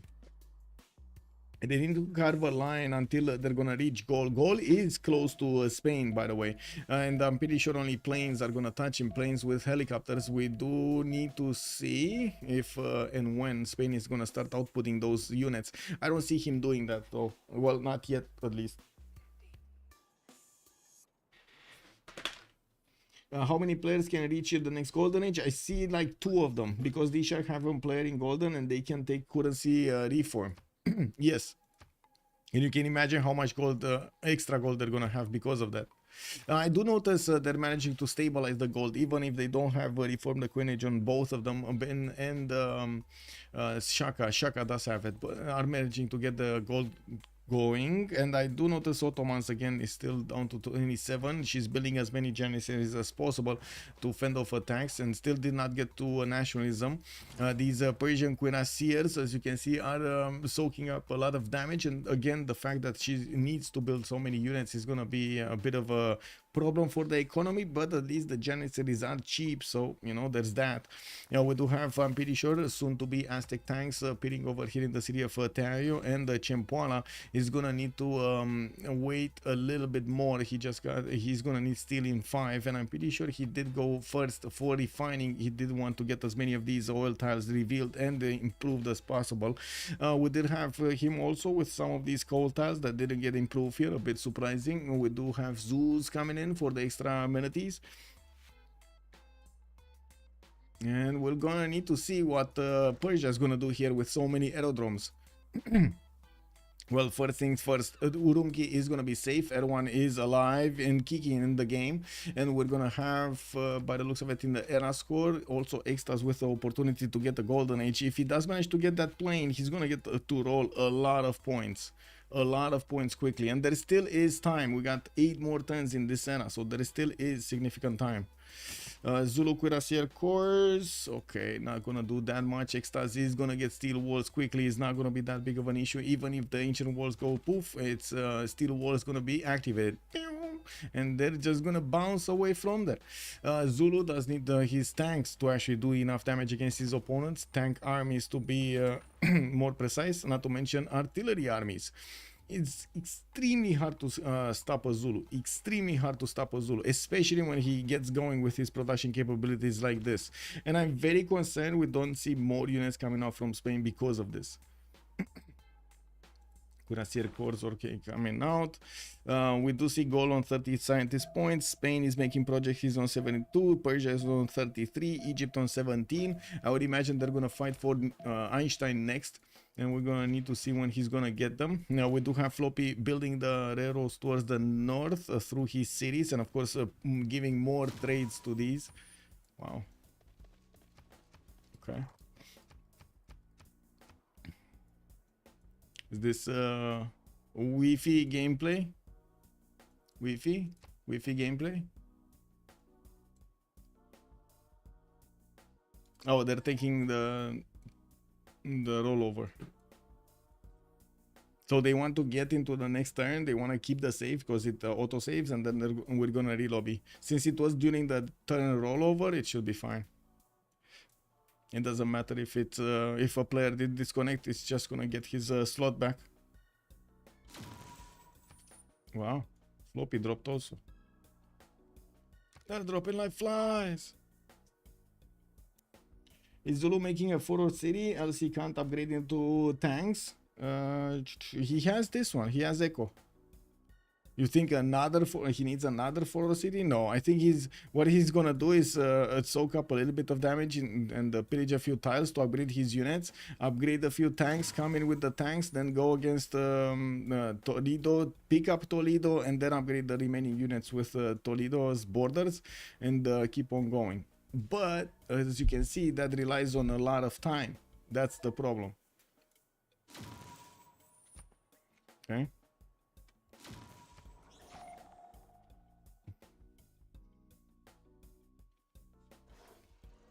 X-Stars can make 3 stars battleships and shoot Zulu units for a long time. Exactly.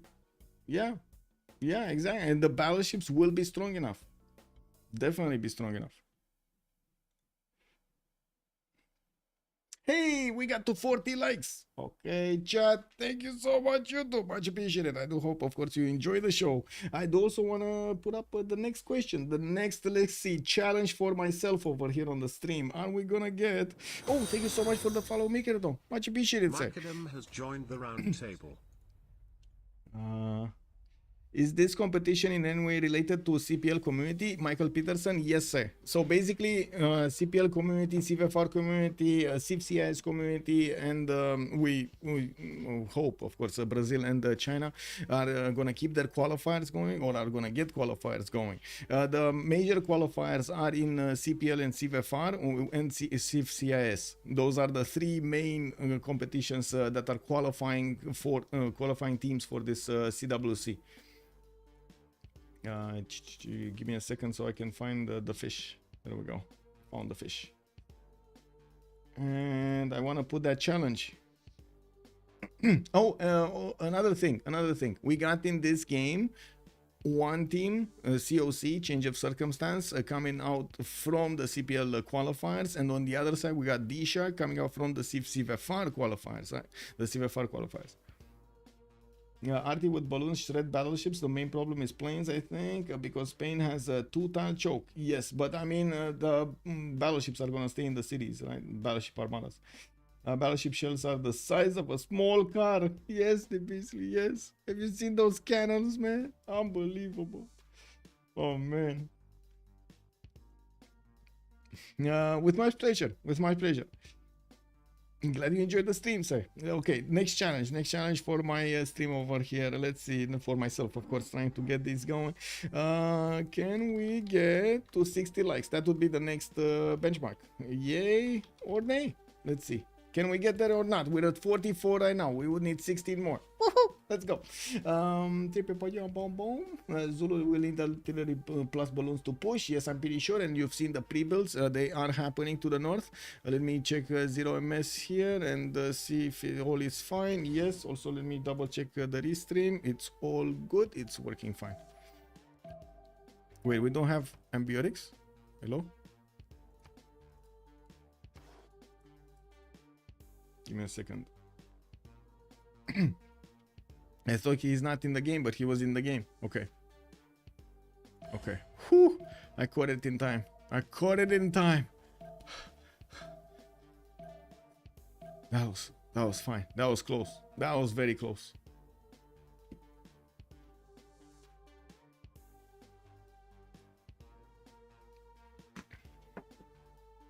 Hey, I don't know of coffee. Legends of Flying Men soared.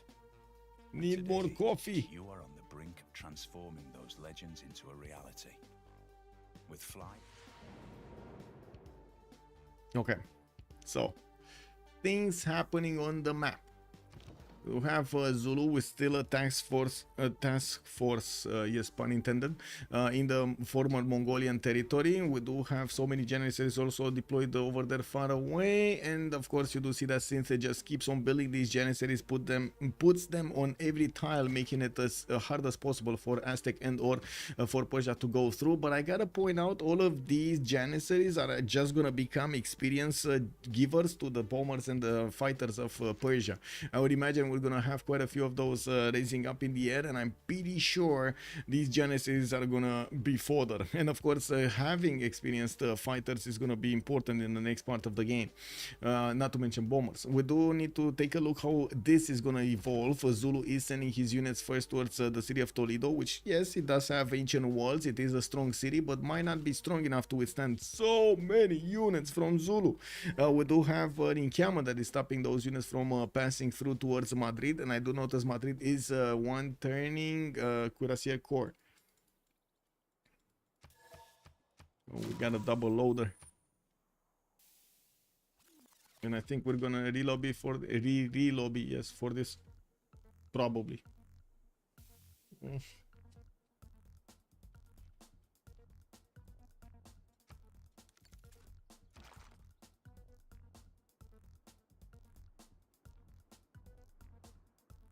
Oh, Big Ben. Big Ben coming in Ben territory. Does he have the gold for it? No. It looks like he's more like denied than anything else. He's on 72 gold in the bank. That's it. He got Big Ben for the economic slot, maybe? Yeah, I guess it is for the economic slot. It's powerful. It's good.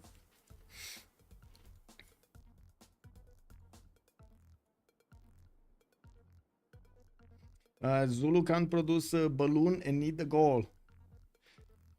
Yeah. Yes. And goal. Well, by the looks of it, he doesn't have his aerodromes down, does he? No. I'm not sure if he has... oh, he's gonna get flight in 2. Okay. It's gonna take a while until he gets flight, gets the balloon, sends it over, and so on.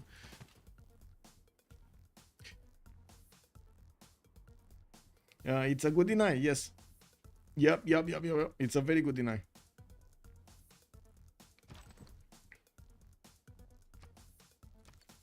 Okay, looks like they're gonna try to let Synth rejoin and see if she desyncs or not. Oh, be right back.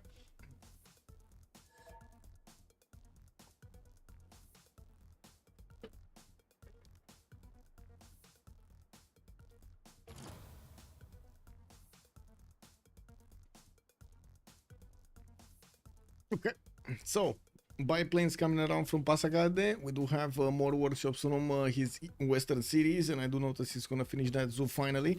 While Persia did only send a few units, it's more to contain Ottomans than actually attack into him. And as you can see, the army of Aztec is starting to get bigger and bigger. We did have him with a +6, now he's on a +7, and yes, you do see the +10 coming up with the +3 intel on opponent's movements, 89 strength Cuirassier Corps against these Janissaries, and when they're gonna become tanks, they're gonna be significantly stronger. People is also going to get mobilization in 6 and steel walls in 4, and it looks like he's going to have a stronger army than Zulu, but not the same capacity to produce those units. We do have people with 182 science, 93 culture, 496 points of production, and getting more Cuirassier Corps, Bombard Corps from his territory. Well, I'm pretty sure he actually swapped around some of his... yeah, he doesn't have his government activated. That's why he's on less than 200 science. We do have Floppy also about to reach 500 points of science, while Ben is 200 lower. He's barely on 300. Yes, we did have Ben getting to his... research labs, but unfortunately it's taking him quite a bit of time to build them. 3 turns. Remember, in Persia's territory, we had them 1 turn. 1 turn. He had 6 in 1 turn. The Persia Prophet is scouting. Yeah, I mean, what can he do, right? He's just getting out there. He's exposing himself out there to the elements. We do have the aerodromes finished up here in Persia's territory, and I'm pretty sure the hangars are also going to be a required building. He needs to get the aluminium going. Usually, the land only gives you like maybe 1 tile around your city, so you definitely need a lot more. Now, we do have to see if he's going to start improving these. He does have another of these aluminium tiles to the south of Hagmatana, and we're going to need to see how quickly and where is he going to deploy his fighter screen. Is it going to be Ottomans, or is he going to go for some juicy target like Zulu here on the east side immediately? Because to be honest, Ottomans, I mean, she can't really do much.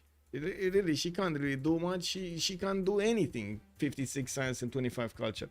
She just has a lot of units, and yeah, I mean, sure, Aztec might actually do something here, but what are they gonna do? Just take these cities out? Okay, sure. Go through Egypt afterwards? Maybe. What if they hit directly Gaul and Zulu at the same time? That's gonna cause a stir. Like a true prophet, yeah. It is Sunday after all. They're basically calling it out. Is it Sunday? Because I don't know, man. On my screen, it's Monday. Is it Sunday on your side? I guess it's Sunday on your side, you know?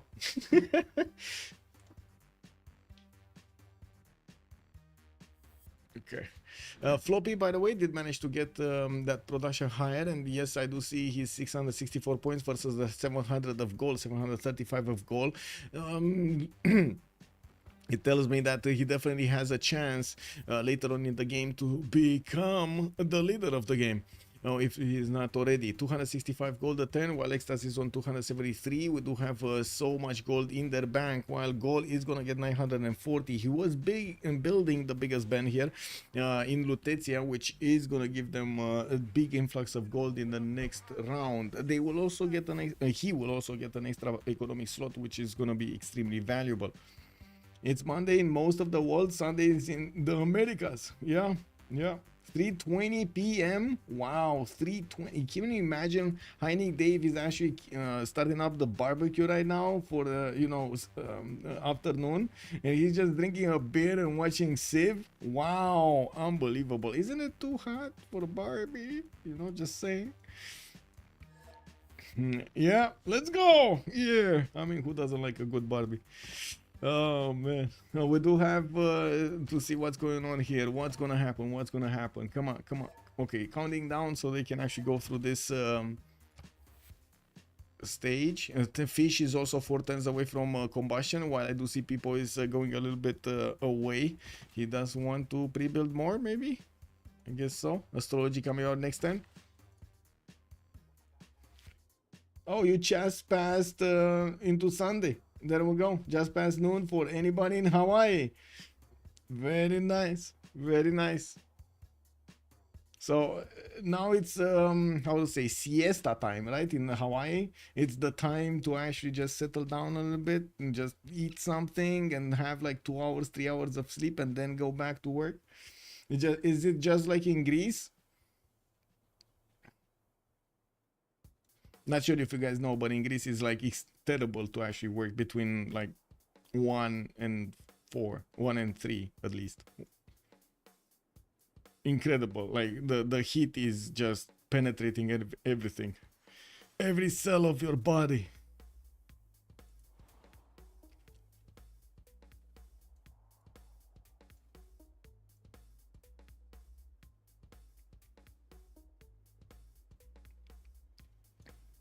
Well, this is a bit of a long rollover.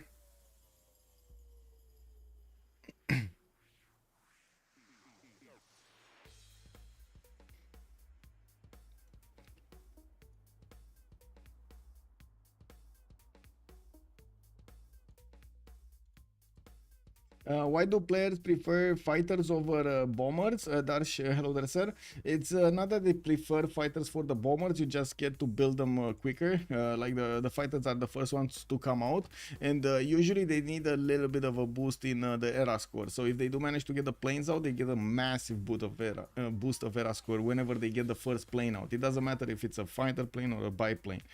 So usually that's what's going on. Yes, also fighters are very good against units, defensive units. They can block the tiles, which again is gonna be a perk. For example, right here in Madrid's east.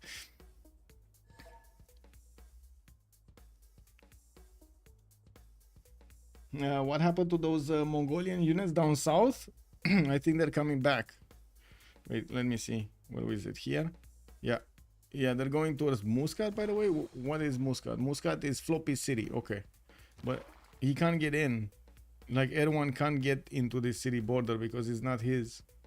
Even if it's his ally, he can't get in there. Which is kind of weird. Very, very weird. Okay, we gotta turn it all over. And I guess we're gonna... Yeah, we're gonna reload it really quickly so we can fix this problem.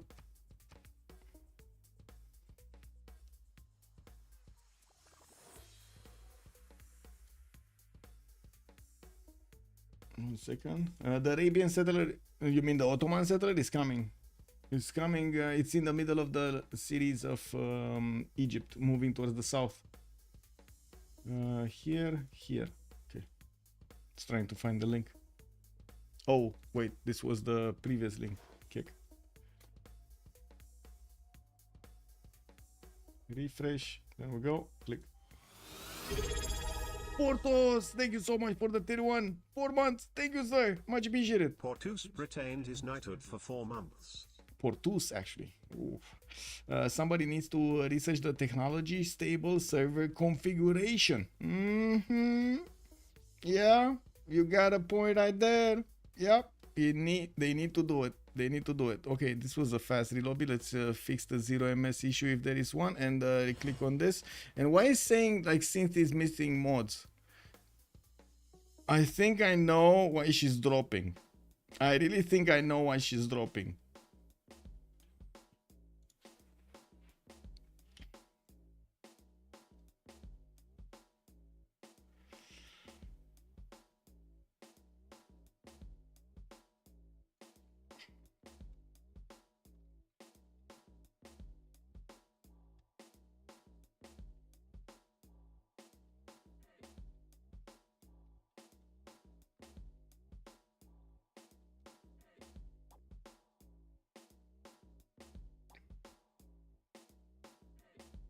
Surely Civ7 multiplayer will be stable. I mean, to be honest, I really hope so. I really hope so. Don't jinx it, man. Was this stable when it was new? No. Actually, it was significantly less stable. So the strategies to actually get a stable lobby at the beginning of Civ6 were like this. If there were problems in the game, what we would do if we saw a game cannot actually handle a lot of people joining, what we would do is actually take turns to join the lobby. There was the host, which was calling out players to join the lobby in a certain order and give time for the game to load. And then, of course, during the game, man, relobbies were hell. We figured out quite early that deleting files would help quite. Deleting files, as in the log files, would help quite a lot. And we developed. There was somebody that developed a bad file, so you can actually just click a button and get that going.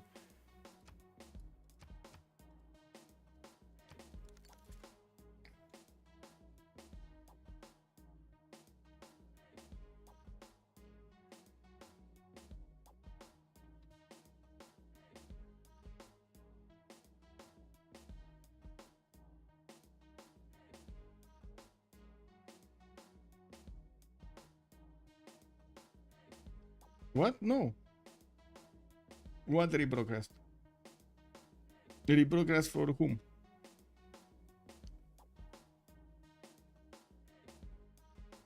For Trinda? No, it's still there. Why not? I see it here. Why?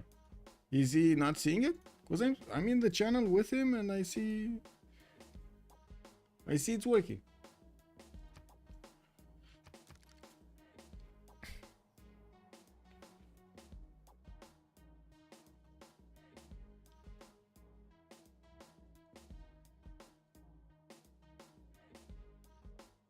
Turn this off.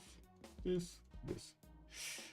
Before I could rewind the actual stream to watch the beginning, but now oh Portos, you can take a look at YouTube. Yeah, there we go. You can take a look at YouTube. There we go.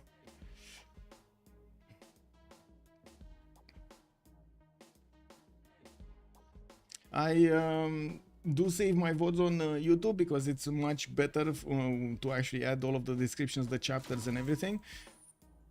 And it allows me to do proper thumbnails and stuff like that. Also, I really need to get YouTube going. I have been focusing as much as possible on Twitch, but for some time now I started focusing on YouTube. And especially since, of course, Twitch allowed us to actually stream on YouTube at the same time, that was a game changer. I'm still trying to figure out exactly what to do over there, since we do have a bit of a different content than usually YouTube, likes. It is what it is. I guess it's a continuous improvement challenge. Woo! We got to 52 likes. Yay! Let me click on button so we get back in the lobby. Okay, that's not the good lobby. Maybe this? No? Okay. Let me put up a lobby.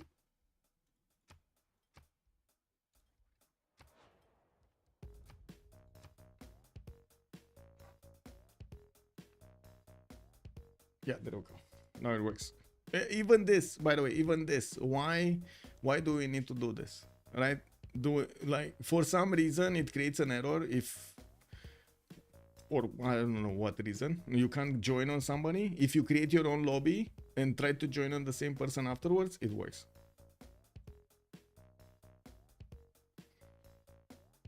Kick.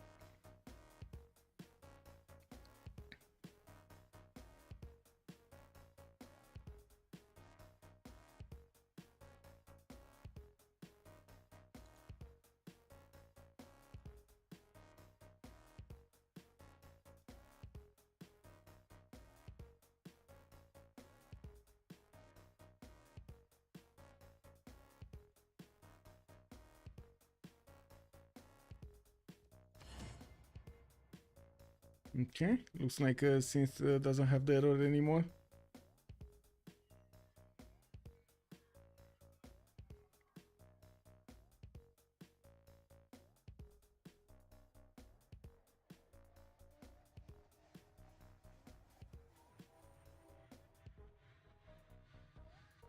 Yeah, the game probably thinks you are in a game. Yeah, that's so weird, right? That's some confusing information right there.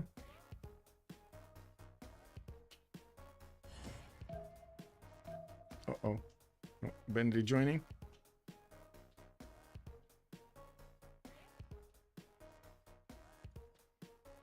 Oh my god, 4 more likes and we got the 60. Woohoo! We're getting there, we're getting there. Okay. Okay, let's go. Let's see if this works this time.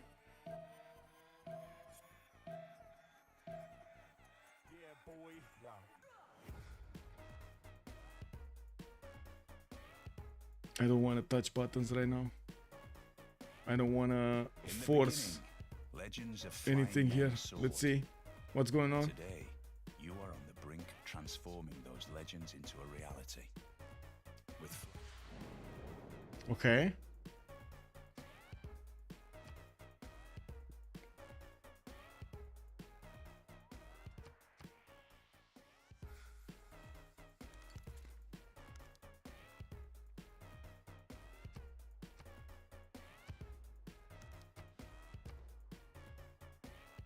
Okay, Synth looks to be in. Is this ping gonna move? I don't know. Yeah, okay, she's fine. There we go. Wow, mod fix it. Okay, well, let's see what's going on over here. Aerodromes in Sharikumis. We do have a biplane in Pasagarde coming around, and I do notice Floppy is gonna get his hangars out soon for that extra aluminium.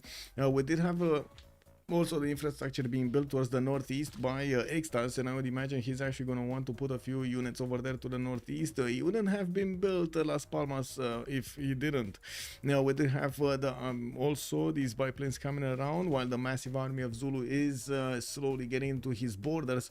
I'm pretty sure Extas is a bit worried about this. Yes, he does have frigate armadas defending his city in the south, and I do notice Floppy, well, right now he's going, well, not Floppy, sorry, Extas is going for economics and the scorched earth in 4. Do we have, okay, everybody's getting in. Do we have the game moving? Maybe. Maybe. Because the only other option would be to actually roll back a turn, like go back a turn.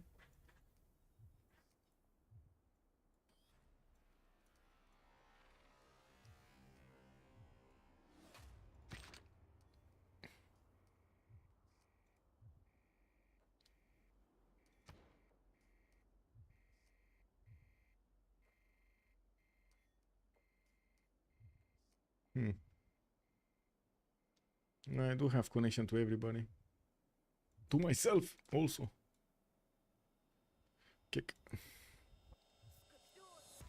2K, yeah. I really hope that for Civ7 they will set up dedicated servers. Yeah, I'm not that convinced that dedicated servers would be the way to go. I've seen a lot of issues in the other games with dedicated servers also, so I'm pretty sure it's more of the other details, so more of the other obviously communication between the systems and how the architecture is behind the scenes on the netcode. That would matter quite a bit. Right now it seems like it's a bit too clunky and it causes way too many issues. But I guess we'll see. We'll see how the... If I remember correctly, there was a discussion and then somebody did point out that how to say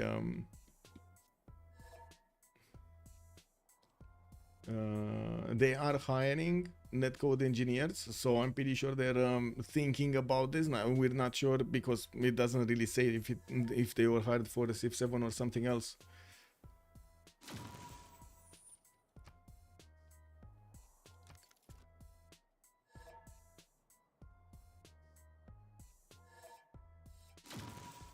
Okay, looks like People's gonna host. How many gap of text between Ben and Extas? It was like 6, but I didn't check it for some time now. Give me a second. Okay, just opening up the profile so we can rejoin.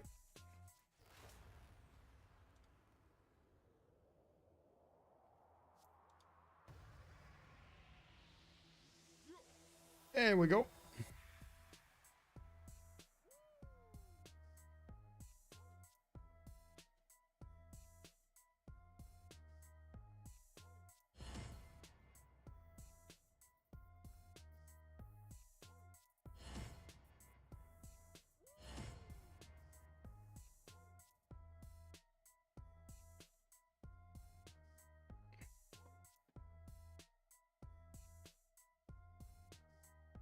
I guess we do see everybody except Corny.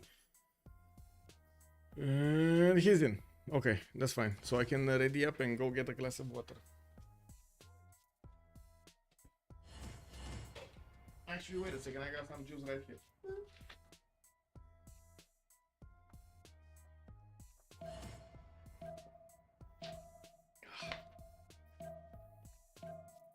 So, next era is going to be quite important. And they did manage to do quite a bit of gold per turn with the railroads now. On both teams, we're going to need to see if that is going to give them exactly what they need in the next part. Since tank armies are going to come out, planes are going to come out, nukes might come out, GDRs might come out. That's a lot of gold that needs to be plugged into these units. We do have also people that is trying to get his units out to build up an army to go against Ottomans, or at least that's what we think right now. While the planes are getting up in the air, we do need to wait and see if they do manage to actually get a target.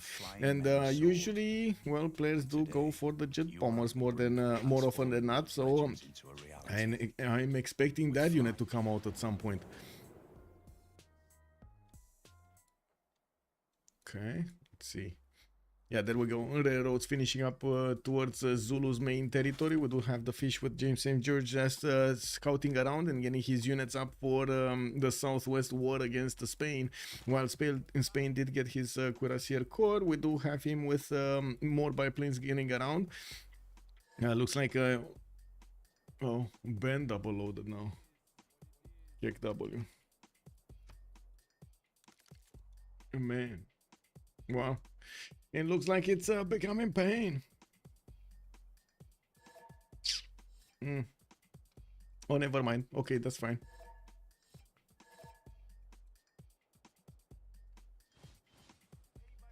Okay, that worked. Okay, that's fine. Okay, it works. It works. Units of Corny are just sitting around over here in the newly acquired cities that he got from Mongolia, but to be honest, they weren't that very good cities for him. We do have him also starting to build up his universities, because he has been fighting with his opponent there to the north quite a bit. Banks also coming around from his territory to get that extra gold, and Corny is gonna get military science next turn, and I do see him barely on 54 gold a turn. The banks are gonna change that number. We do have also the Ottoman settler starting to get to the May style. He's gonna be to the east of Muscat, and I'm pretty sure she's gonna try to get more towards the south, more towards the tundra to be safe over there. And I do also notice Mongolia is not gonna keep on going towards the east side, maybe even get through the choke point so he can discover the Ottoman settler. He will keep the Ben army in the south, deployed in the south, because he doesn't want to risk it for a biscuit over here to get his tiles pillaged. We do have Ben's research labs also starting to kick in slowly. We do have him on 338 points of science and 243 culture, 800 production, but still not that far away from Cyrus, 700 production points. Cyrus here does have his water parks coming up in 2 turns, and yes, I do see more hangars. We do have him getting the banks in his capital for the extra gold, and you can see he is 291 points of gold with 500 science. Units of people, let's see, text, celestial navigation. Okay, he's going for harbors. Okay. Oh, he wants the trade routes in the water with somebody. Whoa. Oh, no, it's fine. He's getting the trade routes here. It's fine. Okay, nothing happening over here. We need to see what's gonna happen here. With the battleship armada starting to get in, you can see how he can two-shot the Zulu Cuirassier Corps or Cav Corps from afar. He can actually one-shot the Cav Corps if they're a little bit lower in HP. That is gonna be a problem. Zulu just cannot get in there to finish the job on the city of Toledo. Since Spain did also manage to get the walls up in that city center, it's gonna be very, very hard to punch through. I do see also Extas is going for his team power next turn, and I do see some campus research projects coming off from him. They might actually try to make a run for Einstein next.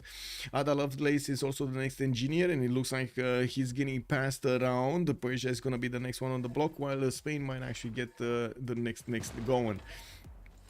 Okay, so Zulu is trying to move in. I do see for some reason, I have no idea why, Extas actually exposed that one field cannon, and I do see, of course, Zulu did take the opportunity to kill it. We did have the Cuirassier army taking it out with the help of the Cav Corps.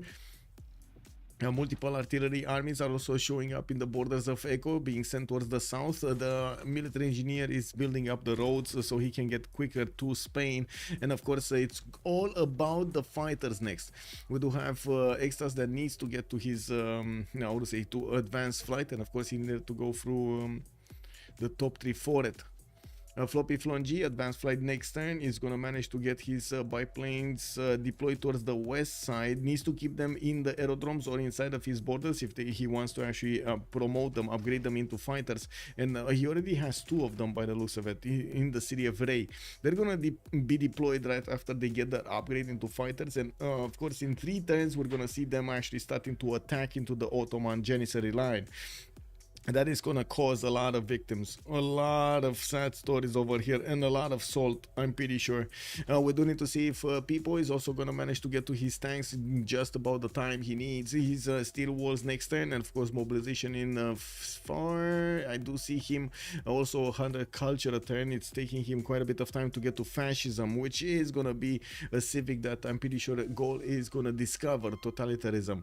We're not sure yet if Task Force Fish is gonna discover it, which of course it would have been amazing, but Fish does have 1800 points of military, and with the cuirassier army starting to be deployed to the west side, it looks like he wants to get into the borders of Aztec and Spain. We just have a line infantry corps fending off attacks, and we do of course see that scouts are deployed to check out any unit coming out from Zulu's borders from the northeast.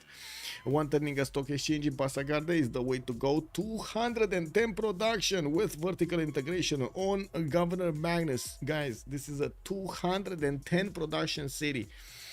I think that's pretty good, eh? That's pretty good, eh? Let's actually see what's here. Avaricum, we got him 100. Aduatuca, 106. Okay, that's a bit closer.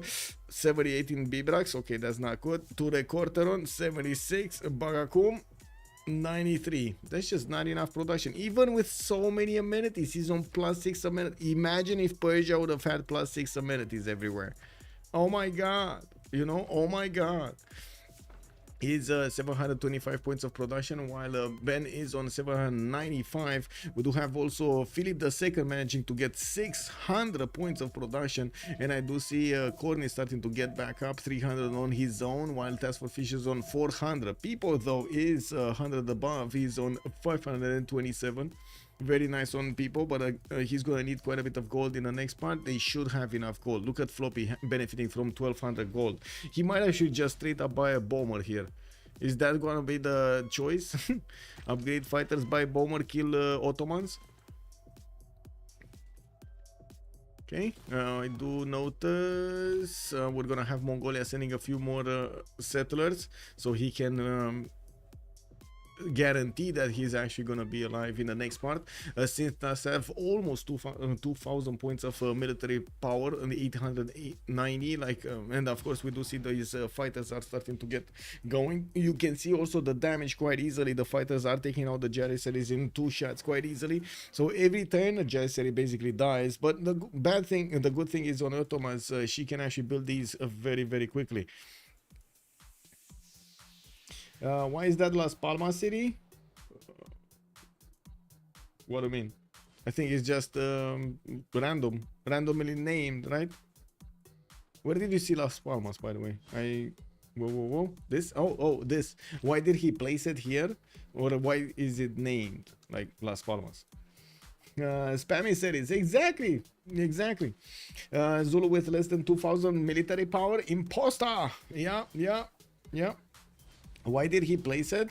It's probably gonna be for the bombers in the next part of the game. He wants to attack Zulu and or maybe no, for the coal. He got it for the coal. He needed the coal. It has 2 coal tiles, and I don't think Aztec is gonna need that much coal. For the coal, not the bombers. For the coal.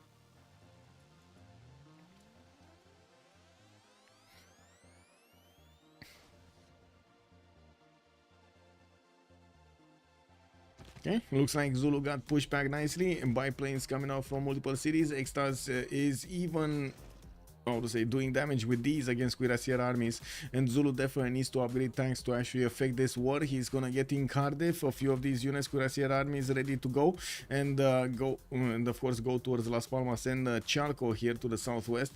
Airports also is appearing in Persia cities, while he's gonna finish his factories for his extra production capabilities. We do have Floppy getting actually equaled by Ambiorix when it comes to the science. They're still far apart in the techs, 50 tech here. Wait a second, they were on the same techs, right? 5150. It's just one tech difference between Ben and Floppy. In the total tab though, Floppy is 2000 and something more science, so I'm pretty sure he has those technologies that are much better, or I should say more expensive on his side. I wouldn't really know if they're much better because I'm not sure exactly which one did get what. Now we do have the Gallic army being deployed to the south to hunt down the Mongols and of course not carry about them, not worry about them anymore. We're going to need to see how quickly those will be taken away. I do see there is quite a bit of chaos, like these units, Verwan are spread around. He's trying to fend off left, right and center attacks from these Gallic units, and it's, yeah, I guess, you know, it's like it's in the Wild West, but I guess it's the Wild South. We got some theater squares also coming up from Extas, and with more biplanes getting out. He's already on 3, gonna get the 4th. And I do see he got Bubulina, Lascarina Bubulina.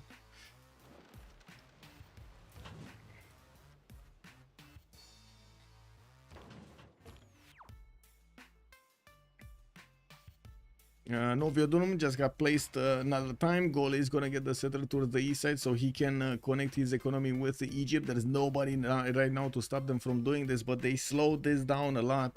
Now we are talking about Task for Fish being on 70 gold a turn. I do have to point out he's still in a reformed coinage, and he has a significant amount of trade loss going towards his ally here towards the southeast. That reformed coinage is going to go poof, and we do need to see if Ben is going to manage to get enough gold from his next Terra. He should be in a heroic in the next one. He's 134 out of 128. On the other side, looks like Extas is gonna get his golden age. I guess, yeah, Floppy is gonna get his golden age. Even Pipo is gonna get his heroic age. This is gonna be massive, by the way. 3 of them in a heroic, in a golden or heroic age. Biplanes didn't get the opportunity to start attacking yet. They will soon. Commercial hub investments and commercial hub investments. Next one is Mary Catherine Goddard for the extra diplomatic visibility with all other civilizations, and it does seem like Persia is gonna want it badly. And we do have him just getting 192 great merchant points a turn, and you can see how he's one-turning, two-turning these projects from the majority of his cities. Goal is picking up on this, and no, he's not. Actually, he's doing theater square festivals and industrial zone logistics, not what we want to see. Commercial hub investments are way too slow for Corny. He's barely getting 2 a turn here. Lahore, by the looks of it, is going to get targeted by Corny's army, trying to take away another one of the city-states of his opponents, which is giving them a significant amount of diplo favor per turn. We do have more fighters from Persia appearing here, and I'm pretty sure we're gonna start seeing them take out the Ottoman Janissaries soon, next turn probably. Floppy is gonna also get tanks next turn. That means, because he doesn't have that many, or say that many pre-builds, he's not actually gonna get to go against anybody. People tanks. Will we have Piponian tanks? We got Piponian tanks. Yep, we do have Piponian tanks. They just need to get even the gold, and to be honest, with how much gold they have right now in the bank, it's not a problem. They have like 4,000 gold, 5,000 gold in the bank. That's more than enough for any number of tanks they want to upgrade here. Ambiorix also in a heroic. I think so. Yeah, he's gonna be in a heroic. Yes, he is dark age right now. He's gonna be heroic age. Yeah. Diplo off the table. We did have Diplo kind of on the table with Floppy getting 10 out of 20. He did manage to cut off COC on getting those points. As you can see, only Ben has like 3 points. That was about it. It's still gonna be a long time until somebody's gonna get the Diplo victory here with only 10 points, turn 90. Like, you need 2 full congresses, like all of the 5 points that you can get from a congress to get that victory in 40 turns from now. So that's like turn 130-ish. People. We got the tank cores upgraded in the city of Teario, and of course, people is gonna start moving them towards Ottomans. I do wanna double check if he did manage to get a general. Yes, he did. Dandara is alive and kicking, and I do have to point out he did manage to get a significant amount of artillery cores. It does seem like he did manage to get a stronger army than Zulu. Well, we do have Zulu tank armies going to the west side. The goal is bringing multiple military engineers to help him build the pathways faster towards his opponent. This might be actually discovered because you can see the visibility. Give me a second. Oh no, not this. Oh, they see everything here. They see everything. Spain had a spy in the city of Cardiff. They know everything. They see the tank armies upgraded. They're gonna get the opportunity to get some form of a defense there. Now we do have more fighters showing up here for Spain, and well, radio is gonna come out next turn. He does need advanced flight to upgrade these biplanes into fighters, soon to be fighters, while people is gonna go to the northwest. Is he riding along? Oh, he wants an extra continent worth, right? He wants to go on the green continent. Can he get anything done? No, it's only like, can he get anything in the water, like the amber basically, which is the same with this? Lol. Did he get a T-tile here? No. So he could get a T-tile, and that's it in a single city? Yeah. Or 2 T-tiles. Well, that is an extra point of combat strength, so still important. And we're gonna need to see if he's gonna manage to fend off attacks here in that city center from his opponent, Zulu. Okay, so tanks. We do have Persian fighters starting to take out the Ottoman units. You can see how quickly these Janissaries are going down. Even if they are on one tile, they're gonna go down extremely quickly. People is gonna build the road through the forest here with the military engineer, and gonna allow these tank corps to move quickly to start hitting the Janissaries immediately. Wow, he actually moved it around. Wow, okay, sure. Move it around, man. Move it around, man. Also, medics deployed on the front line to give to pop the extra heals. We do not have yet a balloon, but I'm pretty sure one will be delivered from Persia. I do notice Mongolia is using the railroads to go towards the south and maybe even get a city towards the southeast of Texcoco, so he could be safe between Spain and Aztec. While he does have another city in the north, it is kind of exposed. Like if there are some wild Zulu units following him, that city is gonna die. Okay, goal, getting spies, getting a broadcast center. I do notice we're still 110 away, and I do notice People is not managing to get his golden. People wasn't in a golden. I'm sorry, this was actually his normal age. Oh, 85 out of 94. I don't think he's gonna get a golden. Yeah, doesn't look like he's gonna get the points for a golden. That's a lot of points that he needs. 9 more points that he needs right now. Okay, tanks have been deployed. It looks like Sith is going to be on the chopping block, and the question is how quickly he can actually get through Egyptian territory.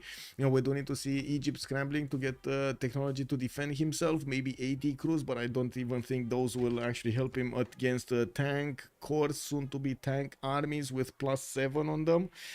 Or I should say +9 on them. Oh my god, he has +9. Hello? 1 sec. He got the toys. He got the toys. So +9 Aztec. At this point, usually there's really nothing stopping Aztec anymore.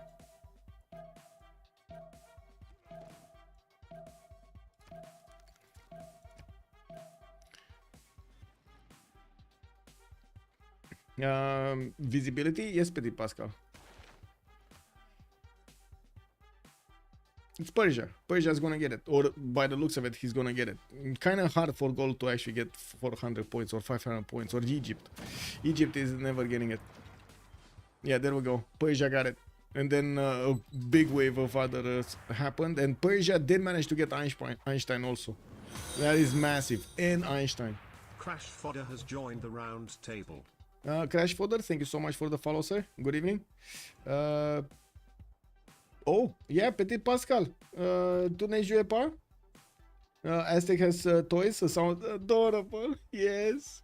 It sounds adorable. He's actually getting the toys. That's what's happening right here. You see Salty Capybara. We actually have Aztec trying to get his bucket and his shovel over here. The ones that you go over and how to say the kids play. You know, out on the beaches. Yeah, there we go. Make sand castles and stuff like that. Make some canals over there through the sand. Make some faces, funny faces. He wanted to show Ottomans how to play. You know, how to get those funny faces. So, you know, easiest way would be to actually get the tanks to start to make those faces in the sand. And Ottomans just doesn't want to see it. He doesn't want to let him be. And of course, Aztec over here is pushing the limit. He wants to get in there and show Ottomans the greatest thing that ever happened to humanity. Look how you can actually get the drawings on the sand. Ottomans doesn't want to see it. Oh well, it looks like Aztec is going to show him the way. And does gold get military bonuses on GDRs? Which military bonuses you mean? If it would get, if a unit would get the military bonuses, yes, the GDRs would also get them. Imagine Aztec GDRs. Of course, that's going to be quite a bit of time until he gets there. But looking at the units, this is not going to go slowly. This is not going to go slowly. Like looking at how strong these units of Aztec are, one-shotting all of these Scythian units, he's going to start chewing through this in just a few turns. In 3 turns, he's probably going to have already tanks next to Ankara. And of course, we're going to have Floppy needing to actually get with the Air Force. I do see him. Oh, never mind. He's going to space. 5 turns for Passagarde to get a spaceport. Now he needs to fend this attack off. We do have fighters being deployed towards the north, and if he actually wants to fend off attacks from Zulu, he would need quite a few of them, like at least 5 of them being deployed to the north. 3 of them are not enough to kill a tank. 5 of them, yes, they do have a significant chance. Zulu is also bringing a settler closer, 2 settlers closer. And I would imagine he's gonna bring some cav armies that he would upgrade into helicopters so he can follow up the attack against his opponent, against Persia. He would have a direct opportunity to take down Passagarde, or I should say slow down Passagarde. Okay, let me get this going. Voting down, okay. What can I say? We gotta pause for 2 minutes.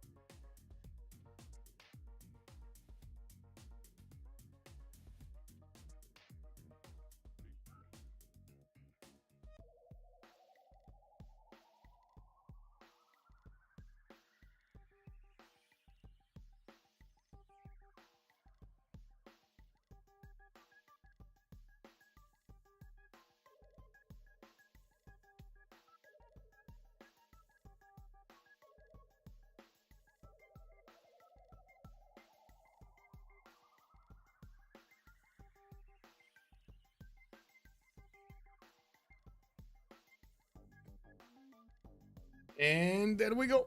Let's actually see what is +5 or -5. What is it?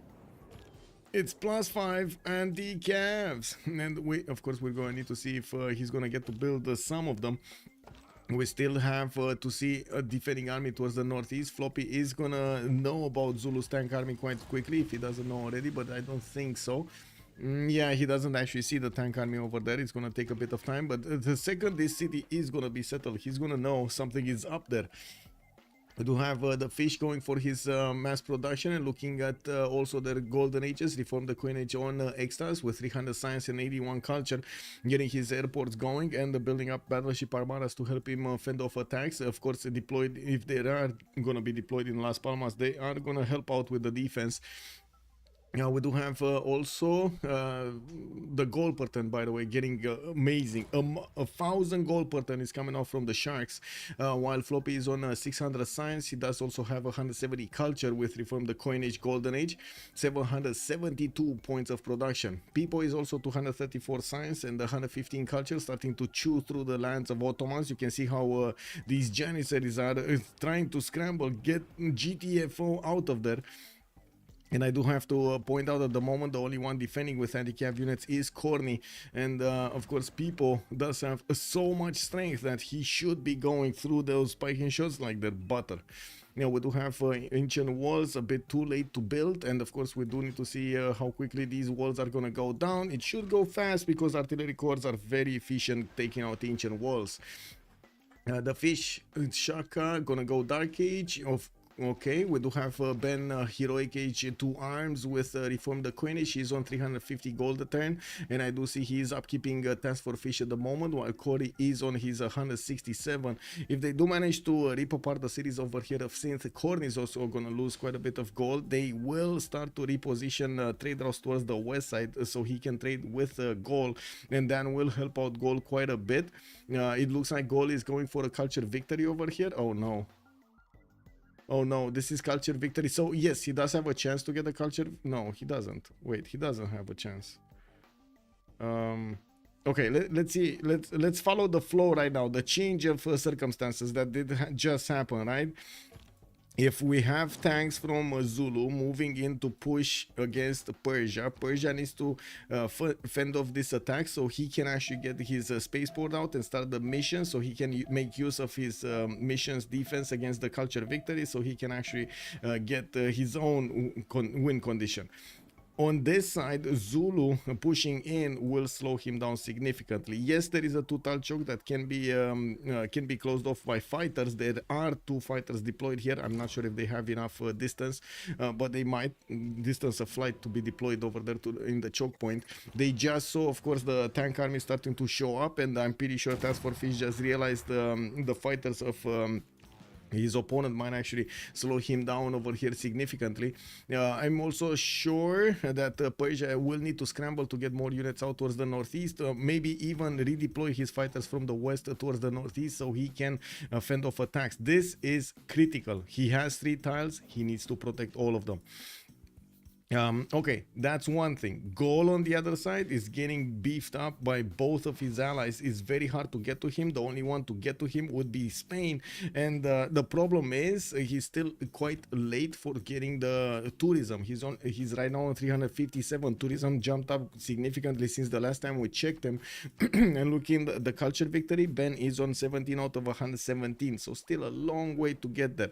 Good thing is he has very good stats, 357 with 367. It does mean computers and environmentalism are going to come relatively easy for him to get to, and I do see him also going for combined arms, which kind of smells like a bomb, like a nuclear bomb.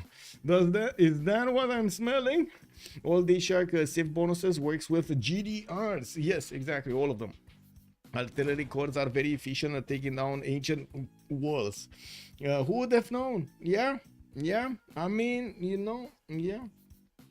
Modern war machine versus a few bricks. Yeah. Who would have known?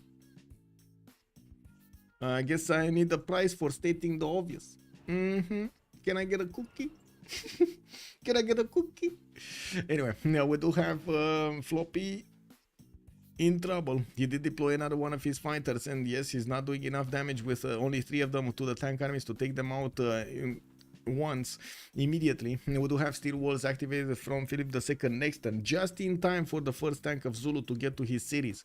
Mobilization in 6, looks like to the east he's fended off attacks. Zulu is repositioning his units all around the place. Maybe he can get in to pillage a few tiles there, but I think the majority of his army has been redeployed towards the northwest, towards Cardiff, so he can get the promotions and start moving towards Persia directly. If they don't manage to slow down Persia, this is gonna be catastrophic. It does seem like Floppy is gonna have enough production to not only get his spaceports, but also get more defensive capabilities up and try to go for a nuclear bomb.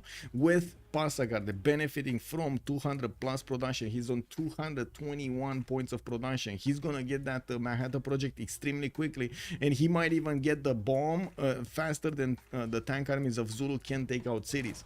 One other important thing is the city of Chalco. That gives so many amenities to Aztec, and of course there's another settler moving towards the north, which at the moment is protected by the forest and the hills around it from being spotted by the Zulu tank armies. Now we do have the fighters, as you can see, 2, 4, 6 fighters being deployed from Floppy's Air Force to try to fend off attacks from Zulu, and I'm pretty sure Task Force Fish is gonna have a bit of a problem with all of these Persian fighters against him. We will start seeing them chew through the tanks quite quickly, and with the battleships also coming around, we will see a significant amount of damage being done here. Okay, 2 tens for spaceport, 3 tens for bombers. We do have the cities of Istanbul, Bursa being taken out. Looks like the city of Ankara are also gonna be on the next line. Okay, the Janissaries are basically just stopping these tanks from pushing into a 1 tile for 1 turn. That's it.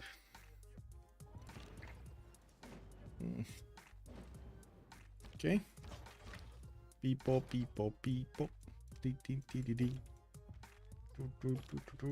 Okay, and drones coming up from Avaricum. Looks like Ben finishing up that those extra tourism points for 132. He's also on 30 faith at 10. Doesn't really give him a lot. Okay, there we go. This is a big sign. This is where we make the difference between him going war or him going culture victory. Natural History Museum being selected is him going culture victory museum, culture victory condition. That means we do have a race right now between the science victory and the culture victory. COC going for culture. On the other side, we do have DSharks going for the space. Gold did go for Zen meditation, sacred places, to get a bit of an extra amenity there in a few of his cities. Didn't actually manage to spread it that far away, but of course he has the opportunity if he can get some missionaries.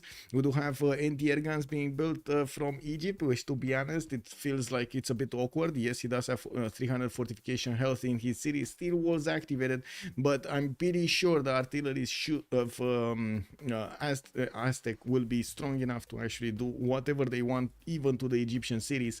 There are quite a few of them, and there will be quite a few of them to also how to say, liberate. Choir, Uraanbaatar, also Kokekota are all cities from former Mongolia. All of them can be liberated, and of course that's going to matter quite a bit for their Diplo favor.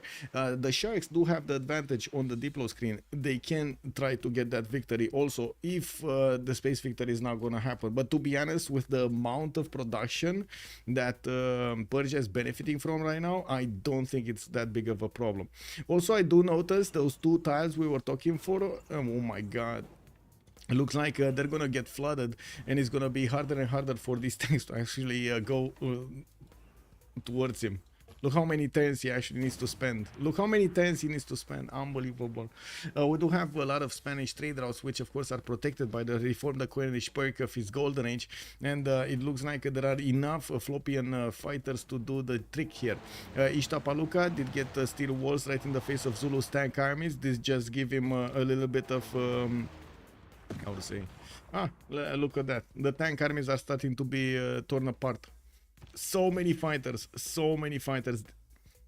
showing up there. Now, broadcast centers, defense. Let's see the defense. What's going on in the defense? So, spaceport finishing up next turn. The biggest wave of defense is gonna happen in the second project, and he's like 4 turns out from gaining it.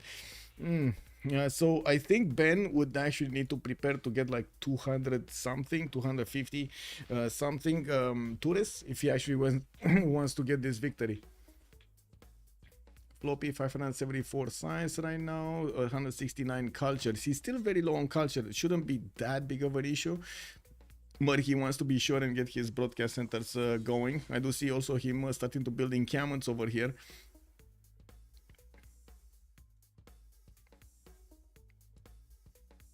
You are already losing against the CV. Quick, get your culture up. Yes, yes, I need to do another song. Oh, is that a settle still coming up? Not really. Ishtapaluka did settle. Of course, the tanks did go through the forest and spotted it out. So he just had one single opportunity to save that city, slow it down. Yeah, 19 out of 124. Well, I guess we're gonna need to see. I did take a look at the faith over here at Fambiotic. See, he does have a bid for a few rock bands, but it's just not enough. He's gonna need significantly more faith per turn if he wants those rock bands. Eiffel Tower from Dure Quarterom. We do have Theater Square festivals coming up from multiple cities, and of course he wants the musicians. Goal will need quite a few points, but it looks like he's making enough projects to 100 points for 100 points of great musicians per turn. That's a lot. That is a lot. Mary Leakley is also the next scientist. Doesn't really matter.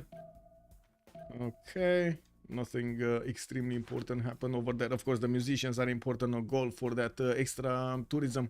He's 538, going very quickly on the tourism. He's going very quickly on the tourism. This is scary, by the way. This is scary how fast he's getting this tourism. Cold War finishing up next turn. That means he's also close to environmentalism. We're probably going to be looking at more than 1,000 tourism in just a few turns when he's going to get that environmentalism.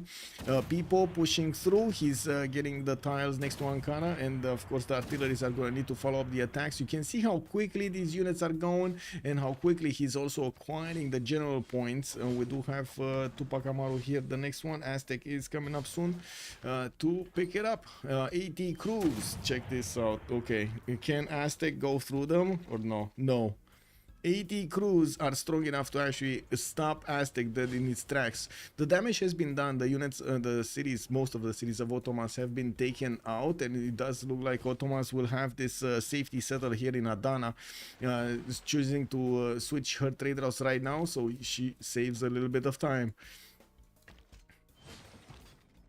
Well, let's see artilleries. No?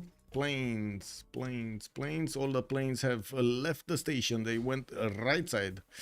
Well, okay, we got Zulu putting tanks in the water, and of course with the bombers coming in and with the planes having the ability to pick them off, I think that's a bit dangerous for the Task Force Fish to actually put his tanks in the water. With the spaceport finished, Pasagade has a choice: build Manhattan Project right now to get access to the nukes, or go for Earth Satellite. Looks like Earth Satellite is gonna be the first one coming up in 2 turns there. I do see also Ben is 25 out of 129 points of tourists. With oh my god, that's a lot of jet fighters. That's a lot of jet fighters. With the jet fighters also coming around, you will see a lot more damage being done to these tanks, and it doesn't seem like the tank armies of Zulu are going to be strong enough to fend off the next wave of attacks in 2 turns probably, because it doesn't seem like Floppy did upgrade all of his.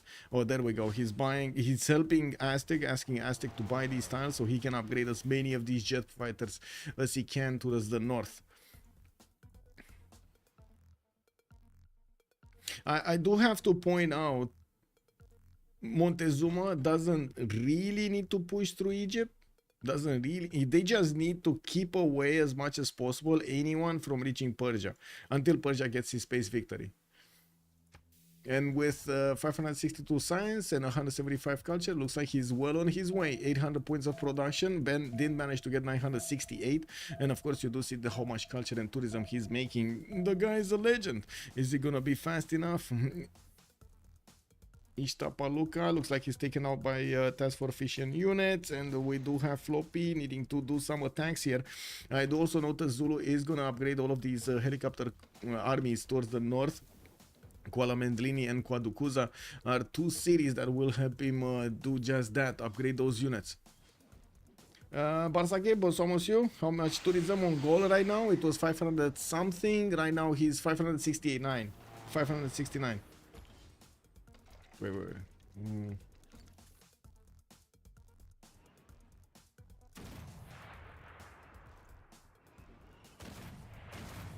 Okay, Ishtapaluka, that Aztec city that wanted an extra amenity over there, is not gonna happen. It looks like Fish did manage to take it away, but could not touch Chalco, and that is a lot of damage available for Aztec because of that. Okay, he did manage to take Ankara down and working towards Edirne. It does have a tank core right in its face, but I do see the AT crews of Corny are strong enough to actually attack into the tanks directly. They're not gonna be as easy to be pushed back. We do have in the World Congress actually the +5 for the anti-cavs, which is gonna, as you can see, is helping him out a lot over here.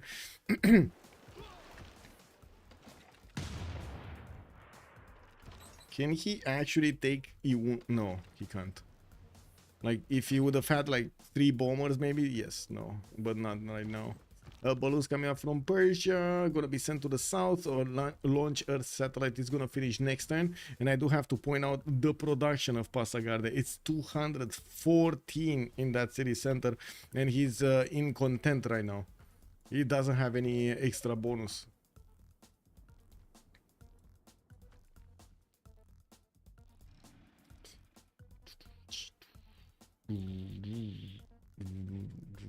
Okay, airports coming out from goal, and yes, the more theater squares are also gonna come out, so he can actually build all of those broadcast centers in them for the music. And we're gonna need to see how quickly though, but we've seen it before now how quickly he did manage to get to these tourism points. 623 right now, and he was like 100 points per turn. Now he's 162 great musician points, doing a lot of projects to recruit as many as possible and as quickly as possible. Even got a rock band, and we'll start moving it towards Zulu City so he can play a few songs over there. Doesn't look like anything's happening here.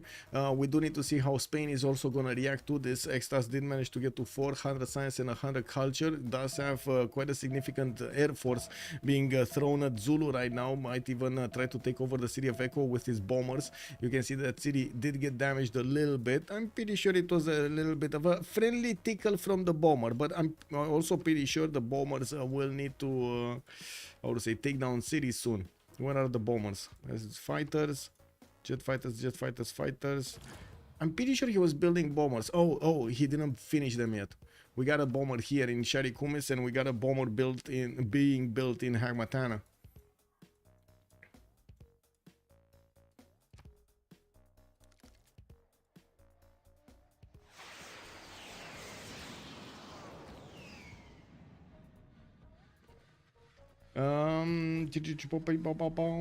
He has Moksha cap. You mean or say you mean goal? Yes. Can get to 1500 tourism within 5-6 turns. Yes, that is so true. That is so true. We do have in conservation 1 turn, nuclear fusion also coming up next turn, and of course he's gonna get environmentalism soon. I think he still needs 1 from the bottom, from the mid tree, but anyway, we'll see. We do have also these units of Zulu starting to be a bit, whoa, disconnected. They did army up these cav armies, but weren't there a lot more here? What happened? Did they all go back? Because it looks like there are quite a few of them coming back to the city of Charlie. Where are they going? What are they planning? You see, a lot of them did come back because they couldn't do anything about Floppy. And it looks like Floppy deploying his jet fighters towards the northeast to catch these moving from the right to the left. It's gonna be a problem. He can two-shot these cav army from afar. Apadana getting music plus car plus echo. Yes, DShark has also no high culture player, but they do have the culture, the science victor over here in Pasagar. They did get the first project. Now 29 out of 135. The project, of course, the second one is gonna matter quite a bit. Floppy going satellites in 2, and I do see fascism is also coming out in 3 turns from him. That's gonna be an extra +5 that he's gonna get to flex against Zulu for some time. I'm pretty sure Zulu is quite far away. Colonialism coming up only in 2 turns from Task for Fish's Empire. Yeah, we do have more spies also coming out from Persia, and keeps on building these bombers. It looks like it's jet bombers. Yeah, look at the jet bombers coming in, man. Floppy is also gonna have the choice of using his production of the capital to get that Manhattan, and I guess, you know, we would be quite happy to see some tic-tacs, to see some mushroom clouds, you know what I mean. Yeah, let's see what's going on.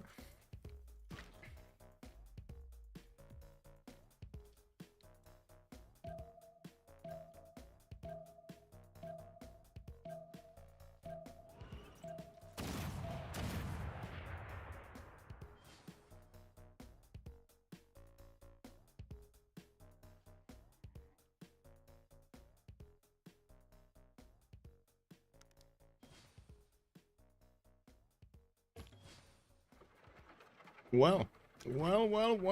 People still doesn't have the extra range on these artilleries. It takes quite a bit of damage to do the attacks against the 80 crews of Corny, but it is possible if he does manage to get enough of these artilleries to attack. It just takes time and distance, and by the looks of it, he just bought a balloon, and there we go. All of these are gonna start having the vision, and slowly he's starting to chew through the 80 crewers army, even with the +5. He does have a need for a few more tanks if he actually wants to keep this going. These 80 crews do punish him. He's basically trading a tank for an 80 crew, which is not the best thing that he could do. Did I just hear something here?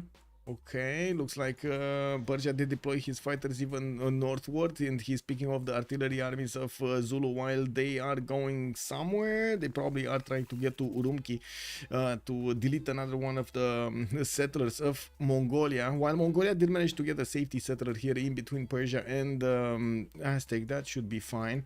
He's safe. He's safe. On Spain, we do have Theater Square festivals. Looks like he might actually try to pick up the mantle of defense here, but it's, I mean, sorry, but that ship has sailed a long time ago.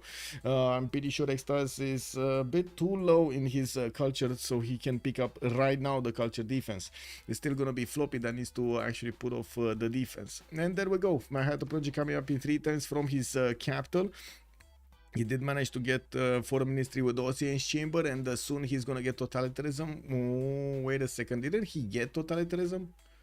I'm pretty sure he got it because he's working in Cold War, or did he go around it? He might have gotten around it. I don't know. Maybe he didn't switch governments. Something. Kick. Okay, where are the fighters going? Where are the helicopters going of Zulu? Not here, not here, not here, not here, not here, not... Oh! Oh, I see. They're going to the west side here. Okay, they're gonna try to get into the borders of Spain. Okay, I mean, I guess we're gonna need to see what's gonna happen here. It's not like Spain doesn't have quite a bit of production, but if he's not prepared, if he's getting caught off guard, that is gonna be an issue. We got some rock bands starting to play in the lands of Zulu, and I do see the first one did get 80 album sales. Very nice, very nice. Is there a second one, or that's the only one? The one and only. Yeah, that's the only one. We got some more fighters, of course, for some defense. Eiffel Tower coming up from Gaul. He is on 713 tourism, and this is before his environmentalism and the computers. He does have lasers coming out in 3 turns, though. Or did he manage to get computers? Because, well, he did have quite a bit of science. I don't think so. That's still not enough. Okay, so Edirne is gonna be the proper target of people. He just wants to take those down, and of course he just sacrificed one of his artillery corps to do the damage. We got another one moving in the same spot and taking out that 80 crew of Corny. And it looks like Edirne is just gonna be yeah, an Aztec city. It's gonna be an Aztec city.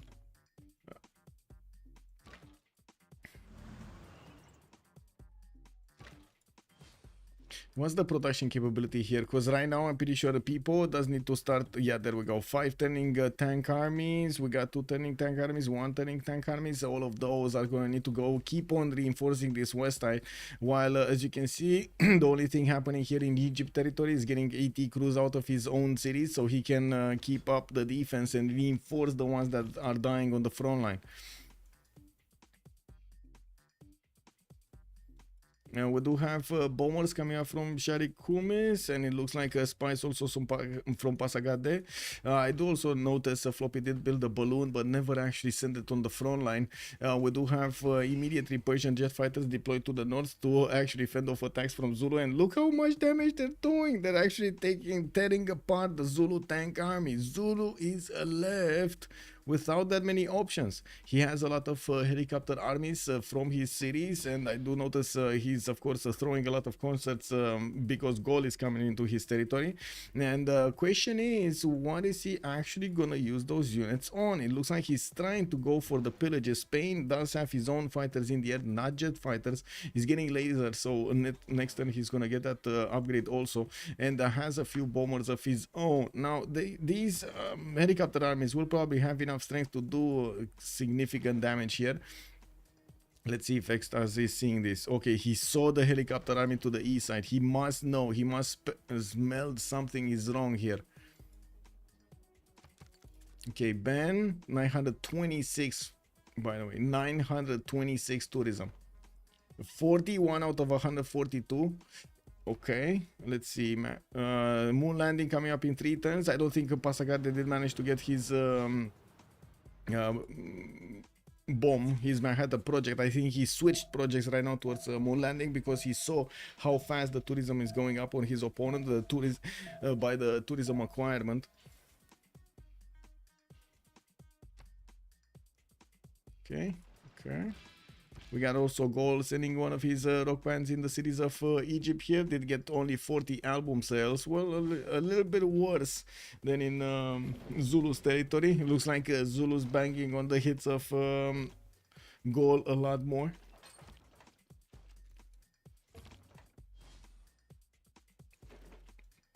And another one goes down. These artilleries are just gold over here for people, allowing him to push through these AT crews. Very nice, because his tanks are definitely not strong enough.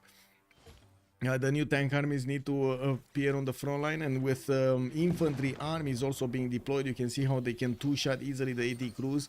This is gonna be a painful ending over here for Corny. Yeah, we do need to see also Zulu. So Zulu's gonna lose the city of Echo by the looks of it, and yes, even with his helicopter armies are gonna be torn to shreds by the jet fighters.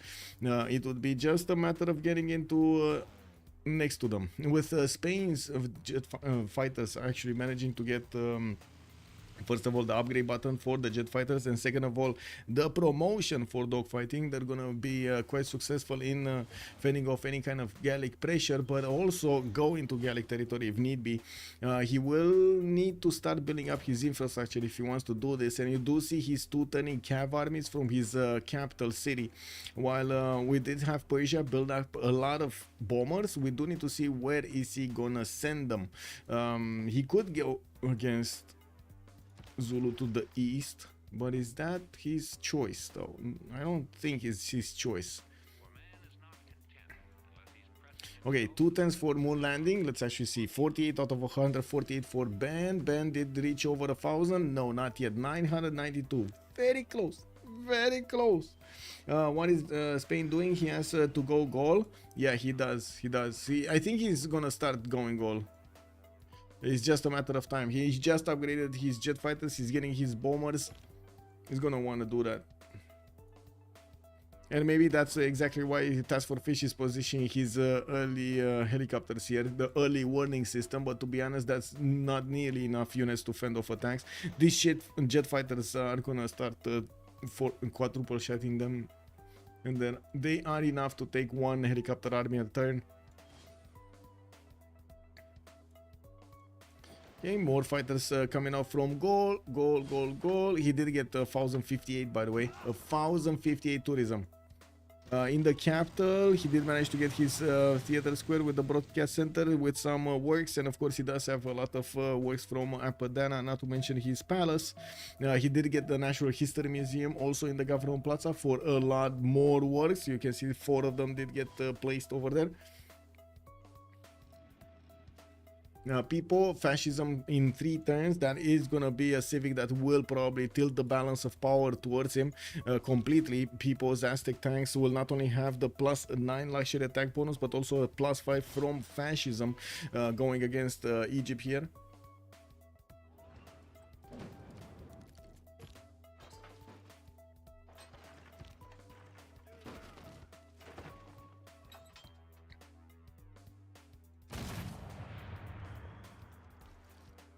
Well, I'm very surprised this infantry army didn't move, but this one did. Oh well. I guess there are so many units over here to know exactly which and needs to go where. It is quite painful, so yeah, I would imagine I can't really fault people for not doing the best moves ever.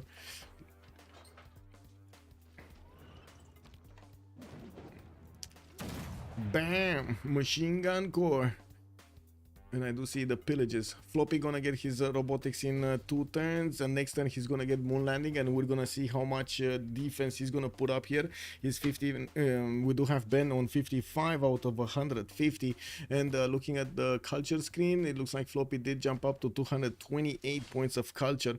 Also getting Robert Goddard as an engineer. Give me a second. That's the space project one. Amazing.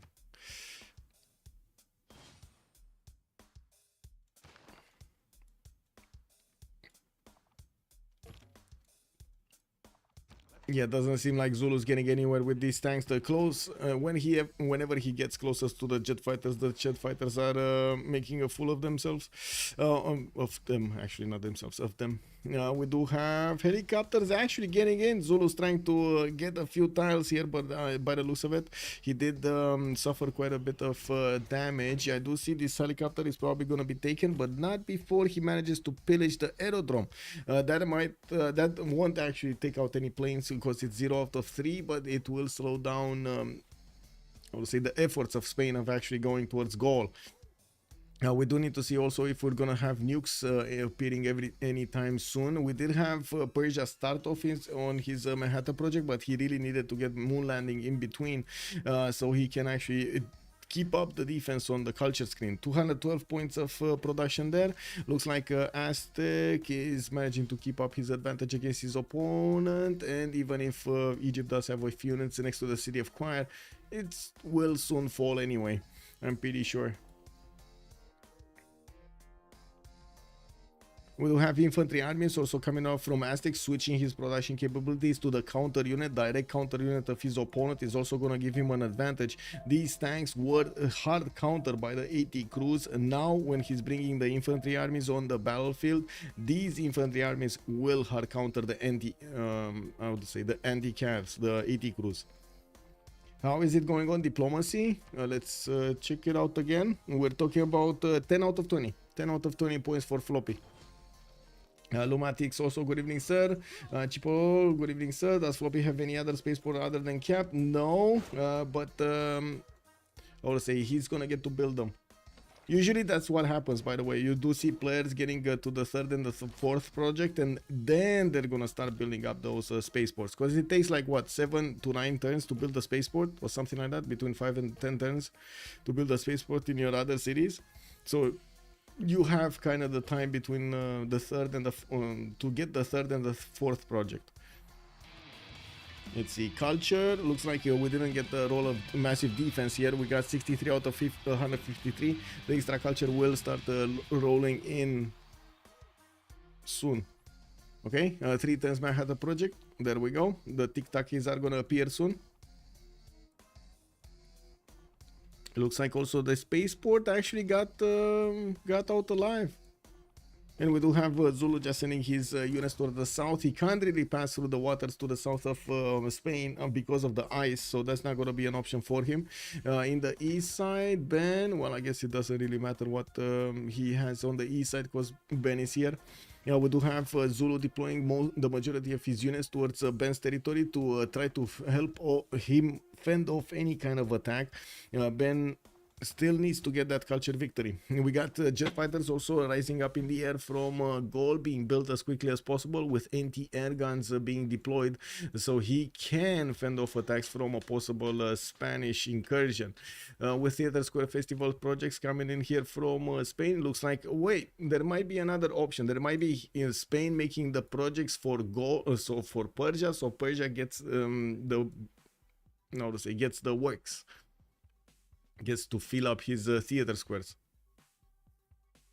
I think that's what they're doing here. I think that's what they're doing. Ben 1460 tourism. I gotta say this is starting to be quite a problem. 1460 before, by the way, before environmentalism. That is a problem. Rapid deployment finishing up next turn. He should actually get access to environmentalism afterwards. And did he get? I think he got computers. I think he got computers. That he's so far ahead in tourism. I don't think that, I mean, there is a way to get 1400, more than 1400, but I think it's with computers at this point. Probably take it back 5 to 10 turns. If Sin fully dies, does that harm? Yes, yes, it does. It does, Chipolo. It slows it down. It slows it down significantly. Oh, okay. Also, Romok says, good evening, sir, and welcome. Darash also, hello there, sir. Why do players prefer I did answer that, okay. Green Ghost, hello, good evening, sir. How are you doing? Rock bands seem to do good. They seem to do good. It doesn't seem like they're dying out of nowhere. We do have the level 1 still rising here. The space cake, the space kale. Wow, what is a kale? Why is it from outer space? What do we have here? This other one, 0 album sales. This is a new one. This one was the one with 200, and he got it to level 2. It will have a promotion. And yes, we do have Aztec managing to do quite a bit of damage now with his machine gun cores and multiple artilleries. He's gonna start eating away at the last defenses of Egypt's Iunu city, and that will open up the pathway towards the main core cities of Corny. We do also need to see if he's gonna deploy fighters. He has some biplanes, and I'm pretty sure he's gonna want advanced flight. We got Floppy going for his stealth bombers, and I do see Extas going for his own rocketry, while Synth is quite far away from getting steel. It doesn't look like she's actually gonna lose this city to anybody.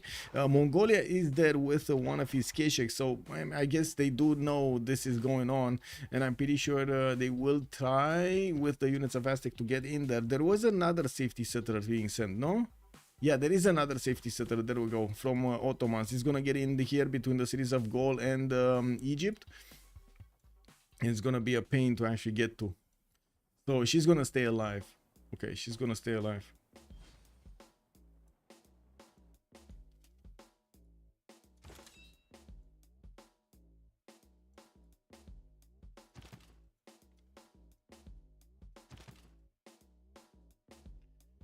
Nuke the player with the win condition. Exactly, that's what's happening, right? Getting the jet bombers, getting the nukes ready to go. Also, oh, never mind. Oh, give me a second. He has GDRs, man. He has GDRs, man. Wait, did he actually get a GDR? Because I don't see a GDR. He's how much gold? Okay, he's 1400 gold. Does seem like they will need quite a few turns, like 3 turns, 4 turns to get the GDR. Like just straight up buy one. That's what I mean. Straight up buy one. And where would be the perfect location to actually get that GDR? Now, I do see helicopter armies from Spain are going to start taking cities from Zulu, chewing through his opponent here. We do have a broadcast center also coming up from Madrid and getting a few more Theater Square festivals. It looks like Ben is 78 out of 174 over here. And the computer is telling us a victory in 12 turns. Well, we're going to need to see. You know, GDRs are quite quick, but they don't really have the infrastructure to go quickly towards goal and be, how to say, quick enough to do damage. Even if they're GDRs, they're gonna take a while to get in there. But can he build a GDS before the culture victory? That's a question. That is a serious question, especially after. Okay, I do see more defense, 85 out of 182 being built up there, but still. We have Zulu doing some counterattacks, so we do have 5 turns for GDR to come out from Zranka, and Manhattan Project is gonna finish next turn with multiple bombers. We do have him starting to build the infrastructure towards the west side, and it looks like he's gonna start chewing through the cities of Egypt, the former cities of Mongolia, to liberate them.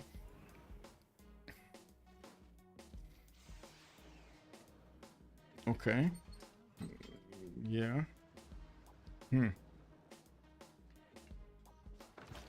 Well, it looks like King Kamodini Uno is down. We don't really have a standing army for Egypt in that city center. We do have some new of these infantries coming around in machine gun corps, but they're kind of late to the party. Definitely Aztec had the upper hand over here with its extra damage, +9, and fascism at the same time. That was what tipped the balance here. We did have the formers in the Ottomans starting to sit in the south of Egypt, and of course they got discovered by Mongolia's Keshek, and also the satellites in the space. You know, they saw there is a Ottoman city, a wild city in the tundra. How did that go? Well, now we do need to see if Spain is gonna start getting his tic-tac-y. Still going for helicopter corps and helicopters to army them up, and I do see campus research projects moving a few units to the south just to stop. Oh, and ice started melting, so all of these is going to be available for these helicopters to actually go through from the east to the west. Persia is improving his railroads. I think he kind of finished, and of course the GDRs might be a bit too late. Actually, might be a bit too late. We'll see. We'll see how quickly, of course, Ben can manage to get the tourism. 1566 environmentalism next turns. Guidance system is in 2 turns, and I would imagine he's gonna pop over 2000 next turn. That's a lot, and depending on what kind of high roll he's gonna have on these rock bands, that might be just enough to get the victory condition before he can actually be taken out from the game, or of course his opponent wins with the space victory. We also need to see Passagarde get the next project if he wants to keep up with the defense, the necessary defense.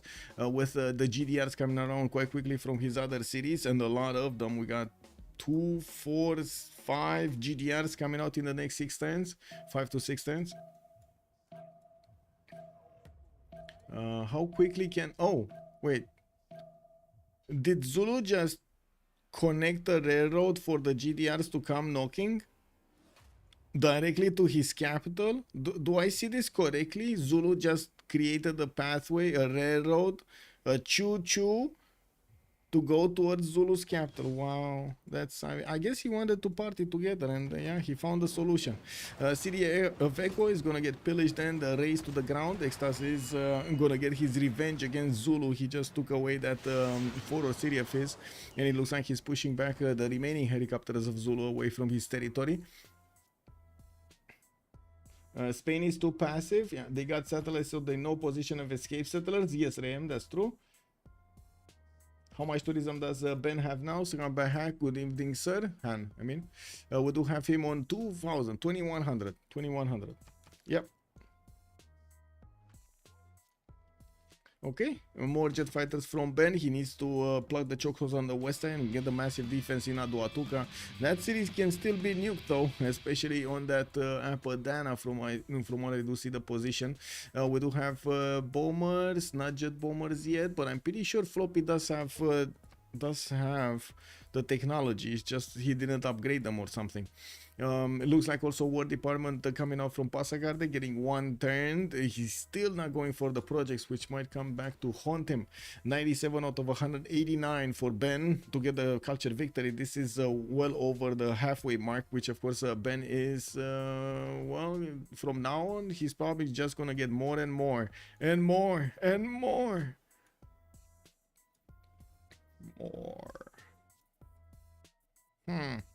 We got a spy here from Floppy, trying to see what's going on with the traders moving from the left to the right, you know, doing a little bit of sniffing. I do see Persia is also starting to cross the military towards the city of Quire, and he brought quite a bit of air force with him. He's getting the observation balloons to the west side, and if he... Oh, okay, I mean, he can get there. I'm not sure how fast, but it doesn't look like it's going to be that fast. Like in the next... 5 to 10 turns, no, 5 turns can hit you, so that's why one. It's going. How many bombers? Oh, he has a lot. He has a lot. Oh wait, he's coming with a lot of jet fighters alongside bombers. No, he has only one bomber. That's gonna be slow. It's gonna be slow.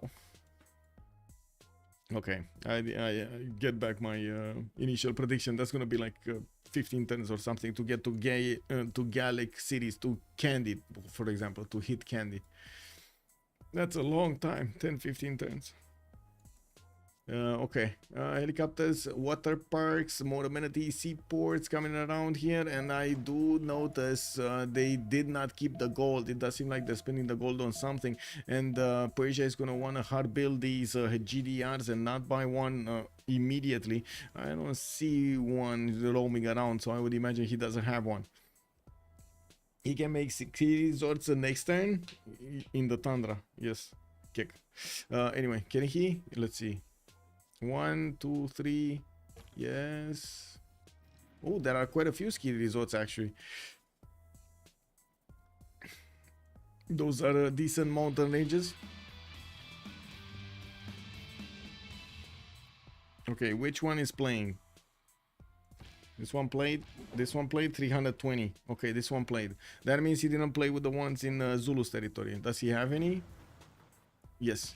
He does have the space scale over here with a level 1. That's 200 album sales and a space rock. He's probably gonna go on this campus and play. It's only a +1 campus though.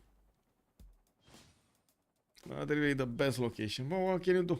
You know, what can you do? Nowhere near enough gold to buy a GDR. Yes, yes, yes. But like 3 turns ago, if they wanted to keep it, you would have had enough gold. Please check the tech tree. Sure.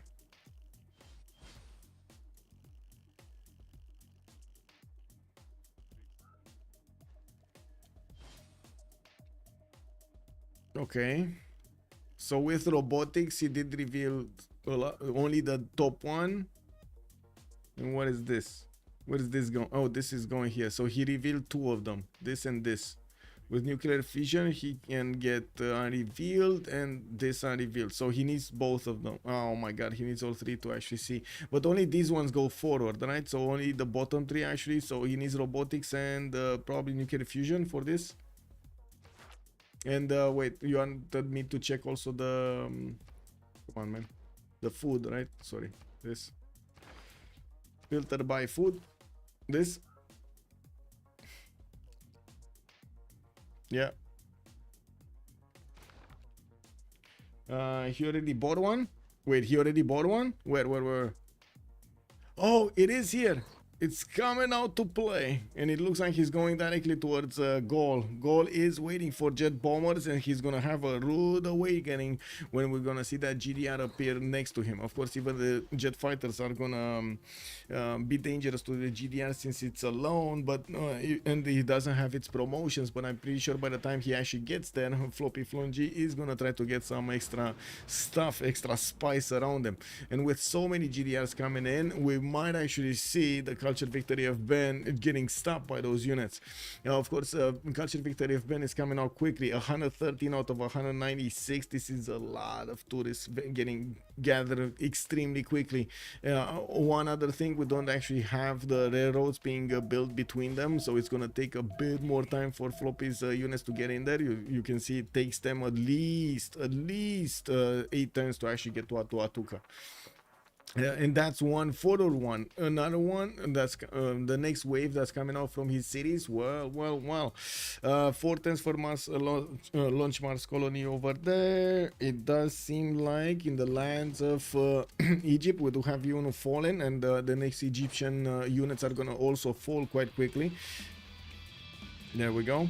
We did have, of course, the rogue band starting to play, and I do want to see these, the Modest Prophets.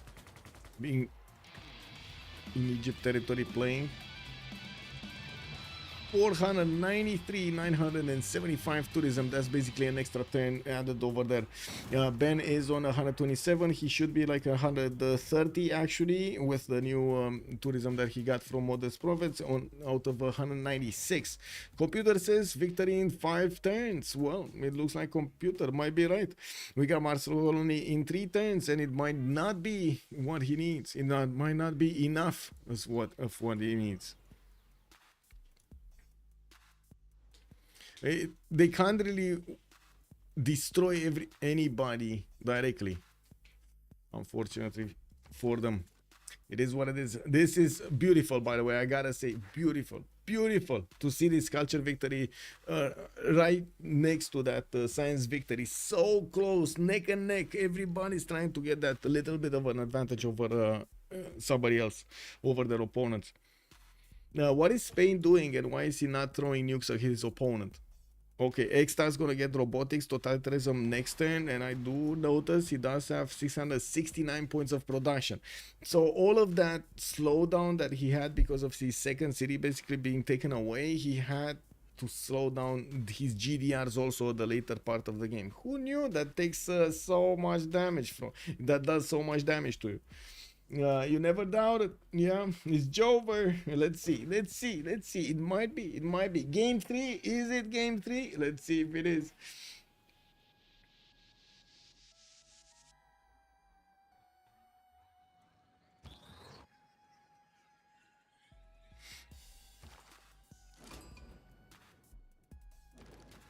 Okay, we got the stadiums coming out from the goal. Okay.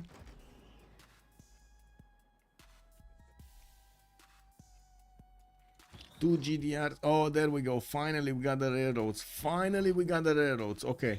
So the GDRs are going to be much faster than we initially thought over there, with the Spanish also helicopters in check. They're still not going to be that fast. They're still going to take time. And when are the upgrades? No, Floppy going to get still stealth tech, jet bombers. North, nothing to worry about. He has some cities of Zulu that he could try to get. Don't think he cares. West side, is he sending a GDR? I don't see a GDR, but he might actually send one so he can start liberating these cities. You can see the Persian tank horse are doing amazing stuff over here with the help of the bombers and the jet fighters to take out the walls. While the southwest, it does seem like Aztec does manage to punch through Egyptian territory relatively quickly.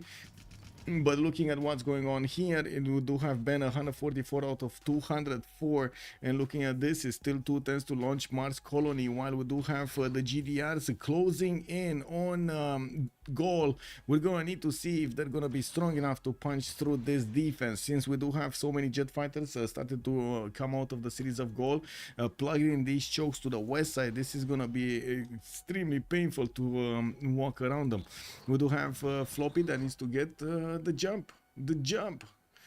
Advanced cells, or whatever they're called over here for Cyrus. We do have Persia starting to take out actually the Gallic units, and I do notice these modern armors might actually survive 2 shots from these, well, survive 1 shot from these GDRs, and the second one they die. And looking at how many GDR, oh my god, this is gonna go quick. As in, if Ben is not gonna get his own GDRs here, this is gonna be a significant problem. Ben is on 1100 military, and I do see him getting more jet fighters with mobile SAMs. His GDRs are also discovered in 3 turns, and of course Ben is gonna get the opportunity to start building them.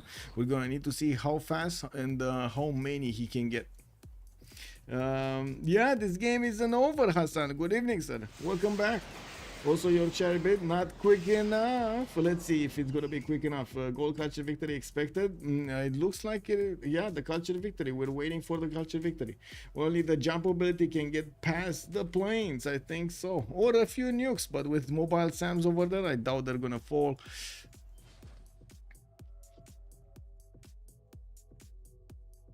Okay, 2 turns for Mars Colony. It looks like after the...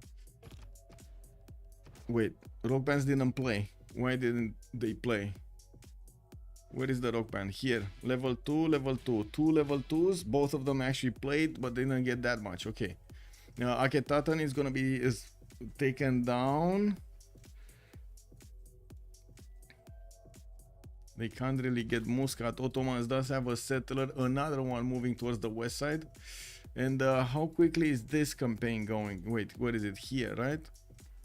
Okay, Ulaanbaatar is gonna be the next one. We do have what is this? What is this? Come on, bomber. Okay, 2 bombers. Okay, jet bombers coming off from Floppy. This will help him chew through the cities extremely quickly. But again, you know, you still need time to go through them. And right now, time is on turns. It's counted in turns and not dozens or hundreds. This is gonna be very close. Every little bit of an advantage counts at this point. And all of their efforts throughout the game matter for just this moment in time. Just this moment in time.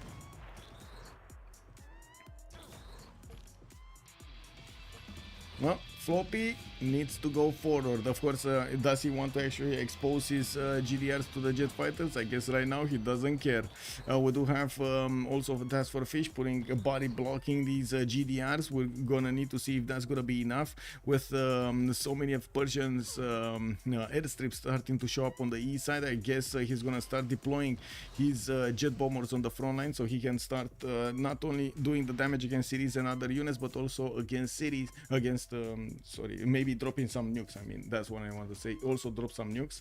I do see Ben 162 out of 205. He just played 2 rock bands. So, and I do notice also Mars Colony finishing up next turn. This might actually be how to say this might be a problem because Floppy is getting to Aduatuca. This Aduatuca is such a big tourism generator.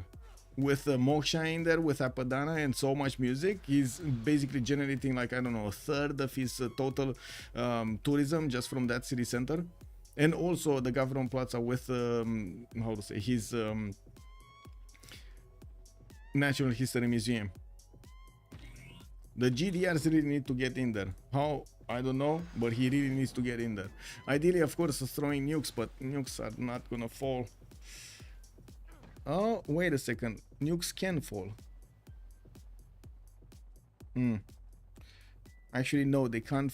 Yes, they can fall. So a nuke placed over here would take out the jet fighter, and then the GDR can get the slot right next to the city center, because it open. This tile is not protected by a plane, and that's the only thing he needs to do. Just he needs to take down Aduatuca. If he takes it for 1 turn, capture victory is not happening. Oh, GDR got bought in Aduatuca. Looks like Ben is managing to get that nice extra strength in there, and Floppy is gonna need to work a little bit harder. We do have advanced cells, batteries, whatever, they're coming out in 2 turns here, and with the jet bomber starting to be deployed on the right side, we don't need to see if he's gonna start taking down cities. Mobile SAMs are definitely gonna hurt. Look, Benjamin culture dropping. We probably switched a few, how to say, like he finished a few projects and or switched a few cards. The culture is not a problem. It's the tourism the problem, because it's 23-14. He's not going down unless he's losing cities. He's only going up. We got the Mars Colony finishing up next turn, and wait, we're starting off from the defense of 204. Let's see what's gonna happen. He needs another project afterwards. Exoplanet Expedition. Okay, looks like GDRs did end up in the borders of Aduatuca, with 2 of them standing back to fend off attacks for the jet bombers. We did have Manhattan started off and I think finished over here, but we didn't actually see jet bombs. bombs actually being made anywhere in Persia's territory. He preferred to get as many of these GDRs as possible, and yeah, that allows him to have a lot of flexibility. But these unfortunately for him, these jet fighters are positioned correctly to stop him from pushing into the capital city of his opponent.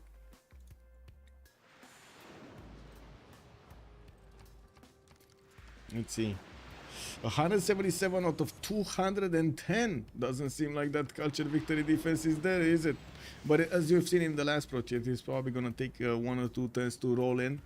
Now, of course, we're gonna also need to see how much and what's gonna happen here. People chewing through. Actually, people might actually start to go through Gallic cities as well.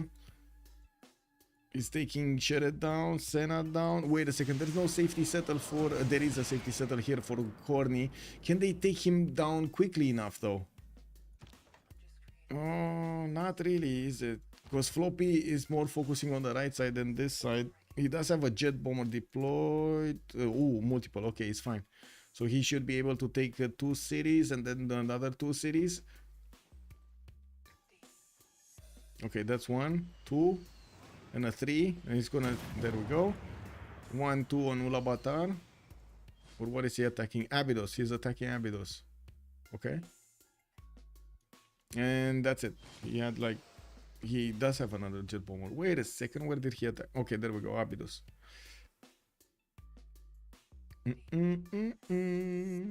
Muscat is gonna be a bit of a pain to take, but I guess it's possible. Let's see, still 177 out of 210. You know, what's happening here? What are the moves? Okay. We had probably a helicopter from Zulu showing up there. We do have Persia getting one of his settlers here. And it looks like he... oh. Military engineer. Okay. Okay, so is this gonna be... when is he getting nukes? Does he have a nuke? No. Interesting. I was thinking maybe he does have a nuke and he can like put down a missile silo and boom, he's actually gonna throw a nuke at his opponent, but he's on 0 nukes. Nobody has nukes. And I don't think he started building nukes. Oh, there we go. Nuclear device in 4 turns here from the capital. It's gonna take a while. Okay, we're gonna have a pause of 2 minutes while they do go through this, and let's actually see. Let's put down the general because it doesn't really matter anymore. Formant arrest, I guess. Get this and this. 2 minutes and we're coming back. D Beasley is calling it out. It's over. It's Jover in 2 turns. It might be. I mean, it might be. Let's actually see what's gonna happen.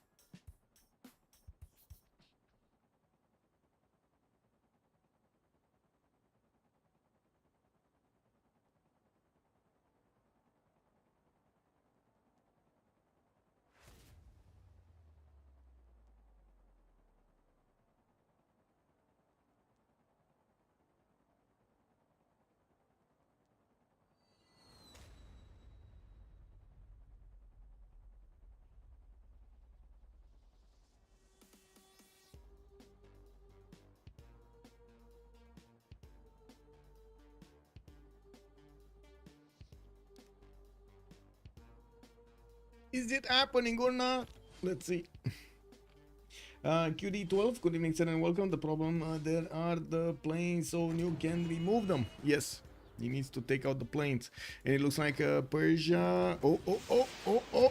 Almost lost his. Oh my god, so many units from Zulu trying to get in there to pillage his airports, as you can see, his airstrips. And I do notice Spain was forced to move one of his GDRs over there. We do have the jet fighters starting to go in front. And they do want to carve a path through the jet fighter screen that Gol put out in the city of Aduatuca. He doesn't have Victor anti-air initiative over there, or air defense initiative, I should say. And it does seem like Zulu's units are dying just as fast as they are getting in there, but every time counts. And of course we're going to need to see if what they have right here is what they need. We do need to see also how quickly. It looks like Ben is 193 out of 212 of these tourists. It doesn't seem like there was that much of a major defense here from Persia, and he's only on 277 culture right now. I gotta point out he is not using right now the double theater square, but he does have the third alternative for a lot more culture, and of course all of the other fascism bonuses. And we do have Bolshoi theater also coming out from him. Man, these GDRs really need to protect the jet fighters. Really need to protect the jet fighters. And the bombers. The fighters and the bombers.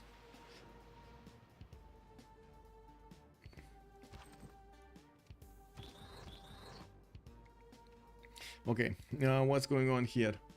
Abydos, Ulaanbaatar is probably going to be taken, but Persia does need a turn to actually take it with his own tank. Abydos is going to fold right now.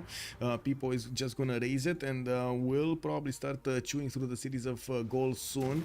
We do have him going towards Kokekota with a few of his units, so he can liberate those two towns as well.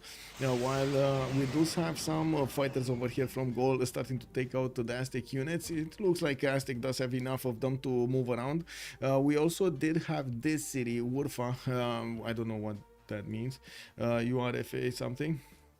We do have Synth going on the west side with another settler, and she's gonna try to settle to the west of Muscat, which is probably gonna be the next target of Aztec. They do want to totally take out as quickly as possible Egypt. If they do manage to do it in the next I guess one turn, this will happen, but unfortunately it looks like he has way too many cities, and he slowed them down enough with the anti-camp units, with the AT crews, that it's not happening. Looking at the Gallic, whoa, surprise, is it gonna be enough though? We do have all of the jet fighters of Spain attacking into the jet fighters of Gol, and it looks like Spain did get an extra +5, right? Gol did manage to make the make the mistake of getting a religion. So jet fighters of Spain do have a +6 intel, fascism, a +3 when attacking, military alliance. Yeah, they're just chewing through these cities so quickly. Look at the Aduatuca. Those are the jet bombers starting to attack into the city center. They're just throwing everything at it. We do have the city center not yet able to be taken down by the GDRs of full strength. You can see body slamming is not gonna take them down slow enough.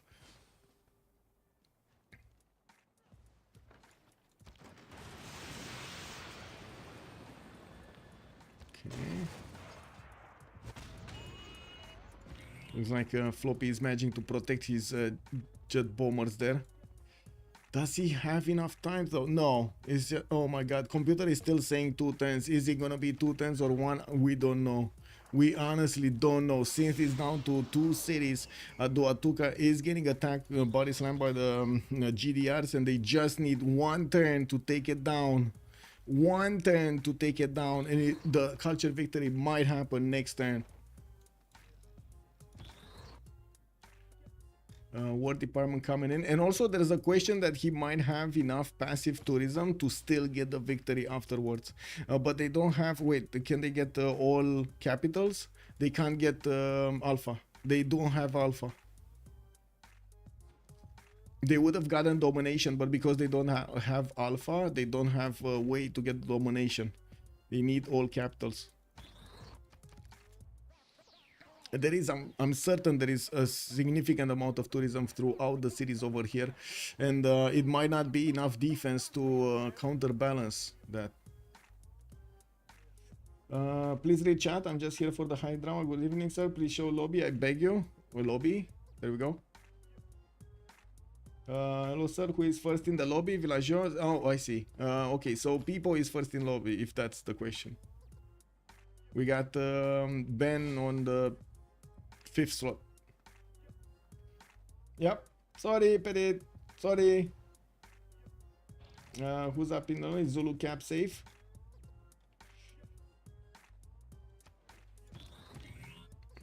Zulu Cap is safe, yes. Congress, no points in the musicians. Spice, disrupt rocketry, and Cyrus gaining 2 Diplo points. Cyrus is on, if you wanna check this, is on 14 out of 20. He will need he will need the full Congress. And to be honest, if they do manage to take out 2 players out, they will of course have that. But it's too late. I mean, we're talking about 10 dozens of turns instead of like 1 or 2 turns.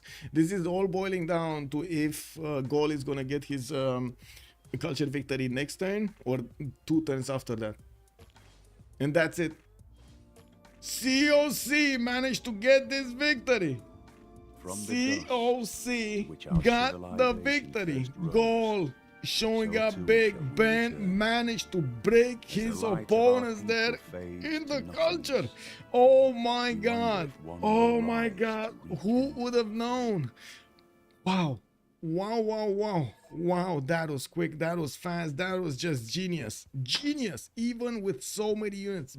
Oh, they calculated this the how to say the millisecond. Unbelievable, unbelievable. Beautiful, beautiful. Let's hear a bit of post-game chat here. Let's see what they have to say, because I'm pretty sure after this they're gonna be oh my, oh my. To be honest, Goal got lucky with the rock bands. Nutia, hello there, sir. He did.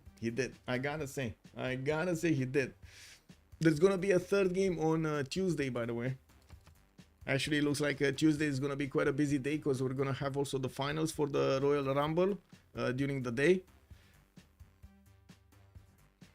Okay, let me go debrief and switch settings.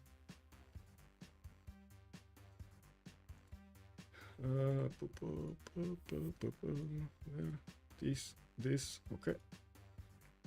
Just waiting for them to join. Fidel Jax, thank you so much for the follow, sir. Good evening. Well, I search top of. Oh, I see.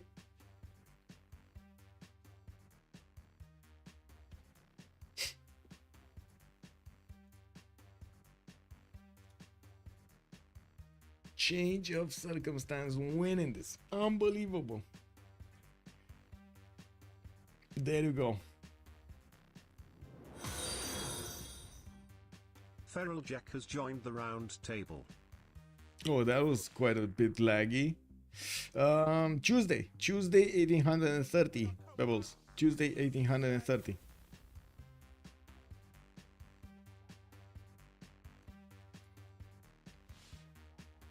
Well, let's see.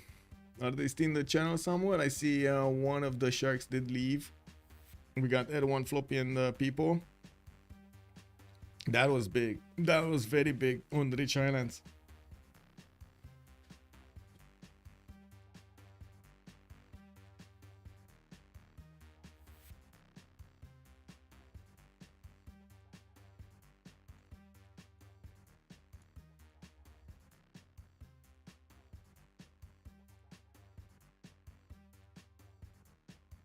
Hope on the French team stays in the winner bracket. Oh, let's see what's happening. Yeah, I have not seen the results. I'm gonna need to update them soon after I finish the stream. Well, it looks like we're not gonna have right now the post-game chat. It is what it is. Or should we wait? Let me actually ask.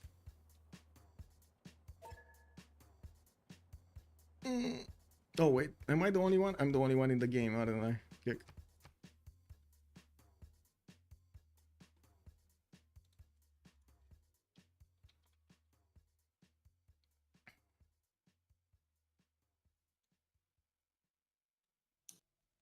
Oh, GG, well played.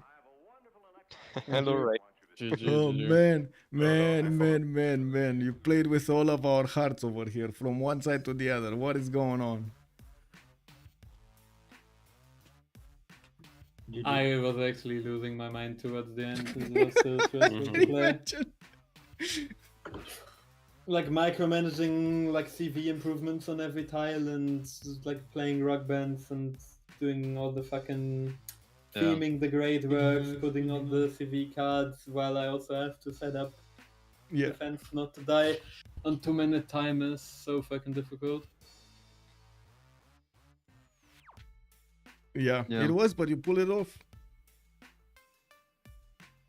Yeah, I don't know. I realized I'm like too behind in text to contest space or GDR, so I just decided to pivot into CV on like turn 85 or something.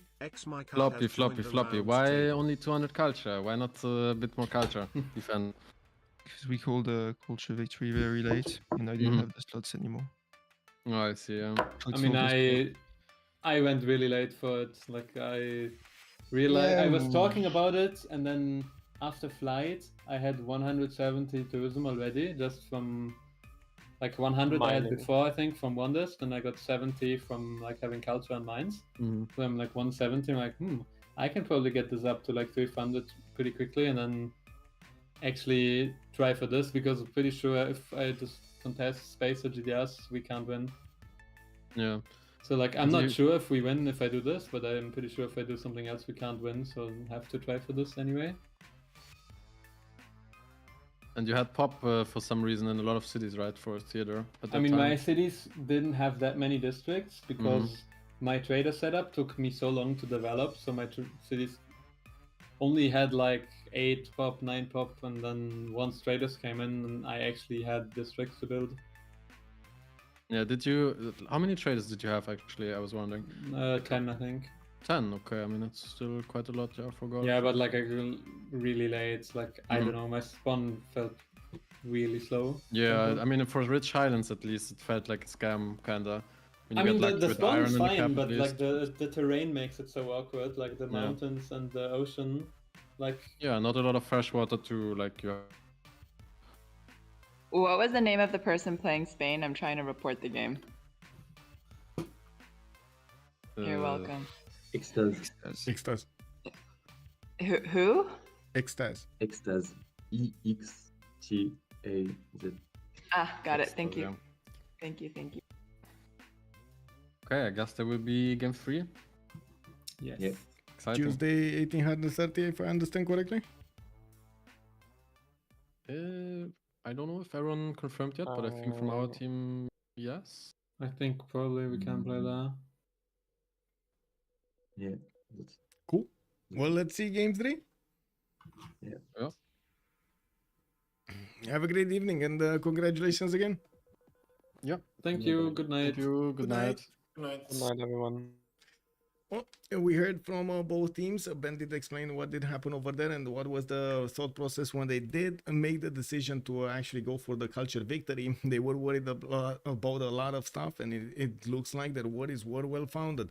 We do have the third game on Tuesday. We're going to update, of course, on the CWC website, and I'm going to update also my schedule soon, so we do know when the next games are going to be. I do know Tuesday is going to be the next stream, and we're going to have one in the midday. We're going to have the 1v1 finals between Mr. Toes and Kyber going ahead in the Royal Rumble.